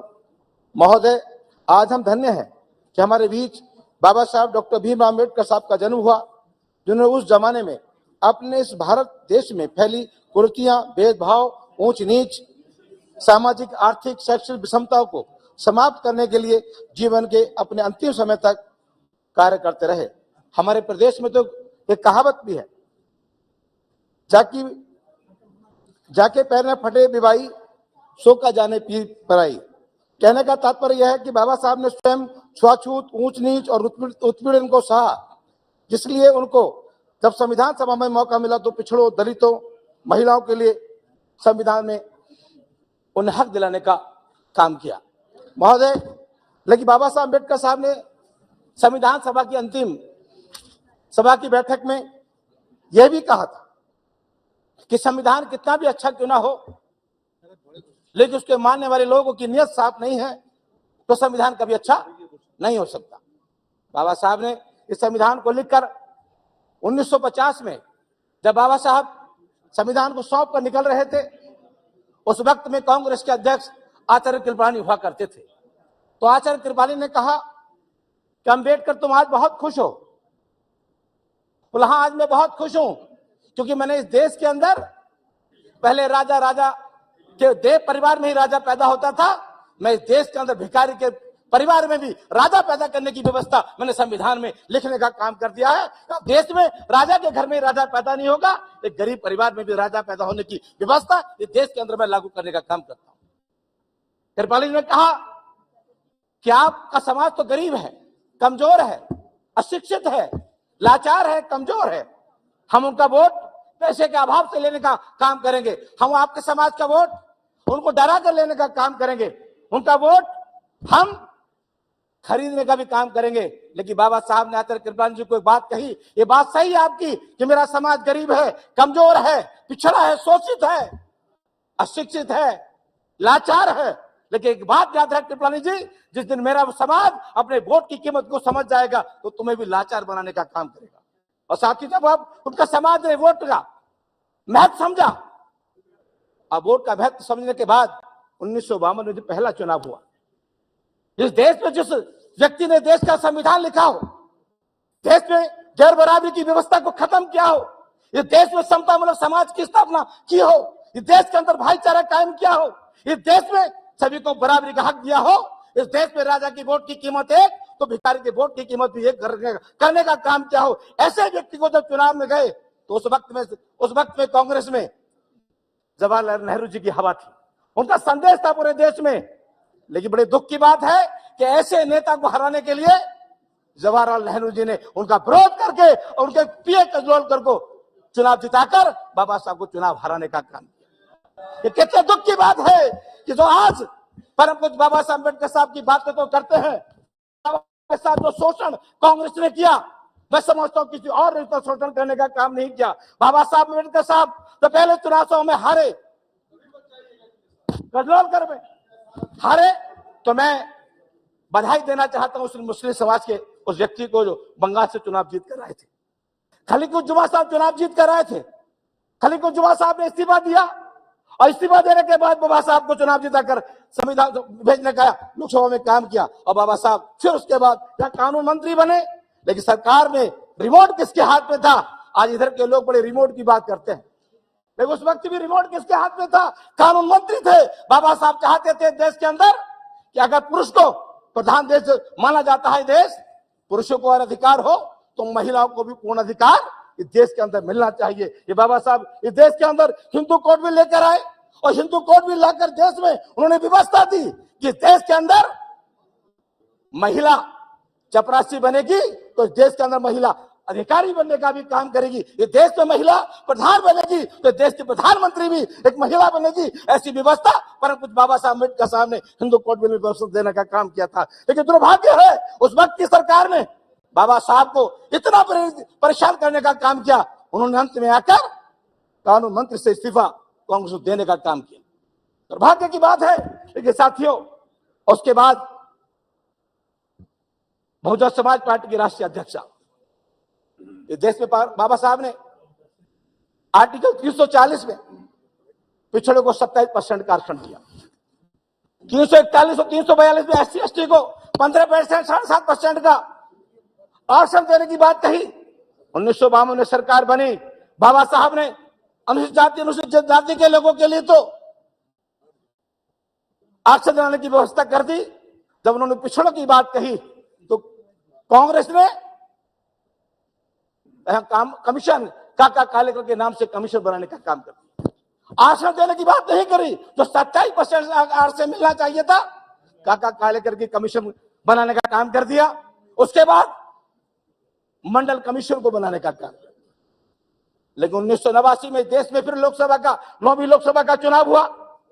उसमें बहुजन समाज पार्टी के राष्ट्रीय अध्यक्ष आदरणीय बहन कुमारी मैत्री जी, जिस जनपद से मैं चुनकर आया हूं, आदरणीय बहन कुमारी मैत्री जी उसी 89 में बहुजन समाज पार्टी की राष्ट्रीय अध्यक्ष लोकसभा 9वीं लोकसभा चुनकर आई। जब 9वीं लोकसभा में चुनकर आई उस वक्त में बीपी सिंह देश के प्रधानमंत्री बनने वाले थे, लेकिन उनके पास 3 वोटों की कमी पड़ रही थी, 3 सांसदों की कमी थी। माननीय काशीराम साहब से बहन कुमारी मैत्री जी आदरणीय बीपी सिंह जी मिले, उन्होंने कहा कि आप हमें 3 वोटों का समर्थन दे दो, पत्र हमें दे दो, इस देश के प्रधानमंत्री पे मैं पहुंच जाऊंगा। तो परम पूज्य बाबा साहब माननीय काशीराम साहब ने कहा ठीक है, बोले इसके बदले कोई मंत्री ले लो, मंत्री पद ले लो। बोले मुझे मंत्री पद नहीं चाहिए, मैं चाहता हूं इस देश में मेरी 3 मांगे, अगर इस बात अगर आप मांगेंगे तो मैं आपको समर्थन पत्र दे दूंगा। कि बड़ी खेद की बात है कि कांग्रेस के इतने लंबे समय से इस देश के अंदर कांग्रेस की सरकार ने नाचने वालों को, गाने वाले को, खेलने वालों को तो भारत रत्न की उपाधि सम्मानित करने का काम किया, लेकिन जिस व्यक्ति ने देश का संविधान लिखा उसे भारत रत्न की उपाधि सम्मानित करने का काम कांग्रेस ने नहीं किया। मैं चाहता हूं, मैं समर्थन आपको दे दूंगा, लेकिन आपको सबसे पहले परम पूज्य बाबा साहब अम्बेडकर साहब को भारत रत्न की उपाधि से सम्मानित करना पड़ेगा। बीपी सिंह जी ने कहा ठीक है, मैं आपकी शर्त को मानता हूं। दूसरी हमारी मांग है, ये देश धर्मनिरपेक्ष देश के नाम से जाना जाता है, इस देश में सबको बराबरी का अधिकार है, संविधान के तहत सबको बराबरी का हक है, ये देश सभी धर्मों का सम्मान करता है, इसलिए किसी भी धर्म को ये इजाजत नहीं कि दूसरे धर्म का शोषण इस देश के अंदर करने का काम कोई व्यक्ति करे।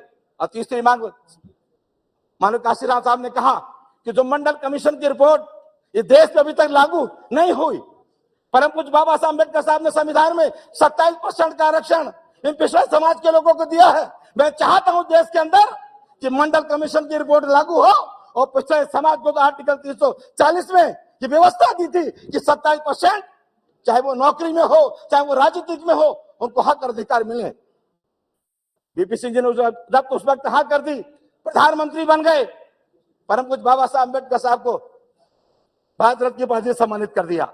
लेकिन जब मंडल कमीशन की रिपोर्ट को लागू करने की बात आई तो बीपी सिंह जी भी हीबा वाली करने लगे उन्होंने मंडल कमीशन की रिपोर्ट को लागू नहीं किया। माननीय काशीराम साहब ने कहा अगर आप मंडल कमीशन की रिपोर्ट लागू नहीं करोगे तो मैं कोर्ट के हाउस में धरना दूंगा।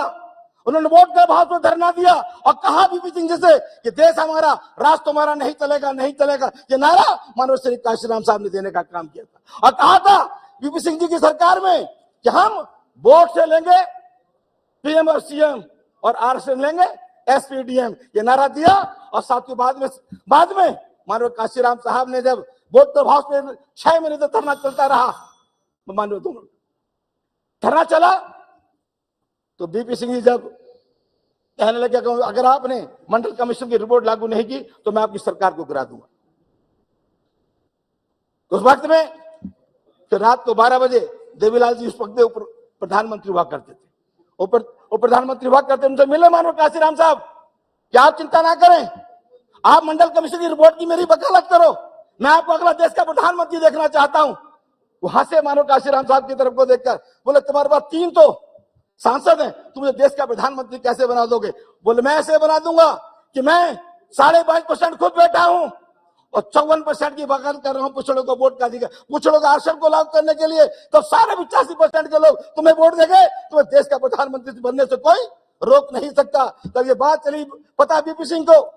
बीपी सिंह ने रात को 12 बजे माननीय प्रधानमंत्री जी ने अपनी कैबिनेट को बुलाया और देश के अंदर 27% का आरक्षण मंडल कमीशन की रिपोर्ट को लागू करने का काम किया। कांग्रेस चाहती इस मंडल कमीशन की रिपोर्ट को तो आज पिछड़े समाज के लोग तो बात करते हैं कि अगर पिछड़े समाज के लोगों को 27% का आरक्षण, चाहे वो हिंदू हो चाहे हमारे मुस्लिम भाई हो, 27% के आरक्षण की बदौलत तो आज नौकरी और जो पा रहे हैं, तो आज नगर निगम, नगर पालिका, जिला पंचायत अध्यक्ष, जिला पंचायत पे चुनाव जीत कर जा रहे हैं। ये किसी और की बदौलत नहीं, परम पूज्य बाबा साहब अम्बेडकर साहब के आर्टिकल 340 के 27% के आरक्षण की बदौलत ये लोग जीत कर जा रहे हैं। तो मैं चाहते ना कहते मानवर आपसे इतना कहना चाहता हूं, आज 75 साल इस देश की आजादी को हो गए हम लोग। कृपया समाप्त कीजिए। लेकिन दलितों के साथ जो बाबा साहब ने संविधान में व्यवस्था दलितों को दी थी, वो अभी भी वो अपने अधिकार से वंचित है। बड़ा दुर्भाग्य के साथ मैं कहना चाहता हूं कि राजस्थान का एक दलित समाज का युवक मुंह से रखना तो रखता है, उसकी हत्या कर दी जाती है। मध्य प्रदेश में दलित के ऊपर पेशाब करने की घटना घटित होती है।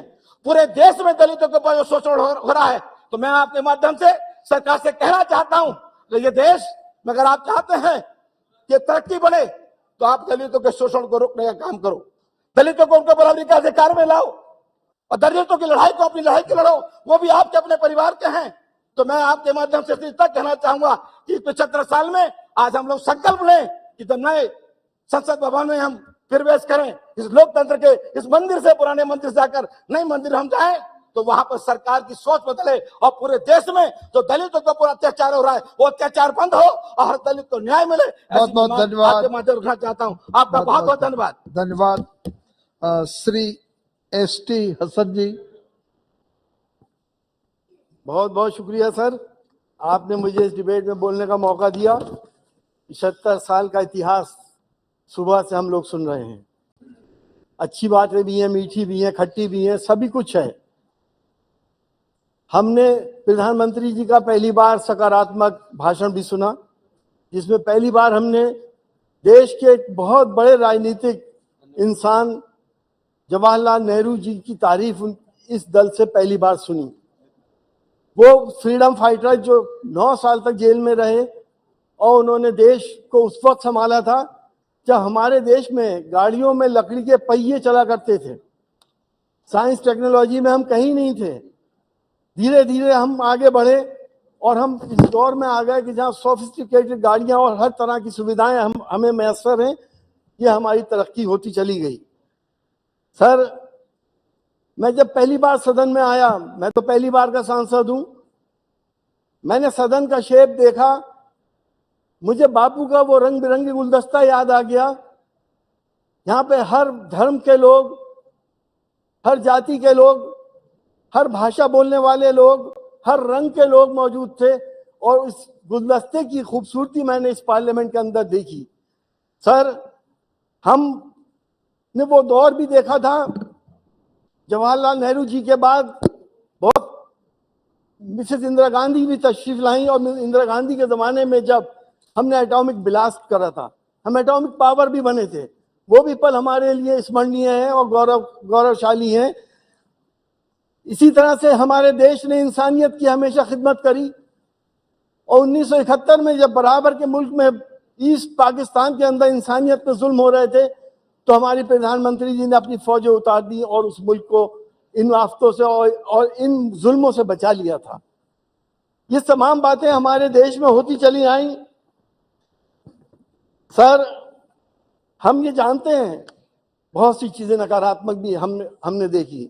इस 17वीं लोकसभा में हम आए, हमारे एक साथी हमारे साथ थे जो देश के नेता हैं, जिनको ऐसे ऐसे चार्जेस में फंसाया गया, जिनका नाम आजम खान साहब है, वो इसी हमारे कुलीग थे। कहीं मुर्गी चोर, कहीं बकरी चोर, कोई भैंस चोर, अब पता नहीं क्या क्या उनके ऊपर इल्जाम लगाया गया और आज भी उनको टॉर्चर किया जा रहा है। उस नेशनल लीडर के साथ ये सब कुछ हुआ और जब हमने अपने संरक्षक से शिकायत करी तो मुझे अफसोस के साथ कहना पड़ रहा है कि हमने अध्यक्ष जी को भी बहुत असहाय पाया। हमने प्रधानमंत्री जी से मिलने की कोशिश करी, हमें टाइम नहीं मिला। सर, प्रजातंत्र में ये परंपराएं हमारी समझ में नहीं आती कि प्रजातंत्र इस तरह से आगे बढ़ेगा या नहीं बढ़ेगा। हमने 17वीं लोकसभा में सर हमारे कुछ ऐसे बिल पास हुए, सीए आ गया, 3 तलाक का बिल आया, 370 को हटाया गया, जिससे हिंदुस्तान की दूसरी बड़ी आबादी मुसलमानों की दिल आजारी हुई। और इसका संदेश क्या गया देश के अंदर? संदेश ये गया कि किसी को हिजाब पे परेशानी होने लगी, किसी को नमाज पे परेशानी होने लगी, किसी को मस्जिद पे, किसी को मदरसे पे परेशानी होने लगी। क्या ये वही बापू का देश था जहां पे हम सब ने प्यार मोहब्बत से मिलके मंदिरों के तहखाने में एक तरफ नमाज पढ़ते थे, एक तरफ पूजा करते थे? हमने इस तरह से देश को आजाद कराया है जब हम एक थाली में खाना खाते थे। आज हम किस जगह पे आ गए कि यहाँ मंदिर ना हो, यहाँ मस्जिद ना हो, यहाँ अजान ना हो, यहाँ नमाज ना हो। अरे क्या पैदा करने वाला मेरा और है और आपका कोई और है? पालनहार क्या अलग अलग हो गए? सर, ये राजनीति बहुत खतरनाक दौर से गुजर रही है, देश के लिए बहुत खतरनाक है। अगर आज हमने ये नहीं समझा तो आगे आने वाला भविष्य हमारा अंधकार में है। हमें प्यार मोहब्बत से आगे बढ़ना पड़ेगा। हमने सर कानून पास करे। हम चाहते हैं कि हम इस लोकसभा से दूसरी लोकसभा में जा रहे हैं। हम चाहते हैं कि हमारा प्यार मोहब्बत, सांप्रदायिक सौहार्द, सर्वधर्म संभाव और वासुदेव कुटुंब फंडामेंटल पे हम आगे बढ़े, तभी हम दुनिया में महाशक्ति बन सकते हैं। हम नई पार्लियामेंट के अंदर सच चाहते हैं कि वुमेन रिजर्वेशन बिल आना चाहिए।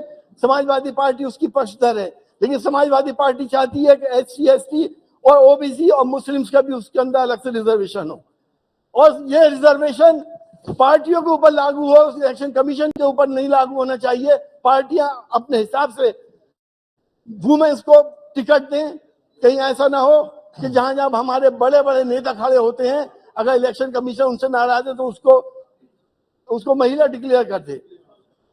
सर, हम चाहते हैं कि नई पार्लियामेंट के अंदर प्लेस ऑफ वर्शिप एक्ट को और स्ट्रेंथन किया जाए ताकि एक सांप्रदायिक सौहार्द बने।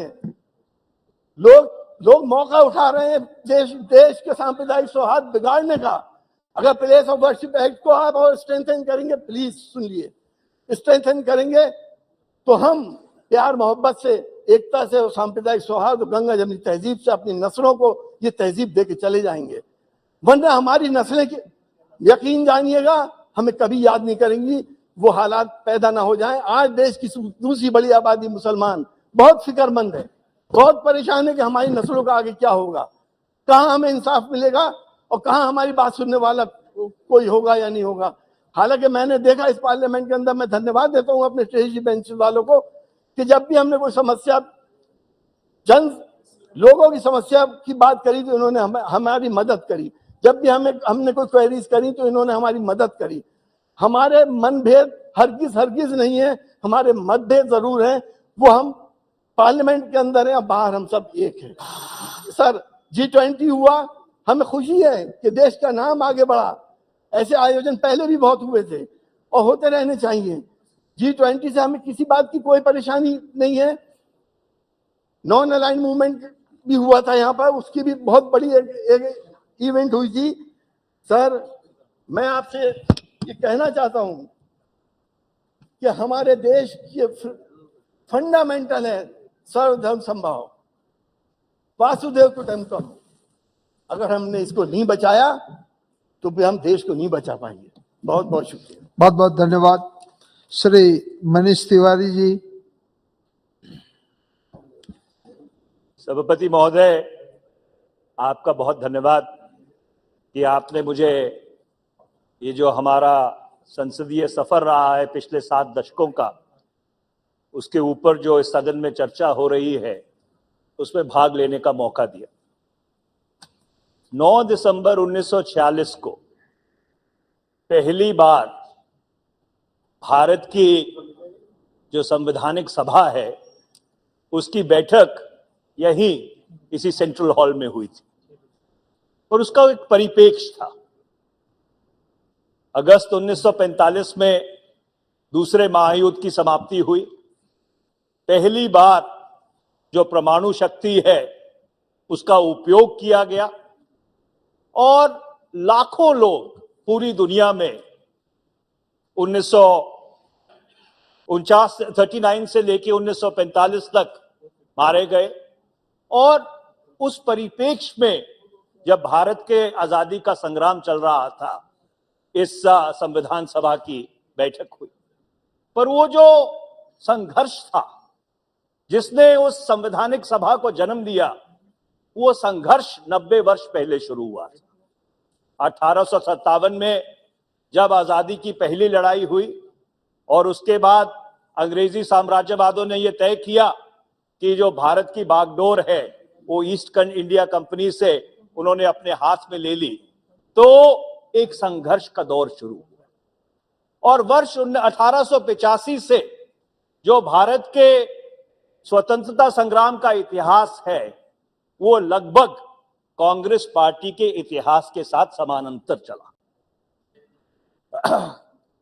निर्णायक मोड़ 1920 में आया, पहला महायुद्ध समाप्त होने के बाद, जब महात्मा गांधी जो दक्षिण अफ्रीका से लौट के वापस आए थे 1915 में, उन्होंने असहयोग आंदोलन, नॉन कोऑपरेशन मूवमेंट शुरू किया। उसके बाद 1930 में सिविल डिसोबीडियंस मूवमेंट हुई। 1942 में भारत छोड़ो आंदोलन हुआ और एक लंबे संघर्ष के बाद जिसमें लाखों भारतीयों ने अपनी कुर्बानी दी और जिस संग्राम का नेतृत्व भारतीय राष्ट्रीय कांग्रेस ने किया था, ये मुल्क 15 अगस्त 1947 को आजाद हुआ। पर उस आजादी के साथ साथ एक आपदा भी आई कि धर्म के नाम पर इस देश का विभाजन हो गया। और जब 14 अगस्त 1947 को यह संविधान सभा दोबारा से उसी सेंट्रल हॉल में मिली जहां पे पंडित जवाहरलाल नेहरू ने वो भाषण दिया था, इंडिया स्ट्राइव्स विद डेस्टिनी, तो भारत के संविधान के जो निर्माता थे उन्होंने ये बात तय की कि एक धर्म के आधार पर विभाजन के बावजूद जिस भारत का वो निर्माण करेंगे, उस भारत में चाहे किसी मजहब से, चाहे किसी जात से, चाहे किसी संप्रदाय से, चाहे गरीब हो चाहे अमीर हो, सबको बराबरी का दर्जा दिया जाएगा। और वो जो मूल भावना थी, उस मूल भावना को उन्होंने भारत के संविधान में पिरोया।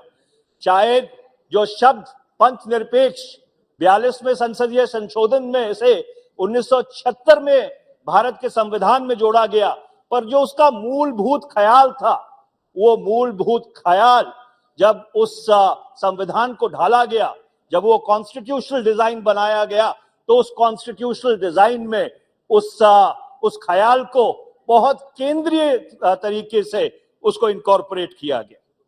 और जब हम संविधान की चर्चा करते हैं सभापति महोदय, तो बहुत सी धाराओं की चर्चा करते हैं, पर कई धाराएं ऐसी हैं जिन्होंने मूलभूत रूप से इस मुल्क का सुधार किया, वो बुनियाद रखी, और मैं उसका जिक्र करना चाहता हूं।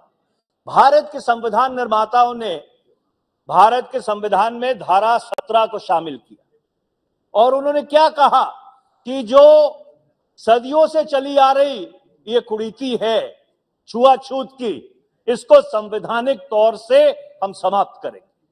उन्होंने धारा 18 को शामिल किया। धारा 18 ने क्या कहा कि ये जो राजाओं महाराजाओं की परंपरा है इसको हम समाप्त करते हैं। धारा 23 को उसमें इनकॉर्पोरेट किया, जिसने कहा कि ये जो बेगार है, जो लोगों से जबरदस्ती काम कराया जाता है, उस बेगार को हम समाप्त करते हैं। मैं इन धाराओं का जिक्र इसलिए कर रहा हूं क्योंकि जो सामाजिक असमानता है, जो सोशल इनइक्वालिटी है, जो आज भी हमारे मुल्क की सबसे बड़ी चुनौती है, सबसे पहले अगर किसी ने संवैधानिक तौर के उसको समाप्त करने की कोशिश की तो वो भारत के संविधान के निर्माता थे डॉक्टर बाबा साहब भीमराव अंबेडकर, पंडित जवाहरलाल नेहरू, सरदार पटेल, मौलाना अबुल कलाम आजाद और अनेकों ऐसे लोग जिन्होंने उस संवैधानिक सभा में बैठकर अपने विवेक से ऐसे संविधान की संरचना की जिसने सबको बराबरी का दर्जा देने की कोशिश की। उसके बाद जो सफर शुरू हुआ 1955 में protection of civil rights act इस सदन ने बनाया। उसके बाद आपके जो बैंकों का राष्ट्रीयकरण है कि सब लोगों को बैंकों का फायदा मिल सके, बैंकों का राष्ट्रीयकरण हुआ 1969 में। 1971 में जो राजाओं महाराजाओं की बची कुछ ही संपत्ति थी, जो प्रिवी पर्सेस थे, उसको समाप्त किया गया। उसके बाद जो शायद सबसे बड़ा क्रांतिकारी कदम इस सदन ने मरहूम स्वर्गीय प्रधानमंत्री श्री राजीव गांधी के नेतृत्व में लिया कि भारत के युवाओं पर उन्होंने भरोसा किया और जो मतदान की आयु सीमा थी वो 21 से घटाकर 18 वर्ष की। 1993 और 94 में ये जो हमारी संसदीय प्रणाली है, हमारा लोकतंत्र है, उसको और ब्रॉड बेस बनाने के लिए जो पंचायती राज से जुड़े हुए प्रावधान हैं वो भारत के संविधान में जोड़े गए। जहां पे पहले एक समय भारत का जो लोकतंत्र था वो 543 जो लोकसभा में सदस्य बैठते थे, 250 सदस्य राज्यसभा में बैठते थे और जो विधानसभाओं और विधान परिषदों में चुन के आते थे उन तक सीमित रह जाता था। संवैधानिक तौर पे ये सुनिश्चित किया गया कि लाखों लाख लोग जो हमारी पंचायती राज व्यवस्था है उसमें चुन के आए और उससे जो भारत का लोकतंत्र है उसको मजबूत किया गया। 2004 में आरटीआई का कानून, 2005 में आरटीआई का कानून, 2006 में मनरेगा का कानून, 2009 में निःशुल्क शिक्षा का कानून, 2013 में फूड सिक्योरिटी एक्ट, ऐसे कई क्रांतिकारी कदम इस सदन में उठाए गए और मुझे इसके कहने में गर्व है कि कई इन सब जो क्रांतिकारी कदम उठाए गए उन सब में अधिकतर तौर पर सर्वसम्मति से इस सदन ने उन कानूनों को पारित किया। ये भारत की जो लोकतंत्र है उसकी सही जो क्षमता है, जो सही उसकी शक्ति है, उसको दर्शाती है। मैं अपनी बात खत्म करने से पहले सभापति महोदय 2-3 बातों का जिक्र जरूर करना चाहूंगा। सुप्रिया सुले जी ने भी उन बातों का जिक्र किया था। ये दुर्भाग्यपूर्ण बात है कि 1952 से लेकर 1971 तक भारत की संसद लगभग 120 से लेकर 130 दिन साल में मिला करती थी। 1971 से लेकर वो जो समय है वो कम होता गया और ये लगभग घटकर 2014 तक लगभग 80 से 85 दिन तक रह गया और 2014 के बाद वो और घटकर 45 से 50 दिन तक रह गया। मैं आपके माध्यम से अनुरोध करना चाहता हूं कि जैसे इस सदन ने कानून पारित किया था कि किसी भी मंत्रिमंडल में 10% से ज्यादा लोग मंत्री नहीं बनेंगे, हमें एक कानून पारित करना चाहिए कि भारत की संसद लगभग 120 से 130 दिन हर वर्ष मिलेगी। और ये अधिक जरूरी है हमारी विधानसभाओं के लिए। कई विधानसभाएं ऐसी हैं जो साल में एक हफ्ते के लिए मिलती हैं। ये किस तरह का लोकतंत्र है? और इसलिए ये प्रावधान करना जरूरी है कि जो बड़े राज्य हैं उनकी विधानसभाएं 100 दिन तक मिले, जो छोटे राज्य हैं उनकी विधानसभाएं 75 दिन तक मिले। इसके साथ साथ अध्यक्ष महोदय, सर्वसम्मति से सदन में कानून पारित हुआ जिसको हम 10th शेड्यूल कहते हैं, जो एंटी डिफेक्शन लॉ। शायद समय आ गया है कि उस एंटी डिफेक्शन लॉ को भी दोबारा से हम अपने संज्ञान में ले, क्योंकि जो उसका मूलभूत उद्देश्य था, उसका मूलभूत उद्देश्य वो पूरा करने में असफल रहा है। जो पिछले कुछ वर्ष की घटनाएं हैं वो उसको बहुत साफ तौर पे प्रमाणित करती हैं। पर जो हमारी संसदीय प्रणाली में लोकतंत्र है उसके ऊपर उसका बहुत नकारात्मक असर पड़ा है। और आखिर में मैं यही कहूंगा कि सदन में जो सत्ता का दल है, सत्तारूढ़ दल है, उसका अपना एक स्थान है। ये सदन जरूर जो विधेयक सत्तारूढ़ दल लेके आता है उसको पारित करने में के लिए बना है, पर इसके साथ साथ इस सदन में विपक्ष का भी एक स्थान है। जो विपक्ष के मुद्दे हैं, जो इस देश के मुद्दे हैं, जो शायद जो भी सत्ता पक्ष में बैठा हो, हम भी वहां बैठते थे, आज ये बैठते हैं, कल घटनाक्रम क्या रहेगा, कभी कभी उनके अनुकूल नहीं होते। पर संसदीय प्रणाली हमारी तब मजबूत होगी अगर वो जो सत्तारूढ़ दल के लिए भी चीजें अनकंफर्टेबल हो, वो भी पूरी तरह से इस सदन में उसके ऊपर चर्चा होनी चाहिए। और मैं दुर्भाग्यपूर्ण बात है कि सितंबर 2020 से इस सदन में चीन के ऊपर एक बारी भी चर्चा नहीं हुई है, जो हमारे सामने सबसे बड़ी राष्ट्रीय सुरक्षा की चुनौती है। आखिर में मैं बस एक बात कह के अपनी बात समाप्त करना चाहता हूं, सभापति महोदय, ये सब 70 साल में संभव इसलिए हो पाया क्योंकि जो संविधान के असूल थे, संविधान की बुनियाद थी, जो उसकी मूल भावना थी, उसके प्रति हम पूरी तरह से समर्पित रहे। और जो संविधान निर्माताओं का ख्याल था, हमने उसके ऊपर पूरी तरह से खरे उतरने की कोशिश की। मैं ये आग्रह करना चाहता हूं कि इस देश में ये बहस बंद होनी चाहिए कि भारत का जो संविधान है उसकी जगह हम कोई और संविधान लेके आएंगे।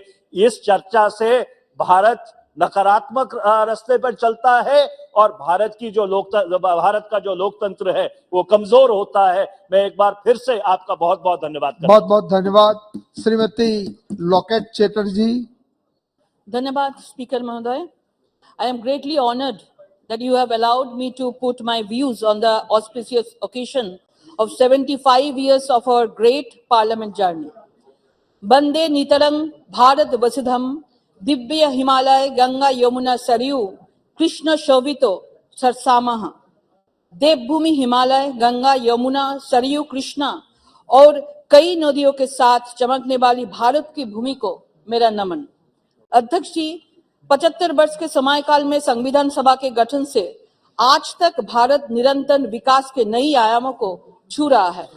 Days after Bharat overwhelmed the world by landing Vikram on the unexplored south pole of the moon, an achievement Modi ji monitored every moment. A big shining diamond was added to the crown of Bharat Mata when Bharat hosted G20 summit. G20 के इतिहास में पहली बार ऐसा हुआ कि किसी देश में 60 शहरों में 200 से ज्यादा सफल बैठक हुई, जो अपने आप में हिस्टोरिकल बन गया। अध्यक्ष जी, कभी इस देश की सत्ता पर बैठे लोग केवल एक परिवार की बात करते हैं, परंतु आज प्रधानमंत्री श्री नरेंद्र मोदी जी के नेतृत्व में भारत वसुधैव कुटुंबकम, जो सनातन धर्म का मूल संस्कार तथा विचारधारा है, उसका संदेश संपूर्ण विश्व को दे रहा है। Modi ji said, and I quote, India's successful moon mission is not India's alone. Our approach of one earth, one family, one future is resonating across the globe. We must know that Bharat is the first nation who has reached South Pole as no other country could have reached there. the able and effective leadership of our Prime Minister and his government could have made it possible. Atul Prasad Sen had written, Bharat abar jagot sabhay shreshto ashono lobe. Bharat will once again reclaim her seat in the world stage. Bharatvarsha সূর্যের এক নাম, আমরা রয়েছি সেই সূর্যের দেশে। आज वही सूर्य पर आप भारत आदित्य L1 लॉन्च कर सूर्य का अध्ययन कर रहा है। बहुत दुख की बात है, विपक्ष वाला जो लोग हैं इसको लेकर भी राजनीति करते हैं। मैं बस उनसे इतना कहूंगी कि आपके पड़ोसी मुल्क इसलिए खुश है कि उनके झंडे पर चांद है। आप लोग इस बात पर गर्व कीजिए, हमारा तिरंगा आज चांद पर है। विश्व के जो अब देश भारत आएंगे वो सपेरे का खेल नहीं देखेंगे, बल्कि स्पेस टेक्नोलॉजी में भारत के कद को बढ़ना देखेंगे।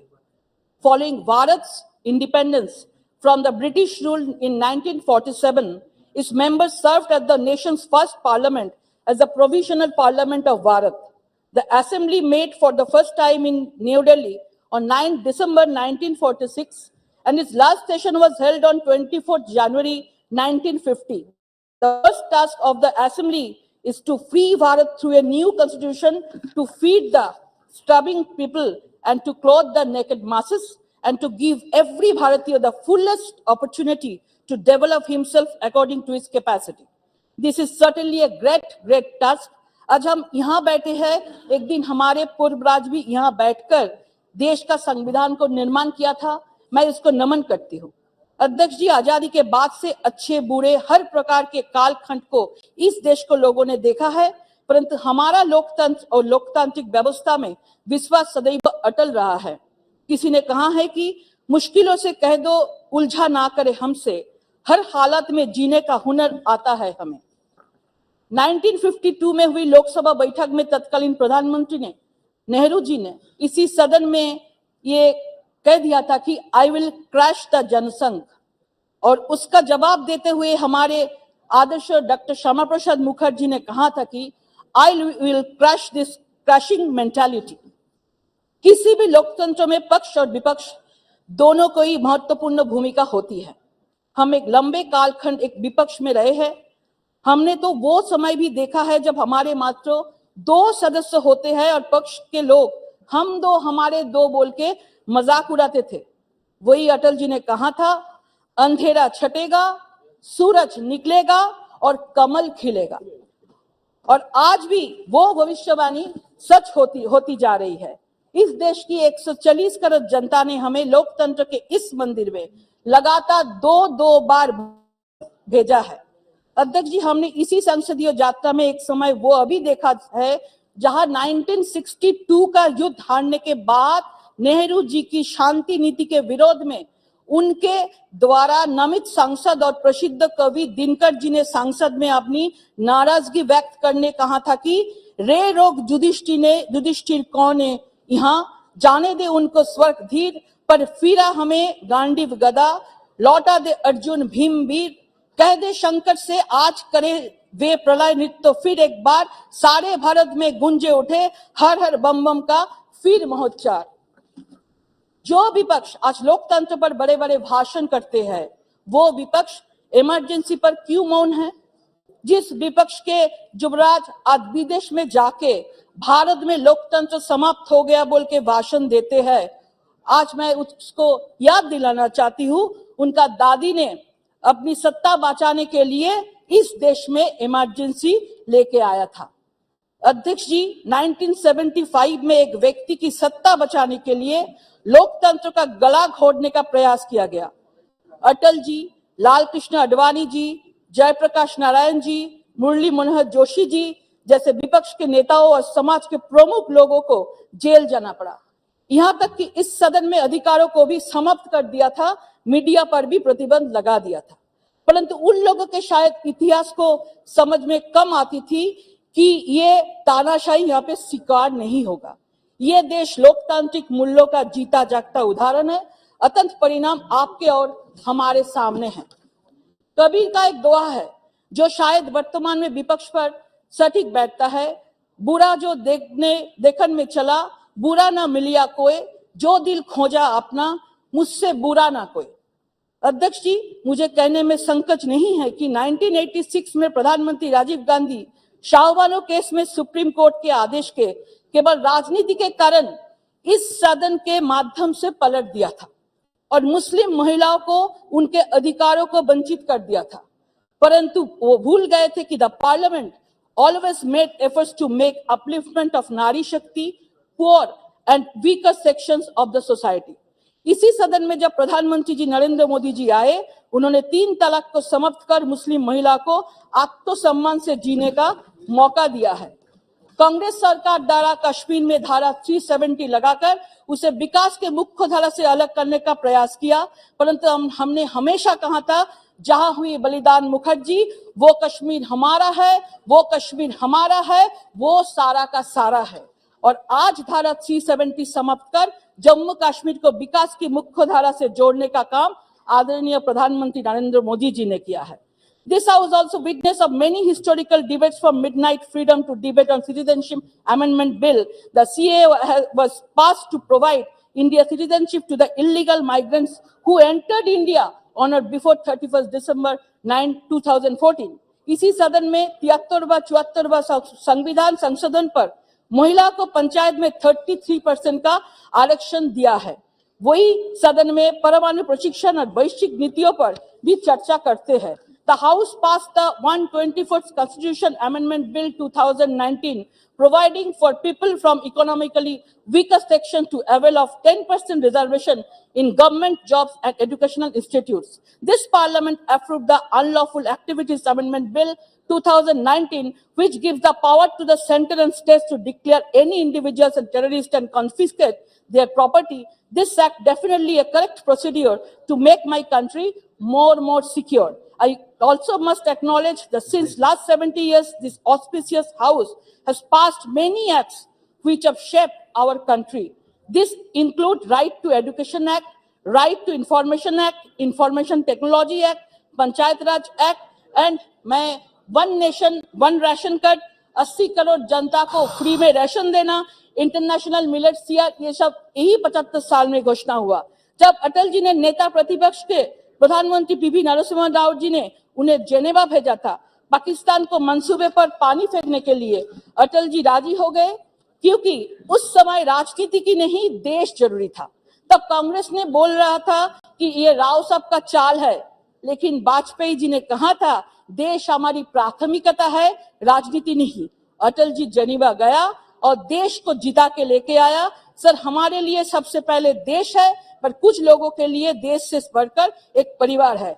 इसी सदन में देखा है कैसे 1971 में पाक से युद्ध के दौरान वैचारिक मतभेद होते हुए भी कैसे जब राष्ट्र की बात आए तो तब हमारे वरिष्ठ नेता, तत्कालीन नेता विपक्ष अटल जी ने सदन में माध्यम से इंदिरा जी का सरकार को समर्थन किया है। आज का ये विपक्ष समर्थन तो दूर की बात है, सेना के ऊपर भी प्रश्न चिन्ह रखते हैं।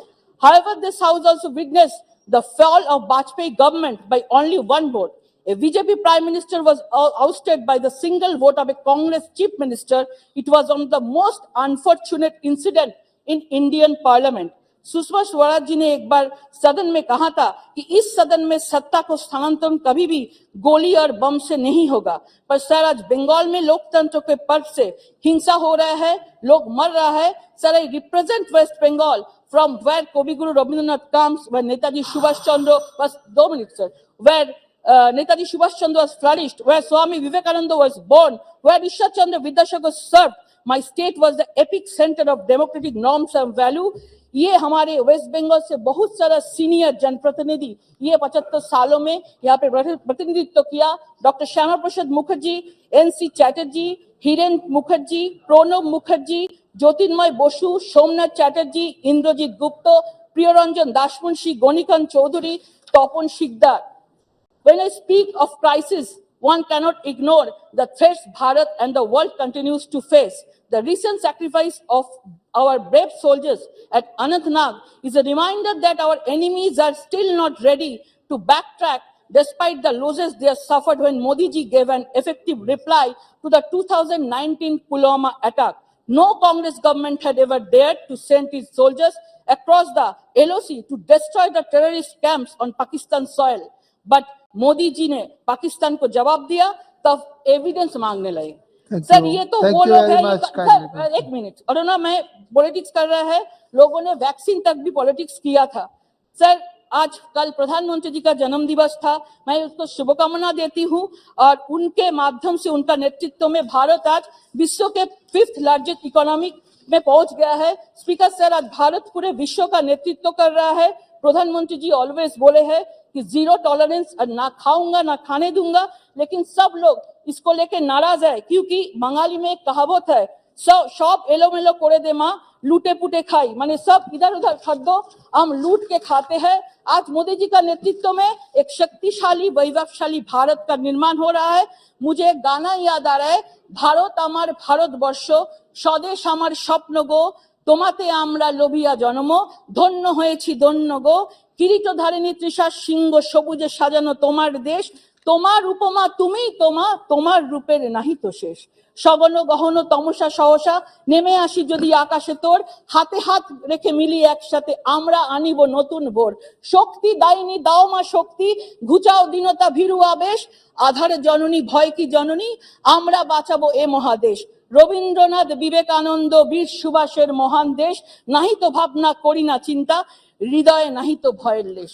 Thank জয় you very হিন্দ, much. বন্দে Thank you মাতরম, very much. भारत माता की जय। Shri Namo Nageshwar Rao ji. Thank you, Chairman, for giving this opportunity to speak on 75 years journey of this country in this house. आज के दिन में आखिरी दिन है, ये हाउस को छोड़ के हम लोग को नया बिल्डिंग में, नया पार्लियामेंट में जा रहा है। ये 75 साल में जो कंट्री को इंडिपेंडेंस मिलने के बाद 5 बिल्स ये हाउस में पास हुआ है। वो बिल्स का वजह से कुछ डेवलपमेंट भी है, कुछ तकलीफ भी है। इधर का लोग उधर हो गया, उधर का लोग इधर हो गया, मगर देश जो है ना एक तरह से आगे बढ़ रहा है। इस टाइम में हम लोग मॉर्निंग में ऑनरेबल प्राइम मिनिस्टर का भी जो स्पीच हम काफी अच्छी तरह से सुना है। वो भी इस मामला में एक देश को एक वादा देना चाहता है, आने वाला टाइम में हम लोग सब मिलके नया बिल्डिंग में नई तरीके से ये कंट्री को आगे ले जाने के लिए। और हम लोग पिछले हिस्ट्री अगर देखें तो जब जो राज्यांग निर्माता बाबा साहेब अम्बेडकर जी ने जो राज्यांग लिखा था, उस टाइम में जवाहरलाल नेहरू जी, सरदार पटेल जी, ये सब महान भाव लोग वो राज्यांग का वजह से वो डेमोक्रेसी आज तक चला है। वो चलने का जो मंदिर जो प्लेस है, ये प्लेस बन गया। उसमें अगर देखने से जो 75 साल में जो पहले जो स्पीकर था, जो बलवंकर साहब से लेकर अभी हम लोग ऑनरेबल स्पीकर ओम बिरला जी तक 17 लोगों को ये अवकाश मिला है। उसमें हमारा तेलुगु का फ्राइडे तेलुगु का भी 3 आदमी को 3 दफा हम लोगों को अवकाश मिला है। उसमें नीलम संजीव रेड्डी जी का, बाल योगी जी का और नीलम संजीव रेड्डी जी को 2 दफा अवकाश मिला है। उसी तरह से देखने से हम लोग का प्रधानमंत्री का भी जो पिछले 15 प्रधानमंत्री में ये हाउस में पीवी नरसिम्हा राव जी को हम लोग का तेलुगु का प्राइड है, तेलुगु का एक प्रधानमंत्री भी बन गया। ये तेलुगु प्रधानमंत्री जब बनने का टाइम में कंट्री का इकोनॉमी सिचुएशन जो है ना बहुत बैड था। उस टाइम में पीवी नरसिम्हा राव जी ने रिफॉर्म्स ले आने का वजह से अभी कंट्री ने इस तरह से जो है ना काफी आगे बढ़ रहा है। उसी को बाकी लोग भी आगे लेके जा रहा है। और ये जो नया मंदिर अभी जो हम लोग जो है ना न्यू पार्लियामेंट जब में कल जाने का है, हम लोग का ये डिमांड था, जो राज्यांग निर्माता अंबेडकर जी का उस टाइम में जो है ना उसी का वजह से ये जो कंट्री का डेमोक्रेसी में विभिन्न जाति का विभिन्न मत का इस तरह से 75 चलने का बाद अभी जो नया जो बिल्डिंग में जा रहा है उसको अंबेडकर जी का नाम लगाने के लिए हम लोग मांग किया था। अभी हम लोग हमारा तेलंगाना बनने के बाद उसी अंबेडकर जी का 125 फीट का स्टैच्यू भी जो है ना इंडिया में पहले स्टैचू हम लोग लगाया था 125 फीट का। हम लोग ये डिमांड को अभी भी कम से कम कल इसको अंबेडकर जी का नाम से बाबा साहब अंबेडकर जी का नाम ये अगर नया पार्लियामेंट में आने से उसमें अच्छा रहेगा बोल के हम लोगों का मांग है। उसका साथ अगर दलित का बारे में जो बात कर रहे हैं, पहले दफा हमारे जो तेलंगाना का में दलित बंधु बोल के एक फैमिली को 10 लाख रुपीस हम लोग दे रहा है, 10 लाख रुपए दलित लोगों को दे रहा है। वो भी एक थोड़ा ये करे। और आने वाले में अभी 75 साल में अगर हिस्ट्री अगर देखने से पिछले पार्लियामेंट में हम लोग को 150 डेज तक पार्लियामेंट चलता था। अभी ये बात को कहीं जो है ना हमारा साथ भी बताया था। आज के दिन में जो पार्लियामेंट का जो डेज गिरते 56 डेज तक आ रहा है, इसका बारे में भी थोड़ा देखना चाहिए। और उसका जो है हम लोग का इसी हाउस में कुछ बिल्स ऐसा बिल्स आया था, फार्मर्स का बिल, सब 2 मिनट, फार्मर्स का बिल्स आया था, फार्मर का बिल्स को पास भी किया है इसी हाउस में जो है फार्मर का बिल्स को भी वित्ड्रॉ किया है। This is the peoples power, people का पावर का वजह से ये सब हुआ है, ये भी जो है ना हम लोग जानना चाहिए। उसी तरह से हमारा डेमोक्रेसी का ब्यूटी, ये हाउस का ब्यूटी देखिए, 2 आदमी था बीजेपी का, 2 एमपी का बीजेपी आज के दिन में जो है ना देश को पाल रहा है। 2 नंबर से लेकर अभी जो है ना 10 साल से जो है ना ये जो कंट्री को चला रहा है। Kindly conclude. अच्छा, बहुत मेंबर से बोलने वाले उसी तरह से सब हमारा तेलंगाना का हमारा नेता केसीआर साहब जब आए था उस टाइम में 2 ही तो एमपी था, 2 एमपी होने के बाद भी इसी हाउस में फाइट करके इसी हाउस में जो है ना देश का सब लोगों को हमारा जो डिमांड को तेलंगाना बनाने का डिमांड को तेलंगाना को लोगों का इच्छा को सबको बोलने का बाद 2 एमपी होने का बाद भी तेलंगाना को जो है ना बना दिया था। यही हाउस में 2014 में एपी रीऑर्गेनाइजेशन एक्ट का बिल पास हुआ है, उसी का वजह से तेलंगाना बना है। वो तेलंगाना बनाने का वजह से आज के दिन में मॉर्निंग में तो ऑनरेबल प्राइम मिनिस्टर ने एक बात बता दिया था, but creating of Telangana left bitter memories, मगर ऐसा नहीं था। आज के दिन में तेलंगाना देश में नंबर 1 है, तेलंगाना सब में नंबर 1 है। 24 आवर्स फ्री करंट जो है ना दे रहा है, 24 आवर्स फ्री करंट तेलंगाना दे रहा है। तेलंगाना में पहले दफा पर एकड़ 10,000 का हिसाब से फार्मर को दिया है।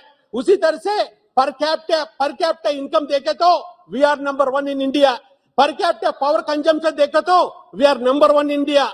दलित बंधु ऑलरेडी बोला है। उसी तरह से हमारा 33 डिस्ट्रिक्ट में 33 मेडिकल कॉलेजेस भी हम लोग लगाए। उस तरह से तेलंगाना हर एक चीज में आगे बढ़ रहा है। उसी का वजह से आने वाला टाइम में जो तेलंगाना का मॉडल को भी जो अच्छा है उसको लगा। बहुत धन्यवाद। आखिरी में हम यही बोलना चाहता है, जो वुमेन रिजर्वेशन का बिल बहुत दिन से पेंडिंग है, वो वुमेन रिजर्वेशन का बिल को जरूर जो है ना नया बहुत धन्यवाद तो उसको करें। एक ही पॉइंट है साहब, ओबीसी का रिजर्वेशन भी जरूर जो है ना ये 2 बिल को ये नया पार्लियामेंट में पहले सेशन में लेने से अच्छा रहेगा। Thank you chairman. Thank you. Shri Hasnain Masoodi ji, kindly 5 minutes में। You start with me, this honorable chairman. या अरे आप बैठिए, अरे kindly be seated. Honorable chairman, Parliament occupies key position in a democracy. It is therefore more than appropriate to sit up after 75 years of its journey and trace the high and low points of this journey. Sir, where there have been a number of achievements during last 75 years and important, significant steps in strengthening democracy, there have been low points as well. But as the House Savior, Jammu and Kashmir was not part of the country on 15th August 1947. Jammu and Kashmir in peculiar circumstances joined much after 2.5 months. That was on 27th October 1947. So there was it is this August House that gave special status to Jammu and Kashmir. And it was a decision reached with consensus, without any dissension, without any amendment to the proposal, and without any kind of reservations. Sir, under the Jammu Kashmir, with around 75% Muslim population and contiguity as regards Mountbatten Plan of 3rd June 1947 had to take a different direction. But for more than 70%. But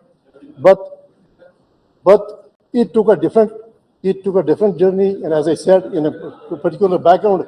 And our party, though not party to our Jammu and Kashmir National Conference, though not a party to the accession, but all the same did favor it, under the belief that it is better, the people of Jammu and Kashmir will be better off if they join a democratic country, a country having belief in secularism and in rule of law.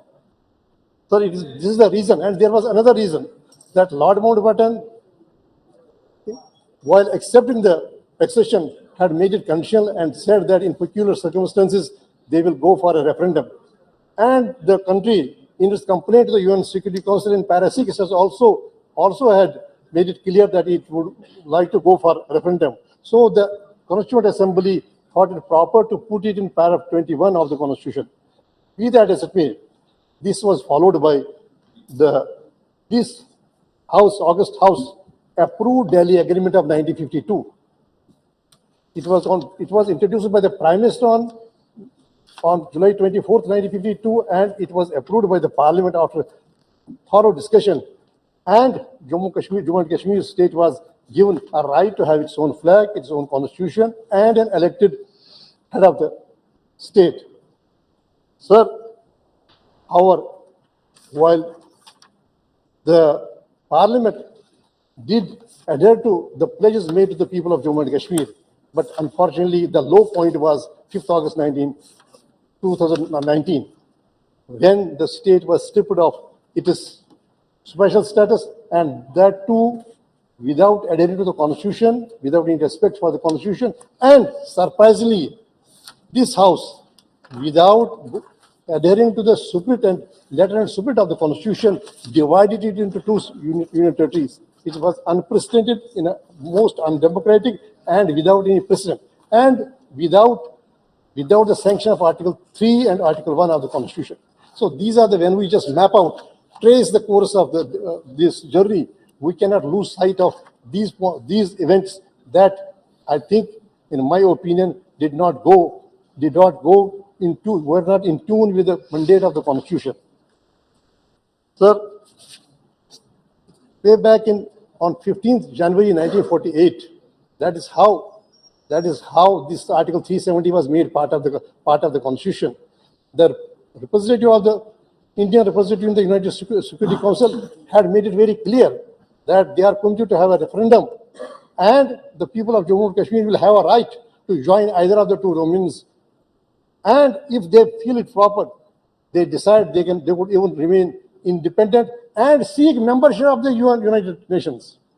So in that background, sir, the decisions taken on 5th August 2019 were not only undemocratic, unilateral, but were not in accordance with the Constitution.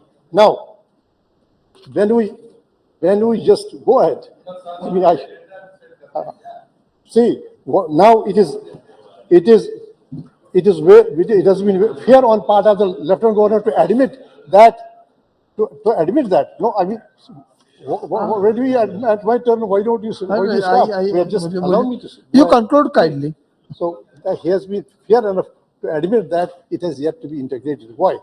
Because the time has shown what are the events that are taking place in Jammu and Kashmir.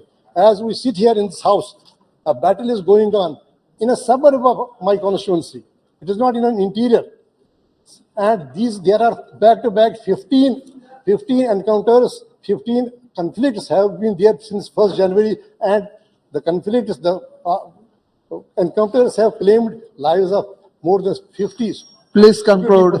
And the civilians. Sir, so we have not achieved anything by taking the decisions that were on 5th August. So this Parliament, this House, while taking those decisions, is under an obligation to go for an introspection. Thank you very And much. Second, just wait for 2 minutes. Give me 2 minutes, sir. Then We are having so many sir, members. no, just 2 minutes, sir. I Charchas- fully support the suggestions made by Madam Supriya ji and also. Thank you, Mr. Tiwari. Shri Chirag No, Paswan ji. Just 2 minutes. एक second. Within 2 minutes. Paswan ji, conclude in 1 minute. Within 2 minutes. Conclude. Chirag ji, एक second. Within 2 minutes. नहीं, conclude आप, conclude कीजिए. So there is, I mean, whatever is happening on ground demands a shift in approach, and the shift to.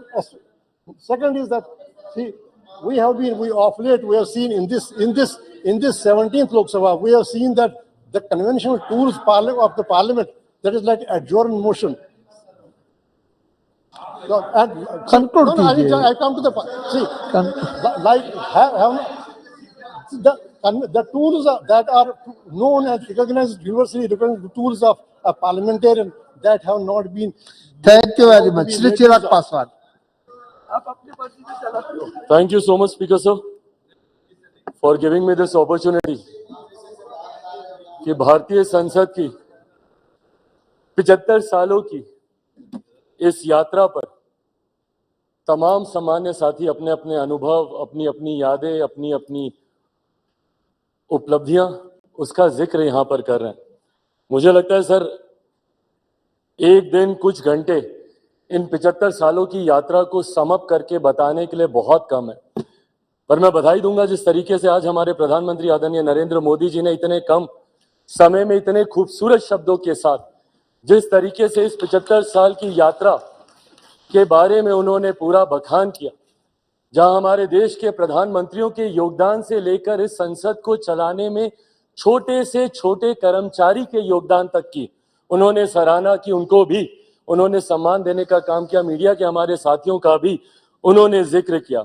यकीनन कई ऐसी यादें sir इन 75 सालों में रही हैं. सेकंड टाइमर मेंबर पार्लियामेंट हूं, युवा सांसद हूं. कंपैरेटिवली संभवतः मेरा अनुभव बाकियों से कुछ कम होगा, पर 9 साल का मेरा भी अपना अनुभव है. पर इन 9 सालों से ज्यादा सर मेरा अनुभव मेरे नेता, मेरे पिता आदरणीय रामविलास पासवान जी की वजह से रहा. बचपन से जब से होश संभाला, उनके माध्यम से इस संसद की कार्य प्रणाली को समझा, इस संसद की कार्य शैली को समझा, और जब पहली बार इस लोकसभा में आया तो उन्हीं का ही हाथ पकड़ कर आया.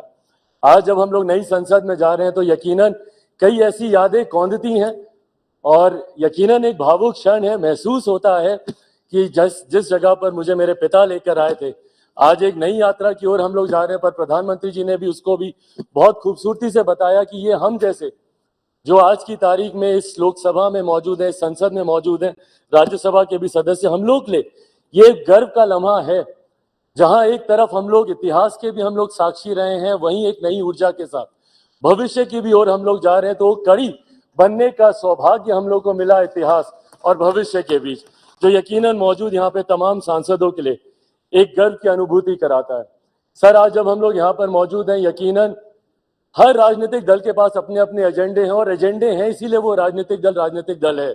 हर किसी ने अपनी अपनी बातों को रखा कि इस विशेष सत्र में ये चर्चा होनी चाहिए, वो चर्चा होनी चाहिए, ये मुद्दे आने चाहिए. यकीनन सर, मेरी भी पार्टी है, हम भी चाहते हैं कि कई विषय हैं जिसपे चर्चा होनी चाहिए. मैं युवा हूं, हमेशा इस बार का मैं पक्षधर रहा हूं कि भारत में एक युवा कमीशन का गठन होना चाहिए. एक नेशनल युवा कमीशन, एक नेशनल, एक राष्ट्रीय युवा आयोग का गठन किया जाना चाहिए, जहां पे युवा अपनी तमाम समस्याओं के साथ जाएं और अपना समाधान लेकर आए. भारत एक युवा देश है.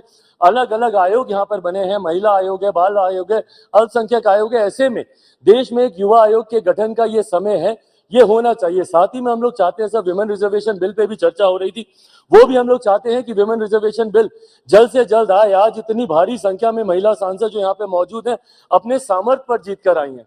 ऐसे में इनको किसी के सहारे की जरूरत नहीं है, बट विमेन रिजर्वेशन बिल आने से जरूर और बल मिलेगा और ताकत मिलेगी, उसका भी हम लोग समर्थन करते हैं. और साथ ही में लंबे समय से हम लोग की मांग रही है एक इंडियन जुडिशियल सर्विसेज को लेकर. हम लोग चाहते हैं कि एक जुडिशियल सर्विसेज का गठन हो, ताकि समाज के वंचित वर्ग से आने वाले लोग उस स्थान पर पहुंचे जहां से वो न्याय दिलाने की प्रक्रिया का वो हिस्सा बन सके, ताकि उनके साथ जो अभी तक भी रह रहकर भेदभाव या अन्याय होता है उसको दूर किया जा सके। पर इन तमाम विषयों को अलग अलग मंचों पे हम लोगों ने रखा है सर, ऑल पार्टी मीटिंग होती है वहां पर भी, पर हम लोग सिर्फ इन एंटिसिपेशन की क्या होगा, कहीं ना कहीं इस लम्हे की खूबसूरती को हम लोग खो रहे हैं। आज मैं बस यही आग्रह करूंगा कि कौन सा बिल आ रहा है नहीं आ रहा है, पर ये जो विशेष सत्र बुलाया गया है ये इतिहास और भविष्य को जोड़ने वाली कड़ी को लेकर बुलाया गया है। हम लोग का ध्यान यकीनन केंद्रित उस तरफ भी होना चाहिए ताकि इस लम्हे की खूबसूरती को हम ना भूल जाए। पूरा देश नजर लगाए इस पर, देख रहा है कि कैसे हम लोग यहाँ से दूसरी नई संसद में हम लोग जा रहे हैं। देश ही नहीं पूरी दुनिया देख रही है। और आज सर जब डॉक्टर बाबा साहेब भीमराव अंबेडकर जी के बनाए हुए संविधान के आधार पर तरीके से भारतीय संसद के 75 सालों का इतिहास रहा है, मैं उम्मीद ही नहीं पूरे विश्वास के साथ ये कह सकता हूं कि हमारे मौजूदा प्रधानमंत्री आदरणीय नरेंद्र मोदी जी के नेतृत्व में डॉक्टर बाबा साहेब भीमराव अंबेडकर जी के बनाए हुए संविधान के आधार पर ही हम लोग एक विकसित देश की हम लोग नींव रखने जा रहे हैं। और जो लक्ष्य है 2047 में विकसित देश के निर्माण का, उस लक्ष्य को हम लोग नई संसद से हम लोग जरूर अचीव कर पाएंगे। अंत में अपनी बातों को समाप्त करूं सर, मैं जरूर अपने क्षेत्रवासियों का धन्यवाद करूंगा। और मुझे लगता है हम सब यहाँ पर हैं भारत की जनता की वजह से, अपने अपने क्षेत्रवासियों की वजह से। मैं जमुई से आता हूं सर, मैं जमुई वासियों का धन्यवाद करूंगा। मेरे नेता, मेरे पिता अगर आज जीवित होते और यहाँ पर होते तो जरूर वो भी अपनी कर्म भूमि हाजीपुर का जिक्र करते। मैं पूरे अपने प्रदेश बिहार का और देशवासियों का धन्यवाद करूंगा जिन्होंने भारतीय संसद को इतना सशक्त, इतना मजबूत बनाया कि आज जब दुनिया भर के राष्ट्रीय अध्यक्ष आते हैं तो वो G20 जैसे इतने भव्य आयोजन को देखकर, जो हमारे प्रधानमंत्री जी के नेतृत्व में किया गया, उसको देखकर देश ही नहीं पूरी दुनिया बढ़ते विकसित भारत के बढ़ते कदमों की सराहना करती है। एक बार फिर से मैं प्रधानमंत्री जी का भारत को नई संसद देने के लिए उनका धन्यवाद करता हूं और यहाँ पर आपका धन्यवाद करता हूं कि आपने मुझे समय दिया। Thank you so much sir. धन्यवाद। Next speaker Shri E.T. Mohammed Basheer. Sir, thank you very much. Sir, it gives me immense pleasure in participating in this discussion pertaining to the parliamentary journey of 75 years. So firstly, my tribute to those who dedicated their life to get the freedom for us from the shackles of the British Empire. Similarly, sir, my salute to the memories of our forefathers who spent days and days for about 3 years in making our constitution and their work in the Constituent Assembly. Similarly, sir, this is the high time for an introspection, whether we have succeeded in realizing the dreams of our founder leaders and whether we did justice to their thoughts and aspirations.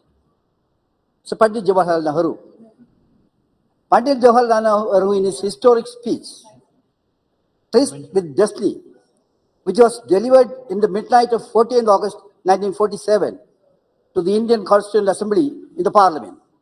I quote, "We are citizens of this great country on the verge of bold advance, and we have to live up to the high standard.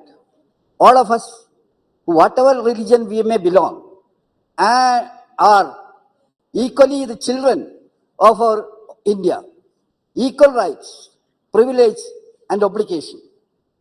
Sir, he also added, "We cannot encourage communalism or narrow-mindedness, for no nation can be great whose people are narrow in thoughts, in action." Sir, this is a mantra which a government can, whatever may be the government, this can be a mantra of the house. Similarly, sir, I would like to say, now, if you ask a question to our core heart, whether we are moving ahead to the truthful destination with all the politeness, I would like to say that the destination to which we are moving now is dangerous. I have got enough things to say, but I don't want to take all the details. Sir, contemporary Indian situation. Sir, what is happening in this country now? Constitution has become a silent spectator. We are doing anything according to our liking. Constitution is nothing. You have undermined the Constitution of India. Sir, atrocities against minorities with regard to their security, identity, and safety. All these things are repeating one after another. Discrimination and deprivation of SC, ST and marginalized section, that is also, sir, widening like anything. Human rights violation. Make this country ashamed before the world, sir. This morning, when the Prime Minister was speaking, he was saying the worldwide appreciation is there for India. World leaders, they all say many good things about India. We have to realize international bodies, other countries have also saying that human rights violations are taking place in a big way in India. That also needs to be considered properly. Sir, what is that we are doing? We are distorting the history, sir. That's an offense we are doing. Sir, what we are doing is, you are distorting the history according to your will and pleasure. You are distorting it and making it upside down, sir. Communal polarization, destruction of secularism, disrespect to the democratic principle happening with the blessing of the government. Sir, we have to realize we were always arguing for federalism. That also is suffering a lot. Selling out the wealth of the nation to big business tycoon. That also is taking place in this country, sir. Yes, We are, kindly give me 2-3 minutes. Because we are renaming the places and institutions, and we are forgetting or we are wiping out the names of the forefathers. Now, India controversy, Bharat. See, nobody is against Bharat, sir. What is wrong with India? This was there forever. But what I am asking is, if this India terminology give you any kind of sleepless nights, that's something different. There is no cure for that. That's another thing. Sir, we have agrarian crisis. In fact, government is not at all democratic way they are doing. Sir, new threat. A new threat. I will be taking only this point, sir. What is that new threat? Political parties and other system. You are threatening them, saying that enforcement agencies, investigation agencies, and things like that. I remember Mahatma Gandhi. Mahatma Gandhi said to British people, what he said. No, please. Yes, sir, I am coming to it. What he said, you can chain me. Mahatma Gandhi said, you can chain me. You can torture me. You can even destroy this body. But you will never imprison my mind. Thank So you. that was this. I am concluding. So what I am asking is, another thing, last point is that, sir. Now a new threat. What is that? Encroachment on this challenge against this freedom of expression. So what is happening? Freedom of expression is the strongest pillar as far as the constitution is concerned. Sir, what is happening in that? If a man speak, a political leader speak something against the government, then the government says that you will be under prison. How many journalists are languishing in Indian jails? That also may kindly be Thank you very much. considered. So Next. that is the thing. Sir, I would like to say that. Conclude, please. This government, you are spoiling the democratic principle. You are far away from the democratic principle. But you are very close to the draconian kind of administration. I would like to conclude with saying that you have to correct your mistake. You are doing a lot of injustice for this great country. With this few words, sir, I conclude. Thank you. Thank you very much. Thank you. Thank you. Mr. Harsimat Kaur Badal ji. Thank you, sir. Sir, I stand here today on the 75th year of our democracy in this parliament, probably the last day in this August House, in the four walls of this August House. I stand here as a woman that represents 50% of your population. I come from a minority community, which is only probably 1.7% of the total 20% of the minority community. And I represent the backbone of this nation, the farming community, coming from the state of Punjab, which brought around the Green Revolution and fed the millions of hungry and needy people for the last 50 years of this country since its freedom. Sir, I would also like to say that this small community made the largest sacrifices for our freedom struggle. It may be a small community, but this brave community that fought the battle for the freedom struggle, where the highest number of people to reach Kala Pani was from Punjab, the highest number of hangings were of the Punjabis. It was on the borders of Punjab, really, that the division of the country took place. So the largest suffering, then the largest bloodshed that took place to ensure this freedom was on the borders of Punjab. But sir, I would like to go back to even beyond this. 350 years ago, sir, our ninth Guru, Shri Guru Tegh Bahadur Sahib, known as the Hind Ki Chadar, the only example in the world where an individual of one community walked all the way to Delhi to get martyred, to sacrifice himself to save a minority community, the Kashmiri Pandits of Kashmir. So this example in itself is one of its kind.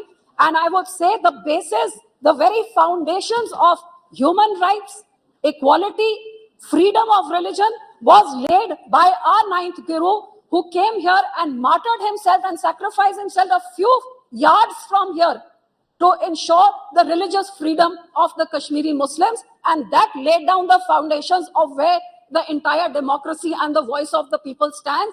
And after that, his grandsons, aged 9 and 7, were bricked alive, fighting for saving and living by their own religion for religious freedom.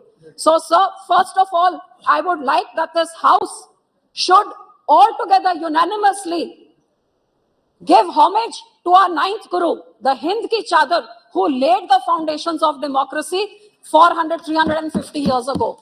And it would be befitting, sir, if this government would actually dedicate this old parliament as we shift to the new parliament to Hind Ki Chadar, so that the teachings of our ninth Guru may be followed in the times to come.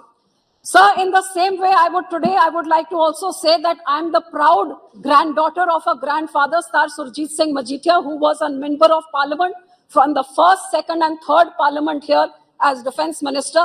And after that, sir, I had the honor of being the daughter-in-law of Sir Prakash Singh Badal, who was in the 6th parliament here, and someone who walked on the ideals of our great gurus and for parliamentary democracy in true letter and spirit. More powers to the state and inclusiveness, sarbat ka bhala, as what our religion preaches, is what Sir Prakash Singh Badal's life was about, who led the first battle against emergency, which was the biggest dictatorship since Indian freedom. And he led the fight against emergency to lead the first morcha to court arrest. And for 19 months he spent in jail and was the last one to leave the jail during emergency, making this fight for democracy his personal fight. And his entire life was dedicated towards more powers to the state and strengthening the federal structure. So today I also take this opportunity to salute both these men. And I would say that they have been a role model in inspiring what parliamentary democracy stands for.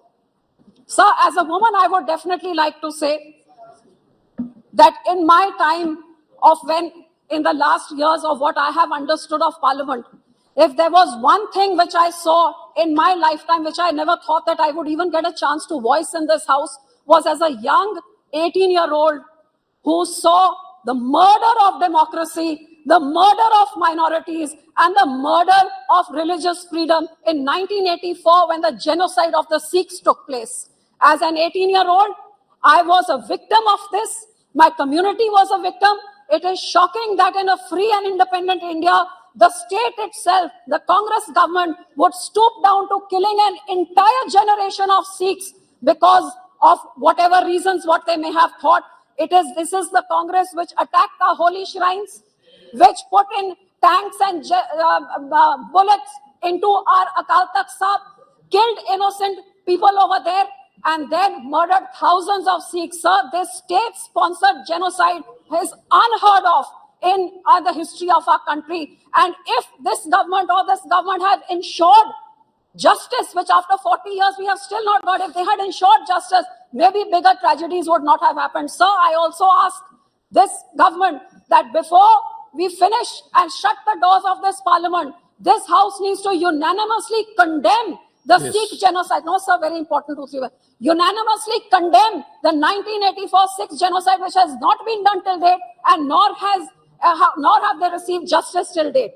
Sir, secondly, I would like to point out that women reservation bill must come in. Sir, in our first parliament, in the first Lok Sabha, sir, there were 46%, there were 24 women, sir. And today in the 17th parliament, there are only 78%. Yes, madam, now please. Sir, just 2 minutes, very Just- important, 2-3 points, sir. Sir, in the first election of our country, 46% women turnout, and now 67, even more than the men. How can women issues be addressed if there is not proper representation? I demand women reservation, sir. Yes. If it is not enough women, that is why it takes a Nirbhaya to bring in strong laws. That's why our women wrestlers who bring laurels to the country have to fight for months to get justice. And that is why a horrific Manipur incident of atrocity on a women, a no confidence motion has to come in to make this government speak. I think, sir, more women are needed in this parliament. Thank you very and much. Sir, lastly, I would like to say, for the farmers which I represent, which feeds this entire nation, sir, it is time we stop making hollow promises about doubling farmer income. But it's time that we ensure that that farmer, I come from the state which has fed this nation. Sir, today the farmer has lost his water. His ground is contaminated. yes, So he Venkatesh. cannot feed his children. He cannot educate his children. Yes, not there. He cannot have health Shri benefits. K. Sir, 2 minutes. Subrayan. Sir, 2 minutes, sir. No, please, Sir, no, please, Sir, please. just 1 second. No, already you have to Sir, take I'm more than 8 concluding. I'm minutes. concluding, sir. Sir, today, आज हमारे किसान के पास sir ना तो उसके लिए health के लिए इलाज के लिए पैसे, ना बच्चों को पढ़ा सकता है. आज मौसम के करके उसका इतना बुरा हाल है, वो खुदकुशी कर समाप्त रहा कीजिए, है. please. सब कुछ ना कुछ ही किसानों के बारे में सोचा जाए. उनको इस भद्दर हालत में 75 साल के बाद डबल फार्मर इनकम का स्लोगन नहीं, लेकिन उनके जेब में कुछ पैसे पहुंचे ताकि वो भी आत्मसम्मान से ये नए भारत में Yes, Subrayan ji. आत्मनिर्भर होके अपने खानदान का वो ख्याल रख सके. Thank you very much, Shri K. Subrayan. ஜனநாயக அரசியல் அமைப்பின் 75 ஆண்டு கால அனுபவங்களை பரிசீலிக்கின்ற நிகழ்வாக இது நடந்து கொண்டிருக்கிறது. தேசிய விடுதலை இயக்கத்திலும் தேசிய விடுதலைக்கு பின்னர் இந்திய வளர்ச்சியிலும் பெரும் பங்காற்றிய இந்திய கம்யூனிஸ்ட் கட்சியின் சார்பில் நான் சில கருத்துக்களை சொல்ல விரும்புகிறேன்.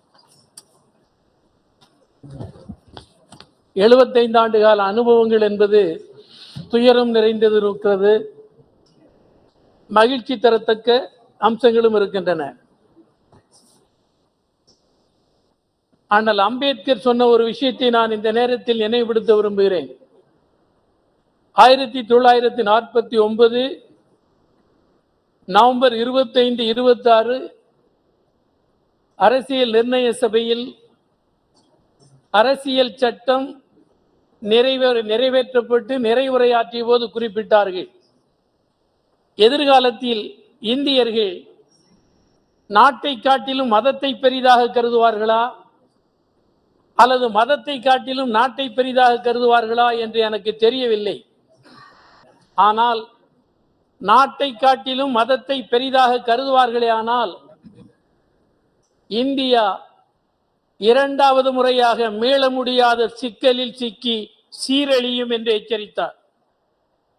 அந்த எச்சரிக்கையை இந்த 75 ஆண்டு கால அனுபவங்களில் கடந்த 9 ஆண்டு காலம் ஏற்பட்டிருக்கிற அனுபவம் என்பது துயரம் நிறைந்ததாகும். மதிப்புமிக்க உயிர்கள் பலவற்றை கொடுத்து பெற்ற விடுதலை இன்றைக்கு கேள்விக்குறியாக்கப்பட்டு விட்டது. நாடு என்பது வெறும் வகுப்பறைகளில் தொங்குகிற மேப்பில் இல்லை, நாட்டு மக்கள் தான். 120 கோடி மக்களின் ஒட்டுமொத்த நலனை பிரதிபலிக்க வேண்டும். 140 கோடி மக்களின் நலனை பிரதிபலிப்பதுதான் தேசத்தின் நலனை பிரதிபலிப்பதாகும்.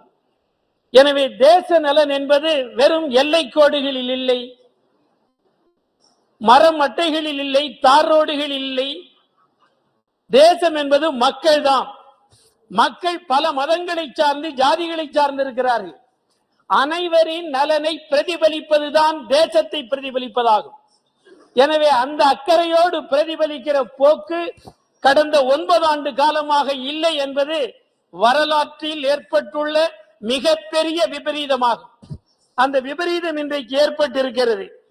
அதற்குரிய பல்வேறு காரணங்களை நான் விரித்து சொல்ல வேண்டும், ஆனால் நேரம் இல்லை.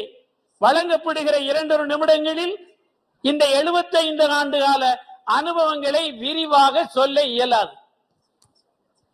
எனவே 2 விஷயத்தை மட்டும் நான் சொல்லி விடைபெற விரும்புகிறேன். முக்கியமான ஒரு விஷயம், இந்த 75 ஆண்டுகளில் திட்டமிட்டு ஜனநாயக அரசியல் அமைப்பு தகர்க்கப்படுகிறது. ஜனநாயகத்தின் பெயரால் ஆட்சிக்கு வந்துவிட்டு ஜனநாயக அரசியல் அமைப்பை தகர்க்கிற போக்கு நீடிக்கிறது. இந்த போக்கு ஆபத்தானதாகும். அதே மாதிரி நாடாளுமன்ற முறையை படிக்கட்டுகளை மண்டியிட்டு வணங்குவதால் நாடாளுமன்றம் வளர்ந்து விடாது. நாடாளுமன்ற உள்ளடக்கத்தை காப்பாற்றுகிற ஆட்சியாக இந்த ஆட்சியாளர்கள் இல்லை. இவர்கள் நாட்டை நேசிக்கவில்லை, நாடாளுமன்ற முறைகளை நேசிக்கவில்லை, வெறும் தோற்றங்களை மட்டுமே வெளிப்படுத்திக் கொண்டிருக்கிறார்கள். எனவே தேச நலனை பிரதிபலிக்கவில்லை, நாட்டு நலனையும் பிரதிபலிக்கவில்லை, நாடாளுமன்ற முறைகளையும் காப்பாற்றவில்லை, ஜனநாயக மரபுகளையும் காப்பாற்றவில்லை, அரசியல் சாசனத்தையும் காப்பாற்றவில்லை.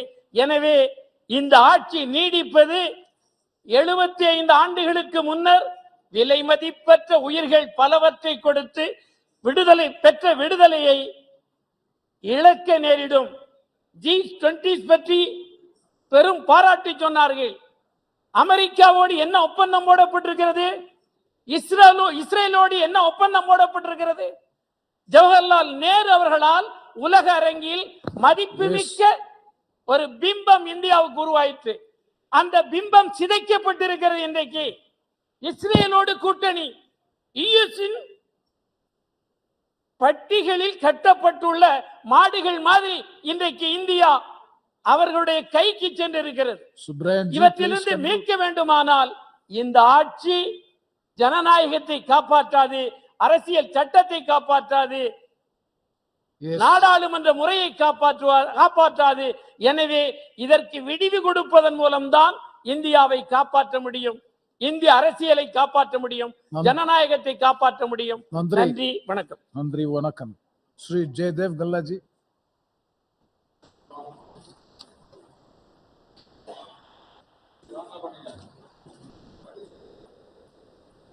Sir.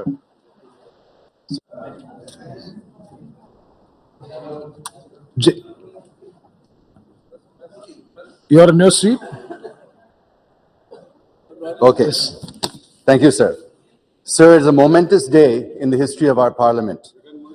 It was a historic day that this house, which witnessed our freedom struggle, witnessed India's tryst with destiny, witnessed the creation of the Indian Constitution, and is now witnessing as we are bidding adieu to this great house, sir. As members of parliament, we have dedicated ourselves to serving our beloved nation. Over the past 7 decades, as the Honorable Prime Minister has noted, more than 8,500 members have tirelessly served our mother India within these hallowed halls. It's worth noting that many of these dedicated individuals hail from Andhra Pradesh as well. On this solemn occasion, I wish to pay my heartfelt respects and express my profound gratitude to each of them for their unwavering service. Sir, I'm here to serve my second term, extending my services to the people of my constituency, state, and country. It would be remiss of me not to mention a towering figure in Indian politics, the great Gandhian, the legendary freedom fighter, Professor Acharya N.G. Ranga. He served as a member of the Central Legislative Assembly from 1930 onwards, and as a member of the Indian Parliament since independence until 1991. Professor Ranga achieved the remarkable feat of 60 years of service in this House, starting with the Constituent Legislative Assembly in 1930, and 50 years as a parliamentarian, earning him a place in the Guinness Book of World Records. Many of you have seen his statue at building gate number 4 of this Parliament House. Sir, Professor Ranga was an inspiration to generations of politicians, including my own grandfather, Sri Paturi Rajgopal Naidu, a freedom fighter and 2-time member of Parliament during the 6th and 7th Lok Sabha. Another great leader from the state of Andhra Pradesh that I should mention here is Sri GMC Balayogi, who served as a speaker for the 11th and 12th Lok Sabha and who was elected unanimously and served with distinction. I take this opportunity to pay my humble tributes to them and to all the other leaders from erstwhile and current state of Andhra Pradesh. Sir, I feel 7 decades journey in the history of any nation is too short a period. But in this short period, we have shown the world what we are capable of. We have proved to the world, particularly the British, who wished India to become a failed state, that Bharat is second to none in every respect. We have proved and demonstrated to the world, the recent example being the G20 summit, that India's civilization, culture, philosophy, and more than anything else, the concept of Vasudhaiva Kutumbakam cannot be destroyed. We could achieve these in spite of being home to almost every single religion in the world, and also to a vast array of diverse cultures, languages, syncretic heritage with rich history of democracy and non-violence. Sir, today's occasion is not to score brownie points. Today's occasion, I feel, is to remember our achievements, successes, experiences, and where we have faltered, and address them through the current discussion. It is also our duty to express what lessons that we have learned from our past mistakes and give inputs for making this country great again. Sir, as Modi ji rightly says, that every government, every PM contributed towards the growth, progress, and development of the country. The degree of pace, commitment, and resolve might be different, but everyone contributed whatever they could for the sake of the country. So on this historic occasion, I remember all those great leaders, and I pay tributes on behalf of my Telugu Desam party and on my own behalf. But I would also like to highlight that it was during this period that the bifurcation of Andhra Pradesh was enacted. Sir, this parliament, as the Honorable Prime Minister said in the morning, is a sacred institution, and whatever promise it makes will be sacrosanct. But the commitments made in the AP Reorganization Act and on this floor are yet to be fulfilled, sir. Even the special category status, which was promised on the floor of this House, has not been implemented till date. I only pray that these sacred promises are implemented without any further delay. Sir, the new capital of Andhra Pradesh is in doldrums. Nobody knows what is the capital of Andhra Pradesh today. The farmers of Amaravati, who have been given more than 33,000 acres of land, are on a dharna for nearly 4 years. I wish and pray that Amaravati will remain as the sole capital of AP and that government of India should intervene and do the needful in this regard. Sir, from 2014, under the leadership of Honorable Prime Minister Shri Narendra Modi ji, there have been many initiatives that have been introduced aimed at making India Atmanirbhar and positioning it as a global power. Of the many achievements over the past 9 years, I would rate financial inclusion through Jan Dhan Yojana as the most successful achievement, which helped inclusive growth and reduced corruption, which otherwise, as per Shri Rajiv Gandhi, only 15 paisa used to reach the beneficiary. Yes, Jaydev Gallaji. Sir, just give me Please. few more minutes, sir. There are some very important points I want to make. The second is Ujjwala Yojana, which helped 10 crore women escape from the cooking with firewood, coal, dung, cakes, etc., instead of using safe, clean environment-friendly LPG. So I'll skip to the end, sir. Sir, my party, the Telugu Desam Party, has played a pivotal role in this country's politics and growth. Both Shri NTR and Shri Chandrababu Naidu Garu played key roles in molding and shaping both the National Front and the United Front governments. Sir, you may recall that when Shri Vajpayee returned to power in 1999, after having lost the no-confidence motion, the TDP with 29 MPs in the Lok Sabha was the strongest partner of the NDA. And during that government, many key reforms, such as banking sector reforms, telecommunication reforms, aviation reforms, the Golden Quadrilateral Project, the National Highway Development Project,